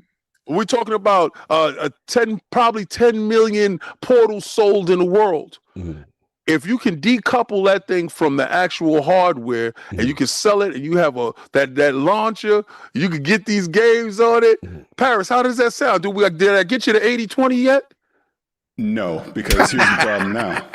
Love him. I love him. That portal gonna cost you about $2.99. Yeah. You know what I mean? With these price increases. So who's willing to spend the money to actually pick up a portal that doesn't already have one? And we're not talking native.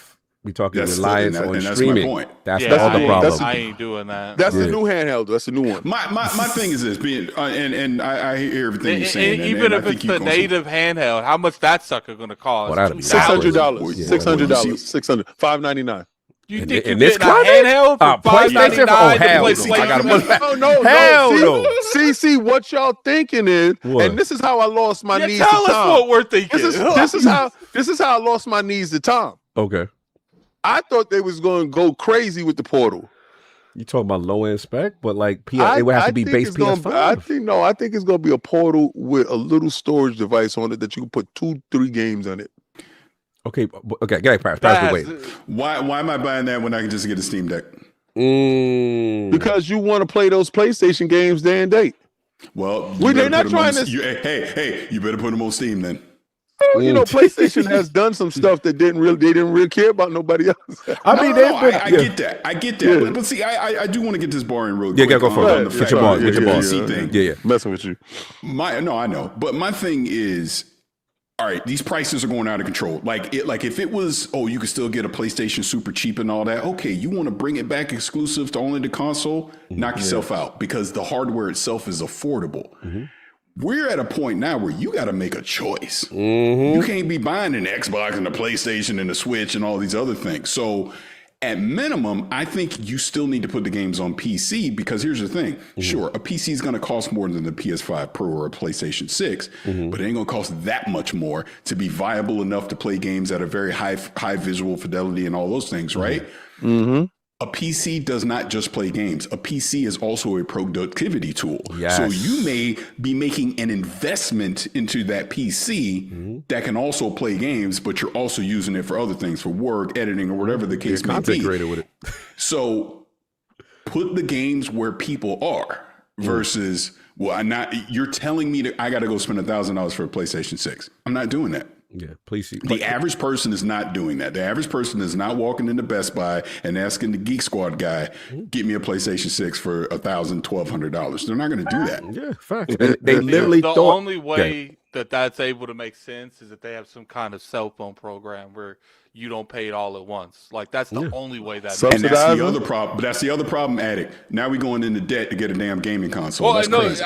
I feel you on that, but I'm saying that's the only way those kind of prices even remotely kind of make sense. Like, it's crazy. And that's the thing. Now, I guess, Parris, I'm going to ask you this. Now that we're here, right? So we got to talk about the other side. Like, what does Xbox do in a world now where they're literally kind of equal in price, minus the Series S, which is now $400. Now when we was $400 don't look too bad. $400 in a world with GTA coming out on a platform, right? That's $400. And we saw some early data from college football. People were buying Series S. They were like, "Yo, let's get it." And I said that they didn't. Forte told me he sold more Series S's and X's and PlayStation 5s in like 3 weeks than he did in like 2 months. And we know GTA is a mover. Like, what do you think Xbox does or Asha does in this regime? Do we see potential signs of promoting the console again in a world where they kind of like, okay, we're on the same level? I think we're slowly starting to see it already, because what was the deal they were doing for people that had an Xbox One? You could get a discount to pick up an X or something like that. For like half off or something. So I think they are going to try and reemphasize the console to a certain degree. And I think that is also part of with Asha coming in with the messaging she's been saying is, we got to take care of our core people. We got to make them feel valued. You got to make the console people feel valued. So yeah, that series, and again, speaking of the GTA 6 thing, I mean, if it's well optimized on the S, at that price, you may see some people that go, they make a business decision. They go, well, I'm just going to get the Series S then.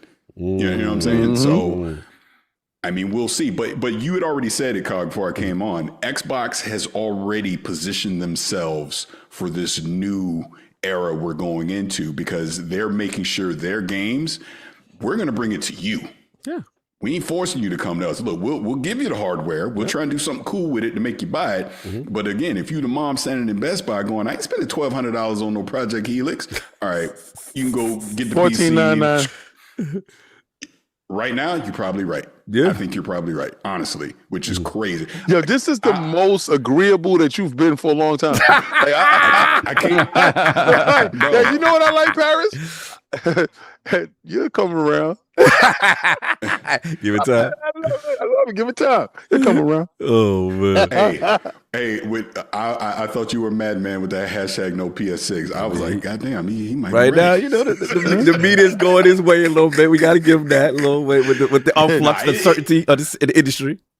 It's just a crazy time right now, man. I mean, nothing will so shock me at this point from any of these companies. No, it'll shock you when you wake up tomorrow and PlayStation says, you know, due to recent circumstances.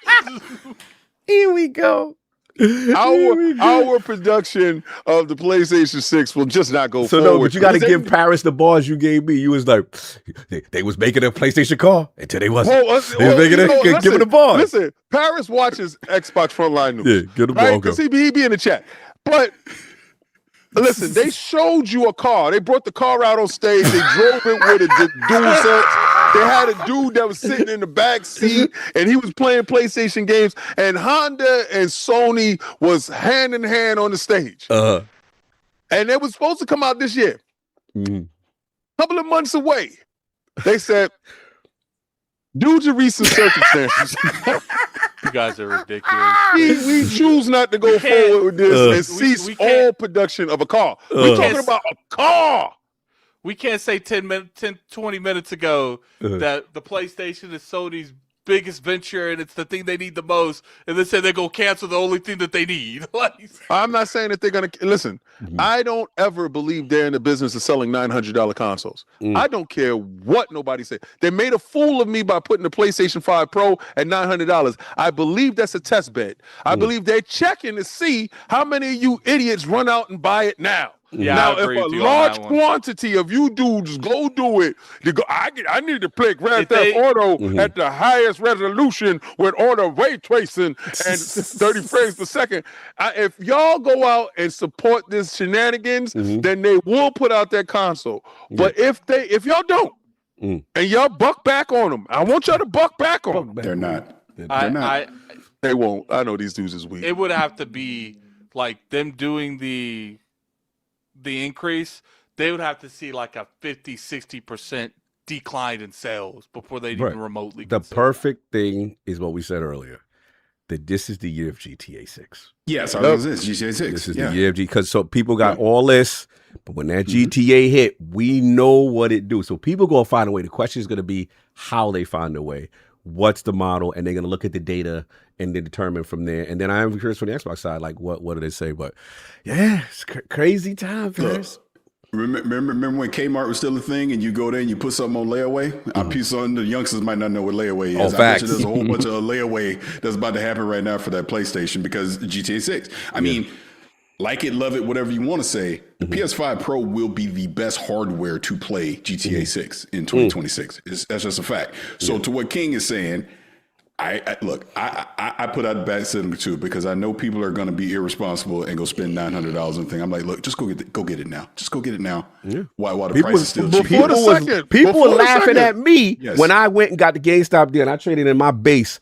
And they was like, 250, 300, and you get a Pro? Oh, I'm feeling good right now, baby. I'm feeling good right now. The only way I would feel like getting a Pro is if it because I don't care about like playing it at more like a consistent resolution. Is that they got a 60 frames mode only on the Pro? And if that's the old like, unless that happens, your I'm not getting your a Pro. PSSR might do it. I don't know. Yeah, that's what I'm thinking. The PSSR 2.0, they're going to get 60. If they bring out frame gen right before that Grand Theft Auto hit, y'all some 900 paying dudes. It's going to be interesting. We're going to see. I just think the CPU is a little too weak, but I mean, with the tech that obviously PSSR has been doing, has been pretty impressive. We shall see. Then again, they have spent like a decade on this game, so yeah, we're going to see what it is. It might be optimized to the finest. It'll be crazy. if we just assume this thing's not coming out on PC, but he gets announced on PC at the same time. No, the funny thing You will is, see some And very Switch. upset people. And Switch. They come out on PC and Switch. I lose knees and lose my breath all in the same. You know what's funny? Like how obviously the console manufacturers would know if if GTA is coming out on PC, but if they didn't. And they thought they was going to get this giant, all these PC people going over, and then it's coming day and date. The disappointment that would come from the industry. Yeah, No, I think it would collapse the industry. yeah, the industry think needs The console, GTA. I will say, for the sake of the console industries, that sucker cannot come out on. If This is the best that time. was to happen, I think GameStop will close up that same day Mhm.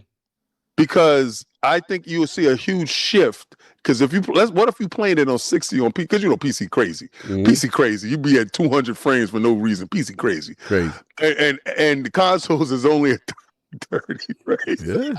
So I see a shift happening because that's the day you're gonna see me plug my controller up to my PC and make it happen. You did what Solve do.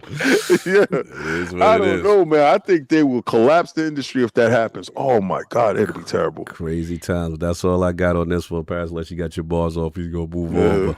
But No, it's good. I just want to come on, just holler at y'all for a second. Yeah, Like I said, Listen, you better hurry up before they come and find you, because you in that weird room. I don't know what's happening. He's in those rooms we hear in these documentaries where they have stuff on the walls and stuff. No, he probably at the new sponsor spot right now. First, Parris, let me tell you right now. Let me be real with you. Ever since TCL purchased Sony TV television situation, I have a complete 180. I'm walking to you humbly. Listen, humbly. TCL I'm talking gang. to you humbly. Slide me your connect, bro. I You trying to TCL gang now? No, listen, You I will peddling? stand up next to the television. I will hold it. I would kiss the box. I would kiss the box forward. I would kiss the box of the television, and as I install it, and I would do a whole promo On the floor of BJ's? You know what I always thought would be funny, and it would be if PlayStation hit up King with some life changing money and said, now you are sent. Well, the problem is PlayStation doesn't own it, so it will be TCL. No, I'm talking about PlayStation. And he got to promote PlayStation. Yeah. And I got to do PlayStation. Yes, you got to do PlayStation ad reads. I just want whoever took over, what's his name, to do you gonna do an ad with me, and I'm gonna say now you my simp. Yeah. Okay, well, PlayStation is the preferred place to play on my TCL television. Time out. First of all, I will call Asha up straight up. We gotta know. I would tell her straight up. I would say, Asha, they making a move. Funny. And I think you really need to block this. I think you really need to go above and beyond, because this is not what I want to do, but sometimes what you need to do. Yeah, PlayStation Frontline, TCL television, so PS5, best place to play. I'm pretty sure since she follows me, she won't allow that to happen. Anyway, fans, let me get your outro, brother. Before I go, because he just made me think of just something. Uh-oh. At GDC, did you run into Larry or Major Nelson when he was at GDC? Yes. Oh yeah, I know. yeah. It's stuff cooking. Yeah. It's stuff cooking. Yeah. Something might be cooking, man. Yeah, something. I believe that too. Yeah. Nah, but it was good to see you. You're gonna go from hashtag no PS6 to hashtag PS6 in 2026. Listen, Parris. If they do that, you're gonna see everything change on the channel. It's gonna be a whole different way. His whole background is gonna turn to Blaze 4Ks instantly. Yo. Like PlayStation logos everywhere PlayStation back Nation. there. Listen, I tell you, he gonna have the what is it? Nerd Smooth change over. Change over. Listen, and my co-host would be. My co-host would be J-Dub and Porter Rock. The new panel. The new panel will be 60 frames per second pro show. I'm done with you. Yeah, I think on that note, I will make Yes, my exit. let's get out of here before I get too messy. We need a PlayStation Parris. fanboy king for one show. That's hilarious. Now, much love, brother. It's good building with you. We're going to see you in the summer. Left. You already know. Salute. Sorry, I know it's super late. Sorry. Special guest Chris Hart. Sorry. Chris Hart is our mascot. He got to come out inside with a pony suit on. And, I'm done. So you're going to get some super chats and then get your favorite games from the partner in the dip? You got to dip. Yeah. Dip. All right, bye. No, you're in trouble. You're in trouble. We love you. We will see Frieza. Yo, Frieza, my dude. Shout out to you. I'm so glad that you was able to be that. Yes. And listen, I expect next week. Shout out to you. Next week on Easter Sunday, I expect to see you in your One Punch Man costume. Before you go. So please have that. What was your favorite games from the partner showcase? Partner preview. Oh, damn. You didn't get a chance to watch it. You're too busy. I didn't watch it. I watched it very quickly. Any game? You know what? Nothing's coming to mind right now. No, you good. I didn't think it was great, but there was one or two things. One or two things? Rating. What was the rating? We give it. I'm gonna give it I thought like a 6. Oh, you didn't like it like Addict didn't like. You wasn't excited. Yeah, 6, 7. Like it was good. I ain't never been so hurt. You've been so happy. I had like, they was killing me. I know that. So get out of here. I got you. They was roasting me. Love you. We will see you next week. I didn't say it was amazing. I'll talk to y'all later. Sometimes people need to be roasted. All right, he's got. Let me get the super chats for him because he got some stuff going on. And then, Addict, actually, do me a favor. Can you hit the supers for me? I just gotta hit the bathroom real quick. But supers, what do you? Yeah, all right, I got super it. chat. You ain't ready. My co-host. You want me to read them or? Yeah, we up to. I got it. Go. It's all right, fine. so wait, we up to 40 Eyes Malone or whatever. Wait, hold on. Wait, we got Freezer thing. We got BT 4 Eyes Malone. Did you get the member chat though? Yeah, the member chat for one. Saul will make a great Frieza. After that, one Sown Grief. Yeah, we all the way up there. Are you guys not hearting the ones that you? No, we didn't heart nothing. So I'm gonna heart the last one for Donna Taco. How am I supposed to know this? Yeah, so Donna Taco. Nintendo has not increased since 2018. From that point on. And then I'm gonna ask because Richie Torres got one for me, and I'm gonna just answer it because while I'm be going. He says, "Cog, if you're a big Shinobi fan, I trip for you. What's the sequel to the PlayStation Shinobi? It's that whack Nightshade. I hate that game. Anyway, I'll be back."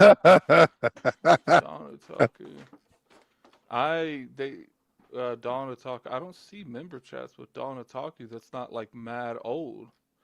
I'm gonna just read what's not marked because, I'm sorry, guys. And I'll tell you if it's that. Go ahead. 4 Eyes with the $10 super chat. Run it up. Y'all might as well play Dragon Ball for Fighters as well. I think I did hear that. Yeah, we saw that one. $10 super chat from Rook Addict. We read that one.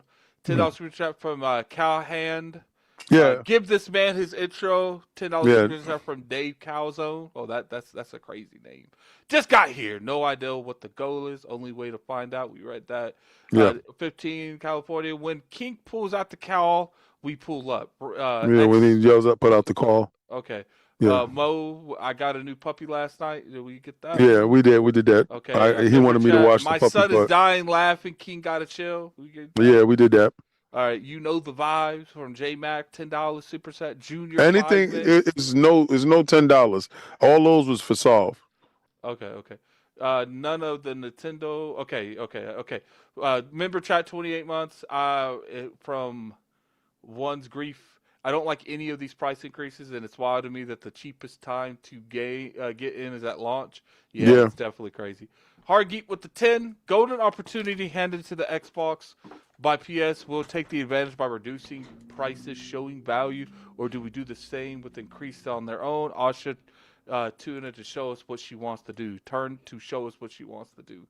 I don't know what she's going to do. I don't think they're going to raise any prices, and I don't think they're going to move from where they're at. I think they're pretty much where they are. I think at the very least you might see a reduction in price for like a sale or something around like the GTA sales. We got a $5 super chat from Richie Cog. If you big Shinobi fan, I tribute for what is the sequel to the PS2 Shinobi? Yeah, I got it. It's that whack night shit. I hate that game. $5 super chat from Dollar Stock. Game Pass is still the best deal in gaming. Their Park to Preview Pro, they are still adding crazy value to it and keeping the keeps getting better every year. We got a $5 super chat from Alvin. Solve on the evolution arc of AI is 100% correct. The grifters and haters will both be wrong in the end, but can't see the forest from the trees. Richie gifted 5 subs. Super chat Wow, members. Put some logos in the chat. Put some crests in the chat. 5 Canadian super chat by BLeaf789. I guess he missed the first 7, 8, 8s. But haven't touched my PS5 for a year now. The second I'm done with playing through Wolverine, I'm selling my PS5. These prices will make me a nice profit. Actually, I'm probably right there with you. $2 super chat for Super Real Paul. Back in my room. That's a wrap on PAX East. Salute. Much love, brother. Can't wait to see the content. Shout out to Long Neck in the building. 5 super chat from Champagne. Heard rumors that COG had a new channel in the works to rival King's Xbox Frontline. Data mining suggests it's called Xbox Backdoor. He's talking about this one. This is all right. So that wasn't in conjunction with this picture here. COG, do I have the permission to show the picture? No, we're moving on. Okay, so COG doesn't give me the permission to show the picture. Yes, we're not doing that here. $2 super chat from John to talk. I bet knees on Switch 2 price. I think we read that one. $2 super chat from Dr. Strangelove. Dawn Otaku, get the wheelchair ready. Now hold up. Now I'm starting to think King right. What? That Dawn Otaku and Dr. Strangelove, they're the same person. Why you think so? Why did they super chat one agreeing with the other back to back? It's like you switched accounts. They got mad accounts. Seems a little sus. They trying to get you straight. You trying to say the dog got multiple characters? I've been told you that. I'm starting to think that. JD Gamer with the $10. Salute. I'm going to need to see all the same energy, that same virtual of these gallopers and fake Xbox fans running YouTube channels had for Xbox over this PS5 price increase. I'm going to need them to step in the mud. I mean, he's not then wrong we got with another energy. $10 super chat from JD Gamer. I need every fake Xbox fan to step to the front of all the crying, whining that they had for the Xbox where it is, and I don't want to hear no nonsense about just disappointment. He ready. Got a $5 super chat from JD again. Also the Empress and the Killer Booty. Pause. Out here. No pause. Out here and have to have these gallopers crying everywhere. Asha ain't done yet. It's all about Xbox. Donna Taco defended himself. He said, he wasn't even agreeing with me. He was against me. You missed $2 super chats. He said we missed. So let me go back. Yeah, I think we did miss a few. Shout out to the motorcycles that's going past. But okay, so I remember he saying none of that sounds like Nintendo as far as price increases, and Nintendo has not increased over since 2018. He told me both of those we read. Yeah, so I don't know if those are the ones that I missed from you. But he said $2. So $2, yeah, those are the only $2 joints I've seen. Nintendo Switch has not increased once since 2018. Yeah. We read both of those. We read those, Don. You weren't focused. You didn't see them because you were switching to Dr. Strangelove. That's why you two different accounts, bro. In the middle of switching, you missed like 30, 40 seconds of the podcast. Done. He said you're missing fun. Yeah. Okay, cool. So we got it. We are all caught up. Let's get this. This is kind of just a remix topic for those. I was hoping, but we got solved. But we just left. But we, partner preview. We got a chance to do that live stream. Xbox was in the building and all the amazing announcements from their partners. And just to recap again, Alien Death Storm, and we got Artificial Detective. We've got that was dope. Yeah, that was crazy. Ascend to Zero. Bluey's Happy Snaps. We got some smoke on this, King. They were like Bluey. I believe we got the gender wrong or something. I remember I saw some comments about Bluey's in our chat. I don't know I never said anything about the gender of Bluey. I said my grandson likes Bluey. That's about it. I said nothing about no gender. Stream, no dog. Yeah, they was saying something. We got something wrong about Bluey, but they was like, we supposed to correct that. Listen. First of all, I'm not gonna correct no gender on no Bluey. That's one. Two, I said he's more popular than SpongeBob with the little kids right now. I think they said it's a she. That's what I think. I don't care. Well, you got to get it right. It's a dog. It's a dog, and it's blue, and it's bluey. Right, if I misgendered a dog, and you're talking about a cartoon character, I'm not going back to fix that. I'm gonna go to the right? tape. I'm gonna call them them. I'm gonna call Bluey them. that accepts you. Did you get all your panties all crunched up? Because I called Bluey them. Let's go to the tape. Looking at the joint. Let me see. Oh, God. Here you go, Jay. Yup, 3 days ago. By the way, King David, Bluey is a female character, not a dude. My son likes Bluey too, and my daughter broke it to me. Musa is Korean, not Japanese. The armor and the hats they're wearing from the era you see is in K-drama. Y'all doing too much now. Y'all doing too much. You got to be accurate. You got to be accurate. You can't I don't need to you out here misgendering dogs. You need to be canceled. Let someone describe King without knowing him as that white dude. See how quick he's going to be. Yo, and you know, if they say that, I'll be like, yo, I'm glad that you love Addict's work. And I'm going to keep it pushing. At no time do I care about you misgendering me. Except if you try to make me in a different gender. Right. If you're trying to put me in hey, we keep misgendering. About to put you in coconuts. You had to get that pole going so you can be focused. Well, they did tell you that men wear coconuts out there in Japan. I mean, in Hawaii. So. So you're saying you're okay with okay, go. Go. We can set the new goal. Listen, first of all, round two. Your show is up next week. We already got Sovereign down. You already saw what I did with the AI work that I got. Brother, you are in for one hell of a ride next week. All right? Pause. So listen, let me tell you something. Nah, we're going to ride that dude. Pause. We're going to get him. No pause. He wanted it. Addict like his stuff pause. He like it raw. Pause without the pause. Come at me.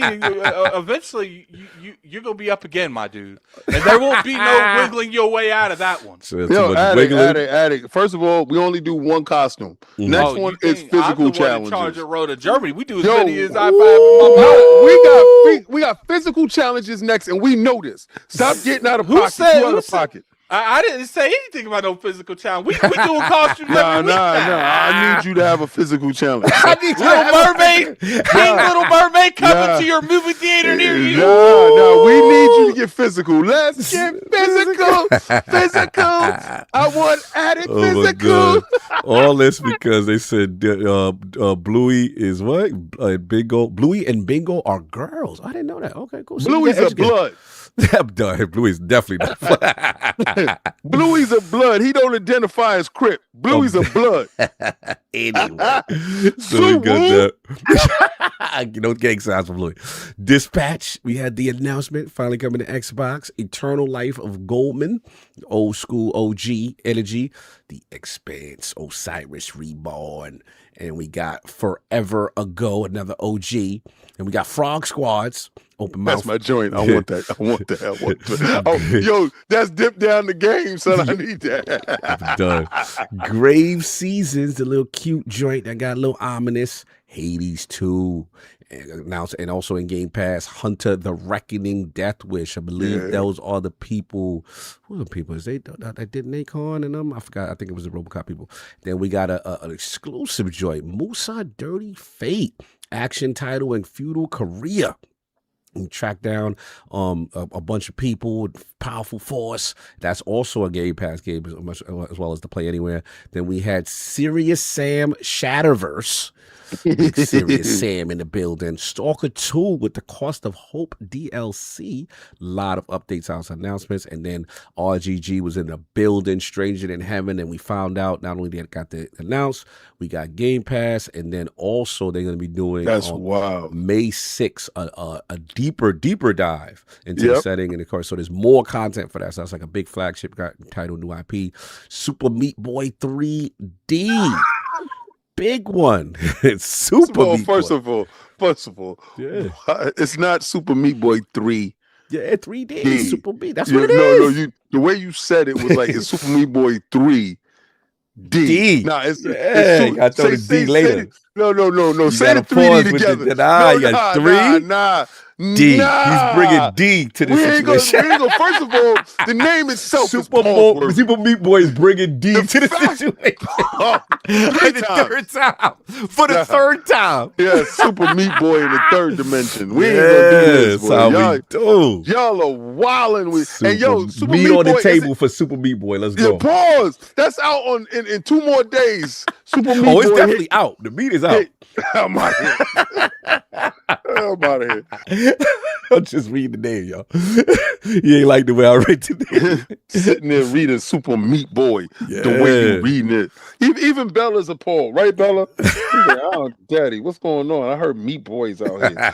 I didn't know that King was the meat police. Yeah, you can't do that. Pause. So First of all, you could be the meat police. I didn't know King's the meat police over here. Man. Nah, we have caught him eating glizzies on camera. So. nah, you the meat. That was even made out of meat. Get out of here. He's Get out of here. Stop trying to. He's the authority on meat. In my story, it was entirely meat. Yep, your fictional made up story in your brain, but God bless. Anyway, then we had Thinking I was dreaming about me eating meat. You got to speak to Dip down. He got you outside looking crazy. So we got wow. He's wild. We got Vaunted, tactical RPG. Oh, yeah, you talk about Lord Cognito in space. Yeah, Beefy the game in space. Then we got the Attic joint, Withering Waves, story rich action RPG, very sexual. Withering Waves is good. Yeah, I didn't even know about it, but yeah, Play Anywhere. So that was pretty. Oh, also Game Pass in July. Okay. Yep. Play Anywhere title. Salute. So now that we got a little bit more time, you know what I'm saying, the process and anything, like how we feeling about the show, Attic. You had your thoughts on the show. Has anything changed or still like, eh? I had some fun games. I liked that Dispatch was there. Yeah. I wouldn't say that like. Oh, I think the pacing was phenomenal. Yeah. I think they really nailed down these Parker previews. I feel like those are more like Nintendo Directs and State of Plays than the developer Directs. Tell about. He said he mad because I disrespect Bluey. Yeah. He said Bella's a dude. That is hilarious. Yeah, he mad. He ain't like the Bluey. Bluey gang is outside, son. They outside. It's gang. He said that he called you a dude, mama. He called you a dude. That was slander. You were too slanderous. They had to get you know. She said they mad because I was going at a fictional character because they got an emotional attachment to it. Bella said, go away. Continue, Attic. So it comes down to that. I thought it had great pacing. Just didn't have enough games that I would particularly be excited for. It's nice to see Dispatch finally come to Xbox. But I have access to that on Steam, so kind of like for you already played it, right? No, I haven't played it yet. But game needed to be on Xbox. I think that is one of those really games that you should play. Because you played it. Who, me? I'm messing with him. Let me mess with him. He said he got it on Steam. And he said, I was happy to see that it showed up on Xbox. Yeah. You should play it. I'm like, why? Tell me what happened. What was in it? I literally just said 5 minutes ago I ain't played it. I know. I heard that. And that's why I'm messing. God, man, you wasn't here. You had to black out for a little minute. I didn't get a chance to mess with you. So I'm getting my messages with you. Yeah, speaking of message, Down Attack was like, what games did you actually like, Attic? That's what they want to know. Dispatch, I liked that was there. Okay.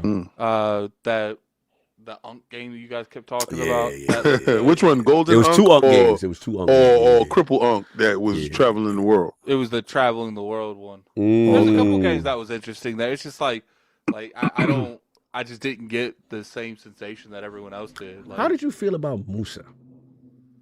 Which one's that? That was the Korean joint that it had like very action third party.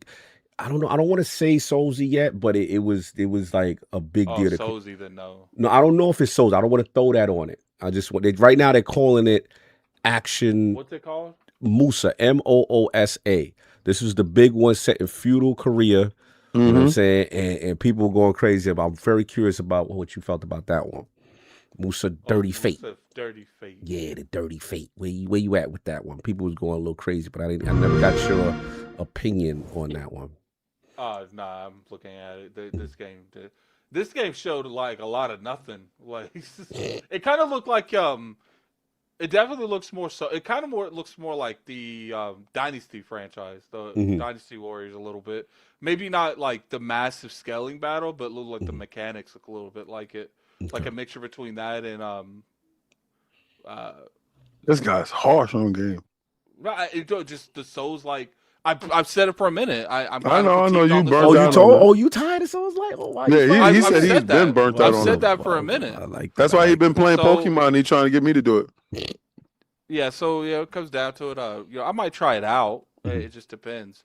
It's just like right now, like the Attic is a wet blanket. He doesn't jab me during these games. Reminds me of Fawns, I suppose. I mean, I've literally reviewed like 2 games a month for the past like year. What the hell have you done? What show me your show me your joy. Show me your pause. Put your joy out. Don't show that man your joy like that, man. Show me all the joy. Show me all the joy. Pause, man. Yo, Lydia Master, don't show your joy, man. It's fine. You ain't got to prove. You ain't got to prove nothing to nobody. Keep your joy to yourself. Put your joy out. Put your joy out. You had enough Super Meat Boy and Joy in one show. Yo, they out here going joy for joy. Like 30 games, so where am I going to see that? Show me your joy. Say, chill. Don't be asking another man to show his joy. Nah, so we can't be doing they out that. here going joy for Go joy. for joy. Nah, so we can't be doing that. Here's the Bet thing, you my like, joy's better than your Your joy. joy. Don't talk to me about my joy. My joy is bigger than your joy. Chill. That's crazy. I be having mad joy. I be having mad joy. it's just like, look, like people can be like, I'm out. What? Told you that. This is like the second told time you. you've interrupted me. I got it because you wasn't here. I missed you. I'm sorry. Go ahead. Yeah, so it comes down to it's just like, look, I felt like it was. There's a lot of games. A lot of the games didn't apply to me. So it is what it is. No doubt. I'm not here to like defend myself because I didn't enjure the game. No, we just they're the cure. No, I'm talking to the chat. Like, Okay, I mean, your joy wasn't there, so I feel it. Yo, super chat for $2 you. super chat from Let Me Play With Your Joystick. Y'all trying to see some joy?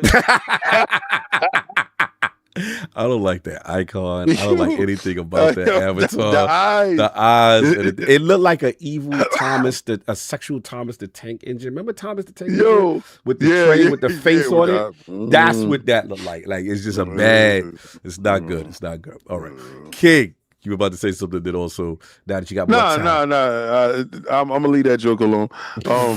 Because, the joke was overused already. But, it's still a 9 for me. I mean, the show is still a 9. I saw everything there that I thought was actually useful. 14 games out of the 19 games shown is going to be day one inside Game Pass.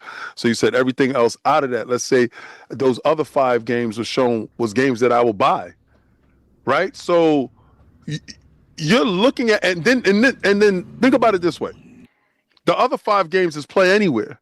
So you're pretty much making my decisions for me. Mm-hmm. The money that I saved on the show that you showed, the 14 games that I don't have to buy, I can spend the 5 on the 5 games that I want. Mm-hmm. And at some point in time, those was going to come inside Game Pass anyway. Yes. But the titles that I was most excited for was in Game Pass. Yeah, same. That usually doesn't happen like that. Usually it's like, okay, this one is super fire. Okay, it's going to the platform. It's playing anywhere. We'll take that. And I was just like, oh, that's that too? Like, yeah, it was definitely, I felt that energy. And a lot of these games come out early April because April's right there around the corner. You got Hades 2 dropping inside Game Pass in April, and you got Replaced in April the same month. So you got 2 potential game of the year type of games, like Attic is saying, like the value inside Game Pass is insane. That show was for anybody that walked away from that show saying that the show was trash. I did see that though. I did see. In Addict's defense, I would say there was more people that liked the show, but there was a lot of people that didn't like it. I was surprised. Said it was trash. Like it was the worst. Like I was actually surprised. I was like, I don't see it. I think Greg Miller said it. Yeah, Greg did not like it. Greg did not. I saw Greg. I don't watch that platform, so I wouldn't know. Right. Thank you for bringing that information. Just because you don't watch it doesn't mean. Thank you for educating us on what you do and do not watch. Just because he doesn't watch it, it's never said. It doesn't exist. Listen, I keep the same energy. Like when people tell me it's a sale that happened with Nintendo, I don't listen. Shout out. It's just my energy. My energy. That's how I am. I wouldn't know. I wouldn't know. No, me and Greg is cool. All right. South of Midnight. Remember when you said you pulled up when you knew who you was, all that. Nah, what's crazy was he was doing something, and I was like, "Yo, Greg, pass that back here. Stop playing with Stop that." playing. Yeah. So I said, "Yo, we back here too. Give me that. Give me that. What you got?" No. Listen, I mess with Snowbike Mike and him. Yeah, that's the whole. We're not gonna act like I don't mess with Kind of Funny. Yeah, there's some people. Like I find a lot of stuff. No, I'm cool with a lot of them. Yeah. I think cool with all the staff. I got no problem with. Listen, I got no problem with content creators. I know how hard it is to create content. I'm just telling you, I didn't hear about it. I wouldn't know because I didn't watch it. All right, so basically, yeah, for me, I mean, I'm sorry if you got your bars off with all the stuff. No, I'm done. Yeah, look, pretty much stays the same. I just want to give them their flowers because I think the pacing is still best in class. I think they're amazing. I think that I want to shout out what's her name? Tina Amini. Showcase team. I'm just gonna put it out there. Like, I don't even think there's anybody better anymore. I don't even. What you laughing at now? Dip Down is an animal. He texts me things that are so evil, and I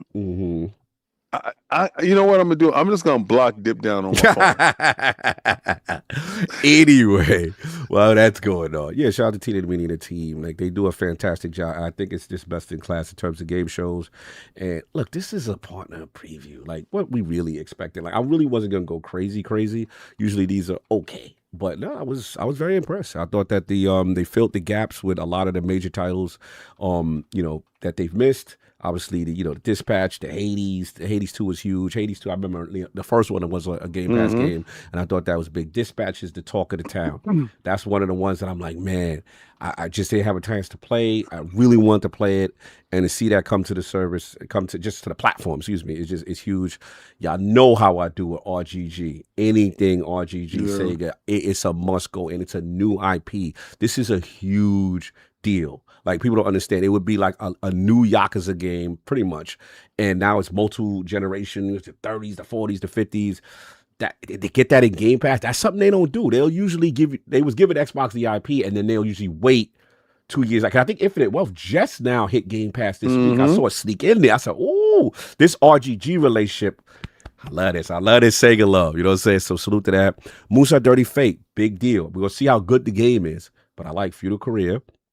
Slick third person, combat in Game Pass, new IP, looks really cool. So that is interesting. A lot of new IPs. Expanse, wow, blown away. I was already Team Exodus in terms of who's gonna do the new Mass Effect in a way, since Mass Effect taking long. Expanse is Osiris Reborn, right? Yes. Yeah, I was excited for Expanse, but I think that's the one that said that it was like it was like demo or like open beta test or something. Yeah, they coming with a beta soon. Yeah. So I saw that and I'm like, oh, I don't know why that killed all the hype for him, because then it because it made me feel like it's not like a single player game. It's like some kind of multiplayer thing. No, single player. Why are they doing a beta? Like, to make sure that it's good. Test performance. Once you get that, to me, it's confidence. I've never. How often is that practiced? I mean, it happened. Yeah, we forgot with the alters, the back ends be doing it. Yo, come check out the beta. Come check us out. See what's up. A demo. Demo. Yeah. That's what you. Yeah, so that's different. Like that. When you say beta, I'm thinking you're trying to stress test. Oh no, nah, single play game, baby. No, we lit. Demo is different. I see demo as a different aspect. Yeah, it's just verbiage. I mean, at the end of the day, bro, that joint the thing that they got over Exodus right now, because Exodus hasn't shown the dialogue tree and the joint and the cinema. They showed this, and I was like, oh, we command the shepherd and let's go. Now, we'll give Exodus. I did like their little plant group travel up to the next level, and their powers look a little more crazier. But I ain't gonna front. Expanse is what's Expanse say? We at Game Pass? I said, oh, okay. You know what I'm saying? You making it easy. I got no excuse not to try you. So yeah, I'm Team Expanse. Love what they did with that. And then the last thing is just like Xbox Play Anywhere being a staple for everything. It's huge deal. Huge deal. And to me, that's a perfect synergistic push for Helix.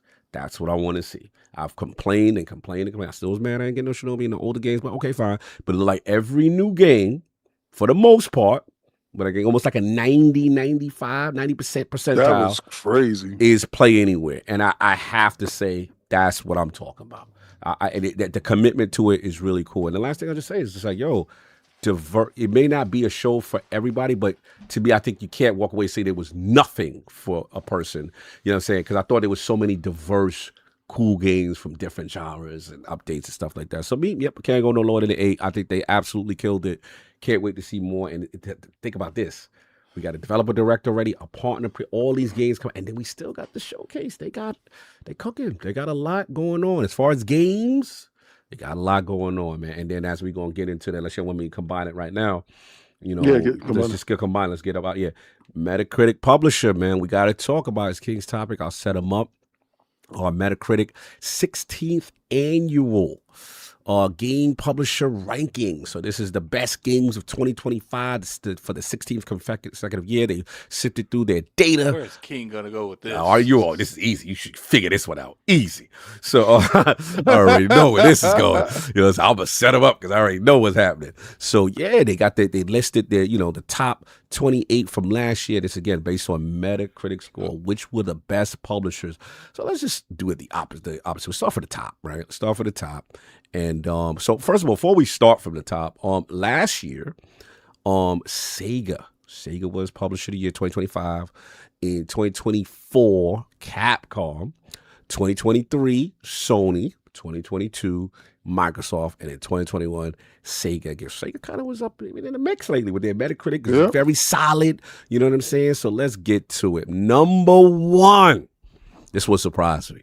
Square Enix in the building. Best game, 2025 game, was a 90 Metacritic Final Fantasy VII Rebirth on PC. They said they're the number one ranking for the first time, and this is one of their best release. They had obviously the variety of Final Fantasy games. I believe Tactics were in that mix, right? I think Tactics was out there in that mix. You know what I'm saying? Dragon Quest, which you also review. Shout out to Square Enix, man. We just got to work on getting some codes from them. We love them, but shout out to Square Enix. Number 2, never heard of these guys, but shout out to them. Gamera Games, and formerly known as Gamera, Chinese indie publisher. But is credited as co-publisher of number of PC game releases. All 5 of their titles were positively reviewed, making them the top. Number 3, to no surprise, Capcom in the building. Best 2025 game, Monster Hunter Wilds on Xbox. For Xbox for UK, that was the number 1. It was on 90 Metacritic. Barely missing out on number 2. Capcom leads its 3rd consecutive top 3 finish, and they had Monster Hunter. Only a single product, PC version of Omnimusha 2 prevented Capcom from achieving 100% success rate. And then obviously, strong review. They're off to a roaring start already with Monster Hunter Stories 3 and Resident Evil Requiem for this year. So we see what's going on. Number 4, Thunderful as a publisher.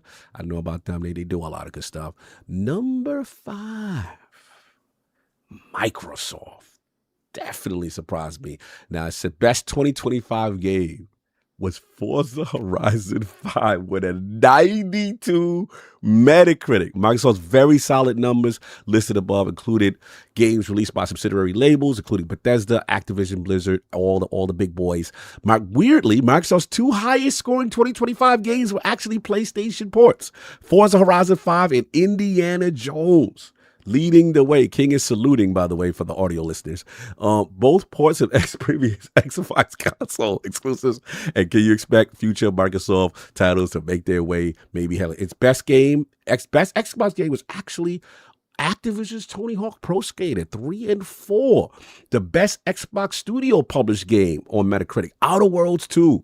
And then most of the 19%, they said lack of reviews came from Black Ops 7. That was the only that hurt them. Black Ops 7 hurt them. And the Indiana Jones DLC, because they do rate DLCs in this. So the DLC, the Great Circle, they didn't get that much. But they rounded out number 5. So that was the top 5. And I think I know where King's going, so I might as well set him up. As we continued to scroll, we were looking for someone, and we found someone. Nintendo was 12, and as we keep going, 19, 20, 20 at number 21 was PlayStation. And yes, PlayStation did not have a stronger year on Metacritic. Their best PS5 game last year was Death Stranding 2 on the Beach, which just missed the 90 mark. But Other than that, they said it wasn't good news for Sony. Multiple titles fared poorly with reviewers. Now, they did include a pair of Destiny 2 expansions. Yes, we include titles credited to Sony, subsidiary Bungie, and then Lost Soul Aside also hurt them, and Midnight Murder Club. So, King, the floor is yours. Metacritic Publisher of the Year rankings. Even if you take the two scores, if 21 from Sony and 12 from Nintendo, and you minus them out, you still can't top Microsoft. Y'all come in at 9. I thought Xbox couldn't do it. They did it with old stuff too. The best part about this is the new wave of being the multifaceted, multi-platform, third party, also first party distributor to feed the industry. Mm-hmm. Y'all can't say nothing bad, my man. They done fooled you. Mm-hmm. I told you. The whole strategy was, all right, doing it this way, they can hate on us. Y'all can't hate no more. Shout out to hating is over. And being a better publisher than you. I thought Xbox made terrible games. Can't hate outside the club. Can't even get in. Yeah, the facts. Yo, if it was only a top 5 dead or alive, y'all outside looking in the window like, what they doing? They gotta be window shopping the top 5. They in there. They like, what they doing? They having fun. Don't do that. Don't do that. They got free food. They got free food. What they do that like it's completely not good stuff on it. Oh my god. They giving out prizes. No, like they don't know how to do that. Like they don't know what good games is. They ain't do it. I don't know. They ain't do it. They ain't do it. They ain't do it. That 22 ranking ain't feeling tough. No. It look like y'all ain't doing it this year either. because a marathon is like a 75. What else they got this year? God. The good days is over. I told you it's gonna be a hard 180. We gotta do it, Attic. We gotta do all that. Yo, we just serve up the finest, not by Metacritic. Oh, I know what this is. This is years of abuse of them saying they got bangers. That's what this is. Bangers. There's no bangers to be. This guy here. 21. This ain't the drinking age. Y'all thought we was for the drinking age. Nah. Listen, buddy. How you gonna be 21? That means it was 20 people better than you. You messy. The problem is y'all think y'all hot. I told you it's over. Y'all not who y'all thought you was. Y'all is who I thought you was. I'm glad that the world sees that you ain't better than 20. Why you glad that the world sees? 20 people better than you as a publisher. I think you need to hang up. Listen. If I told you that you will have a bunch of layoffs, you will have a bunch of price hikes, you will have a bunch of studio cancellations, you will have a bunch of game cancellations, and you will be ranked 21 as publisher. Wouldn't you think they're getting out the business? Hey, what are you doing it for? Like, you doing it to be 21? Yo, I don't know what they in the game for. Like, why are you in here? Why are y'all bringing games to the market? Y'all can't even crack top 20. That's surprising. I didn't think they'd be that low. I thought they'd be at least top 10. I'll give you that. I didn't think they'd be this low. Imagine if the list stopped at 20. You got to release games to get in that list. Yeah, you got to release games. You got to release quality games. And that, you're dealing with deals. That's something that they don't do that often these days. Imagine if the list stopped at 20. You couldn't get in. You couldn't get into the class. What were you doing? Couldn't get in. It's normal. I think they extended the list longer this year. I just think don't do that. Yeah, I think somebody was a fan of you. It was like, damn, man, I remember him. When he was hot. Yo, who that out there? That's Sony all the way over there. Yo, remember when he put out bangers? Yeah. It's like, yo, they're only taking top 5. I can't. Yo, him and Nintendo in the bushes like, Oh yeah, well Don, wait, you got slugs for Don. I just thought about that. Because Microsoft did better than Nintendo. Let's see what they said about Nintendo. If they were stopped at 10, If they stopped at 10, you wouldn't have got in is either. 12. Average Yeah. Metacritic score of 77, buoyed by a couple of Zelda ports for the new Switch console, plus an all-new Donkey Kong game. Nintendo was the only publisher to score 90 points or higher for more than one of its titles. Bonus points for great games helped Nintendo jump 10 spots. Those new games, by the way, included Nintendo's 2 lowest scores of 2025. Why are they charging money for this Nintendo Switch 2 World? Oh, the Nintendo Switch World Tour when they try to find. Remember that was supposed to be a package? Yeah. See what hurt y'all? Your hubris. And basketball on with all the drag and drop. Yeah, wheelchair basketball was not a wave, son. It was not a vibe. But it was not a vibe. For next year, though, they say, "Oh, you're off to a great start."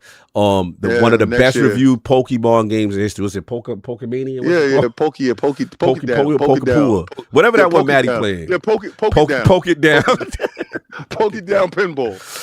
Wait, Metroid Prime came out last year, right? Yo, check it. Yeah. They got the rest of the year to mess up. So, yo, how I see it, top 5 dead or alive, baby. Yo, Liz is he from my era. Look what Liz said. He said $5 with that. Sony use a window shopper. Mad at me. I think I know why. Sony use a window shopper in the Xbox store. Look at the stuff you can't buy. Yo, you messy. Y'all really got so worried hard today. I see. I like this. The wildest thing is if they stopped the list at 10, both those dudes didn't get in. That is kind of true. Both you dudes didn't get in. I'll give you this. Who really goes all the way up to 10? We only got 2. You know Donald Trump, he mad because he got excuses. He said, it's co-developed by Game Freak, though. but Donald Trump, I never seen him, because usually his clap back be quick. So the fact he in there, he fighting for his life with the chat. But wait, listen. We're going to do it this way. This is how we're going to treat Metacritic. All right. We're only going to count on both hands of what the top publishers are. And that's the only thing that's going to count. Well, that's 10. Y'all ain't getting it. That's wild. In a way, in a world where, we came from the era of Microsoft not having no games, to then they can't have any bangers, to it is. Look, the consistency. To being publisher of the year, to being top 5 dead or alive. Yeah.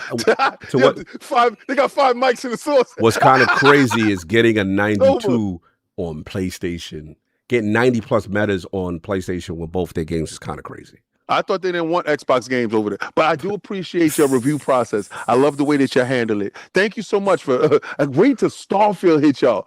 We definitely gonna win Publisher of the Year. Starfield, depends, but they got to land though. Bethesda, yo. But we see the sales numbers is good for you right now. It's landed. Oh no, it look good. We what we saw. I know who's definitely not gonna be in the publisher of the top 10. I know that PlayStation is cooked. But they got Wolverine though. They got Soros. Yo, check it. But Soros is Marathon definitely brings them down. Check it. No, wait, Marathon finished at 80. No, Marathon finished at 80. No, because they're gonna put out the DLC. Realistically, I don't know how Soros is going to review. So. Yeah, all right, but come on, right? Yeah, Marathon went up to 80. Now that the Cryo archive came out, DLC gonna come out. PlayStation top 10. What did Hold on, Donald talking about me. Let me. Chat, but what did Return? Actually, I think Returnal got a high Metacritic. Hold on. Donald Taco's furious when we find out the chat. Kyle going to act like I'm upset about Metacritic score, but he won't talk about the sales of any of those Xbox games outside of Forza or PlayStation. I'm just telling you we're talking about Metacritic. We got Jay Dublin. We got Jay Dublin with the $2 super chat. Sony's number 1 at the most closed studios list. I think if I remember correctly, Returnal, 86. Returnal got an 86. I forgot about that. It actually did review high. So I'm trying to say they got this year. They looking strong. I don't think Soros is gonna no. You think Floss is gonna flop? See, you got to look at it though. They have to have an accumulation. It's going to be accumulation. Did you make a bend the knee with me that'd get pushed to 2027? No, I took it back that same day. What are you talking about? I told you. I was like, I got confirmed. I was like, I ain't debating that bet. All right. After seeing the game and looking at it, I was like, ooh, it didn't really look all that good. Anyway, so I was like, that thing going to do what it's going to do. That thing is going to come in at a hard 79. So let's do it. Let's see, Wolverine. You already know how the streets feel, though. Yeah, I'm gonna tell you if they do something funky because I've been seeing some stuff. If they do if you get to play Wolverine for only 2 or 3 I know where boards, you're going. I know and where you you're do going. Mystique, and Mystique is in there cosplaying as Wolverine, Yeah, that would be wild. You know If they be Mary wild? Jane it would be crazy. No. You know, it'd be wild if you What? play that whole game and you realize you've been Mystique the whole time. That's wild. at the end, Somebody hit me Mystique- and was like, Cog, Sons of Sparta, though. Oh, yeah. What did Sons of Sparta? If they get really low, it can mess up the thing. No, I don't. Don't. It definitely wasn't high. I can It tell you wasn't that high. right Let's now. check. Let's look at Relax. Metacritic. No, you might be right. Between all it takes is one bad game, like a really bad game, to throw you off I the think it was joint. a 60 really- something. I think really it was bad burn. I can't. All right, let's see. I got to check because this will tell us I a think lot. it was a 60 something. All right. Keep those. Oh pot God, handles turned no. in. Oh God, they're not making it. Yeah, y'all ain't making it 64? again this year. 64. They would have to have Yo, like they might be 40 this They need to year. get like 290 metagrams to even Yo, they get back might. in the mix. I think they They might can get be 290 something. The average, They're yeah. not. They might They're be- not they pulling might that be 64. 51 That's this year. 64. I forgot about Sons of Sparta. They We might had be Jaffe 51 on. this year. I think they might be 51? 51. Yeah. Yeah, they could be 51. Nah, if And they're you ain't able gonna to be in the hit, club. if Wolverine and Suros gets like high 80s, Nah, early Suros is 90s, coming 78. if they can get high remember- 80s, early 90s, they could still get in like the top 20, 30. Yeah, 20, 30, but we talk about 10, like top 10 type stuff. Yeah. They like, might be able to crack Yeah. it. Just depends. The Here's depends, the thing. No, Here's they the ain't thing. cracking. They ain't cracking. The it's the publisher- average. But the thing is Xbox Yeah, is they are dropping. average. Xbox is dropping a lot of games this year, so they have a lot of opportunities to bring that down. Look at that. Square Enix is dropping a good amount of games this year. They have a lot. What did Square Enix released? The Life is Strange game. Yeah, let's see. And did MLB The Show get their rating yet? Let's see. Oh, that's Solving, that's another one. Oh, no, Life is Strange set at 84 right now. So, Okay. But that's Square. No, MLB No, The Show no, did I'm talking- okay, but 83. we're referring to their competition because obviously if they want to be in 10, the Yeah. other ones have to get down. But Like, remember, this is a year that Forza Horizon 6 drops for Mhm. Xbox. You know, We it's already never know how been we no score. lower than a 90 on them.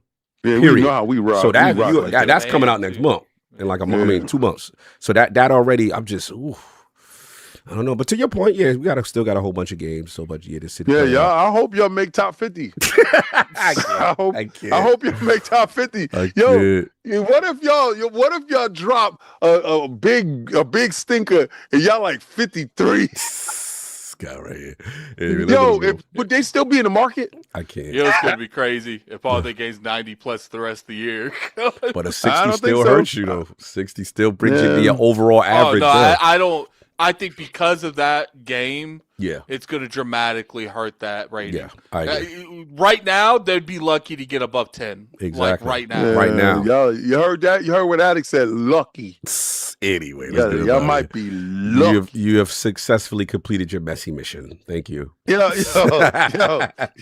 I want to give a shout out to everybody that allowed this to happen. And it wasn't even canned. It was actually a fit. I was proud of you. It wasn't even canned. It was some obscure website I had to go find that I never had a URL before. Yo, Kai, you know what the best part about this is? Ever since I've been on this tirade, every day I wake up, I get wonderful news. Right? Wonderful news, son. Like, yo, the fact that I woke up, see, that day I said, man, what is my joint gonna be about? Pause. I looked at my phone, I was like 21. Man, woke up with that mouth. got Woke up him early on my cooking. board day. It's a blessing. Shout out. Yo, I'm glad that y'all at drinking age. I'm done. I'm done with this man. Next year, y'all gonna be 51.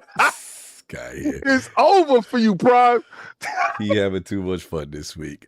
Anyway, shout out to let's get up out of here. Let's get a couple super chats. My man Donald Taku, the one I missed. He said, "Stop! I was trying to associate me with my sons." He said, "Strange love." And you know what's crazy? I'm curious if I play more Nintendo games than Don Otaku. He coming for his hood. You coming for I've his been hood streaming rap. Nintendo games for like 3 weeks straight. You Don coming Otaku. for his rap like I ain't that? coming for anything. I'm just curious. Wow, you trying to say the boy Stripes ain't official? I played that Donkey Kong Country remake. Dog, you they hear just this? You hear this? All right. Hey, Don Otaku. Nintendo messes with me. Do they mess with you? Nah, they mess with my man. He don't do it like that. He messy. Shout out to Don. He said, all right, so let him play with my joystick with Don. He said, y'all try to see some joy? Dirty. Jay Dublin. Shout out to Jay Dublin. That's the homie with the crack boys. Sony #1 on the most closed studio list this year. Factoids. I don't think he's lying on that one.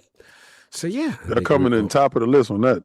Yeah, it's been crazy because we even forgot to mention that when that studio was a studio. What was the name of that joint that got closed? That was Which crazy. one? There's something happened this week with them, right? Then it was. Which one? You talking about the VR? You talking about the car, or you talking about the animation studio that they closed up? Like, which one are you talking about? They literally almost closed a studio down every month this year. Literally, Nick. And remember the Blue Point. Stop. I know what studio you talk about. You talk about the one that was going to work on the Breaking Bad game. Yeah, I think so. Oh yeah. Did you see, King, that Conquest got announced for Invincible? Or what? Oh, you talking about on the Invincible Versus? He just got announced to be in it. Yeah. Hawk has no clue. I have no what y'all talking about. He knows about Invincible Versus. Oh, the dudes y'all made for the devs fight? Yo, Daredevil season 2 came out. I'm about to binge watch. That's what's up. Oh, they don't. I think they do. I don't think they dropped the whole thing. Yeah, the Dark Outlaw, Dark Outlaw game. Yeah, Dark Outlaw game. I got a. Well, first off, let me make an announcement. I apologize this month with the Patreon guys. I know it's been very lackluster. I'm going because after my reactions went up, there was nothing to like compensate for it. But I'm reacting to like 2 seasons today and tomorrow, so and Attic has been trying to get me to do Patreon duties. It's just about me putting my Netflix and stuff on the A-Rod of us being messy. MLB the show is it's not a 70. It's an 83. Stop being messy. What should Sony on this list, King? I think you're on season 2 of Jujutsu Kaisen, right? Yeah, but that's without Dip 3. Down. Yeah. Oh yeah. Realm. Apologies. Yeah. I owe y'all. I definitely owe y'all. Damn it.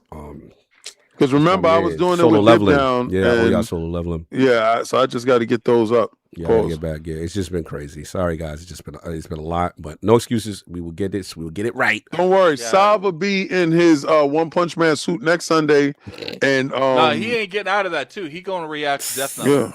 Yeah, he gonna have to put that on. He might react to it in that. Everybody keeps saying MLB the show is 70. I'm looking at it right now. MLB was it 25? Oh, maybe I'm bugging. I'm looking at MLB the show 25.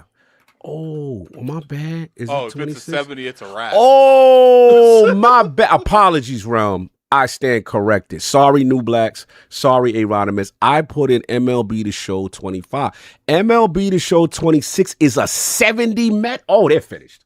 Oh, yeah. God. They're done. If they come in at 53. Yeah, I didn't know it was this bad. Between Sons of Sparta at 64 and MLB The Show at 26 at a 70. Oh, my bad. I apologize, I did not. Guys. Yeah, they that's guys. Yeah, remember I told you that the fall from grace was going to be so sudden and so quick.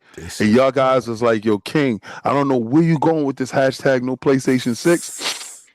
Yikes. If I can get Parris to say, I don't know, this dude might be right. He was like, yeah, tough. Well, I didn't know it was that bad. I got to read the reviews. That's why Saul was fronting on it. Wow. Yeah. He ended up buying it too, didn't he? But because we can't have no baseball game. It's the only one in town. But what did they do wrong? What was so bad? Yikes. They didn't put in Game Pass. Back to you, Saul. We'll speak to Saul next week about this. I did not know it got a 70. That is embarrassing because that game always has high quality. That's like the equivalent of like a bad Forza game in a way. I mean, they never get that high, but they're usually the 80, mid-80s always. For that to be a 70, that means it's broken. Like something's 70? Wow. Anyway, Attic, where can the 5 people find you? What you got going on, sir?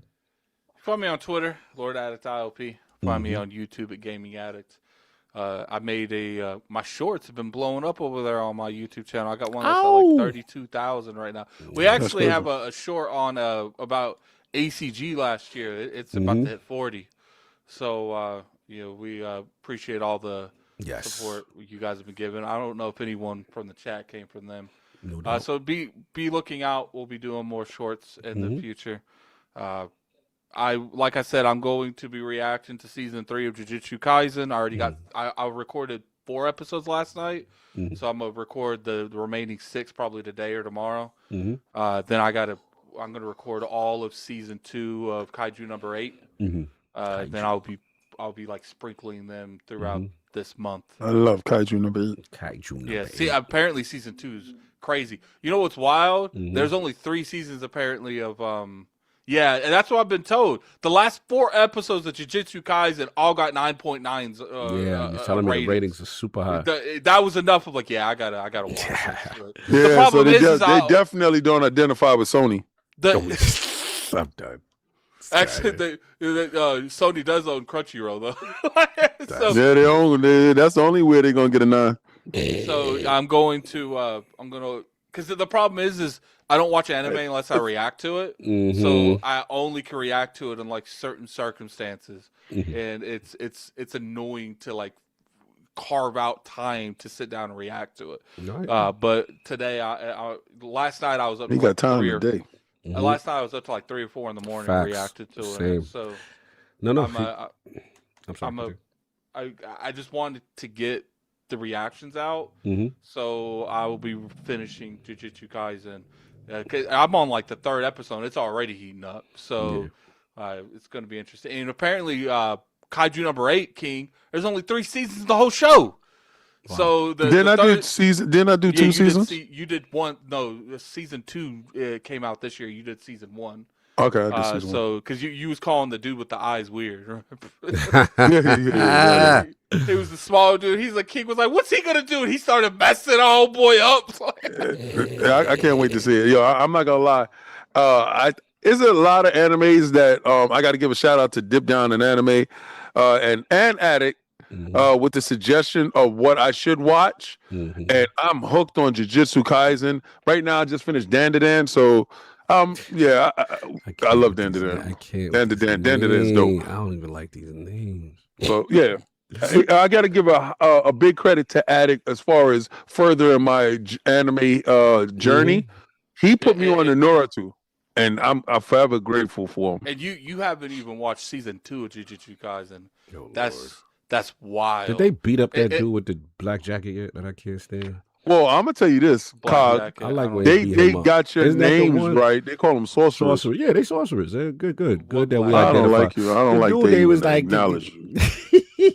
I like that he be acting like he the truth, and I see them scared one time. You made me watch something. He was scared. He ain't want no smoke with the other dude. Oh, Gojo? Yeah, I like it. Did he get beat up yet? That's what I want to see. No, Gojo don't get I'm beat not up. going to ruin it, but Gojo is probably one of the most OP characters in anime history. Yes. They've had characters in anime that's been overpowered, but they, to the extreme that these villains be going, just to make sure Gojo's not present. Yeah, Addict. I was mispronouncing Gojo's name on purpose, and these two just go crazy. Super chats to get up out of here. No doubt. Shout out to Dave Reezy, PlayStation Liquidation Sale 2026 and beyond. # bums run no PS6. Okay. Richie Torres MMA $5 super chat. Yo, King, did you see that Alexa Grasso KO last night? Yes, sir. I did. Definitely did. Absolutely ridiculous. It was so much combat sports last night. It was combat sport overkill. Yeah, speaking of KO, no shout out to Izzy Adesanya. You need to retire, brother. You need to retire. Yeah. It's looking bad out here in these streets. They say they're giving you're food to the young boys now. You know when that chin go. He got almost like Roy Saga now. He looked good for one round. Yeah, it's a wrap. Anyway, Jimmy Mack, $5 super chat. Sony is pulling back from PC so gamers can buy all their quality games on the $1,000 PS5 Pro. Yo, that is messy. Lord King, where can the find people find you? What you got going on, sir? Y'all can find me dropping a video tonight. Members will get it first, then I'll probably release it to the public at like midnight. Because right now it's just going to take me a couple of hours to record and edit. You catch me on Xbox Frontline News, where I go live Monday through Friday, Eastern Standard Time, 6 p.m. And on the weekend, I drop videos for members. Y'all get that early. And right now, the state of the industry is making me reassess where we all are going. Like, I knew Microsoft was in a great place as far as transitioning and opening up the marketplace, but with the reality that hashtag no PlayStation 6 is real, I'm coming to grips with no longer having ops. and in this opless life, what would I really do? Like, do I start swinging on Nintendo? Like, I just want to know. Man without a country. Don't. I want to know who I fight next. No, I feel like who I fight. Don't act like you defeated every single person. You the last person on all. Don't you give me this. In a minute, I'm gonna be #1 under the sun, and I'm gonna have to look over like Afro Samurai. Like, who's next? Like, who catches these hands because they rated E for everyone. The final anime character left in the universe. I'm the last boss. Like, yo. Like when I stepped on the scene, I asked you who your generals was, and I defeated them. And then they made a minor comeback, and I told you hashtag no PlayStation 6. Y'all dudes laughed, and then y'all starting to see what's happening with you being 21 in Metacritic, and your consoles is wild prices. This is a great week for you. This is a great week. And y'all closing down studios by the dozens, and it's y'all closing down games. Y'all can't even get games out. Y'all talk about raising services prices. I'm just trying to figure out who do I try fight to send next? it to my premiere, and it's live. We got to get them out. It's live. Send them over to Attic because y'all putting out Sons of Sparta. Nobody want that. Nobody want to respect that baby. Anyway, 10 seconds. All right, Bull, you already know what to do. Again, we got some extra content coming out this week. Stay on the lookout. LordsOfGaming.net and ILP. And again, appreciate all the support and everything. Go check out Harold Goldberg's The Skinny. Links in the description. That's all we got. Everybody enjoy your Sunday. We out. Peace.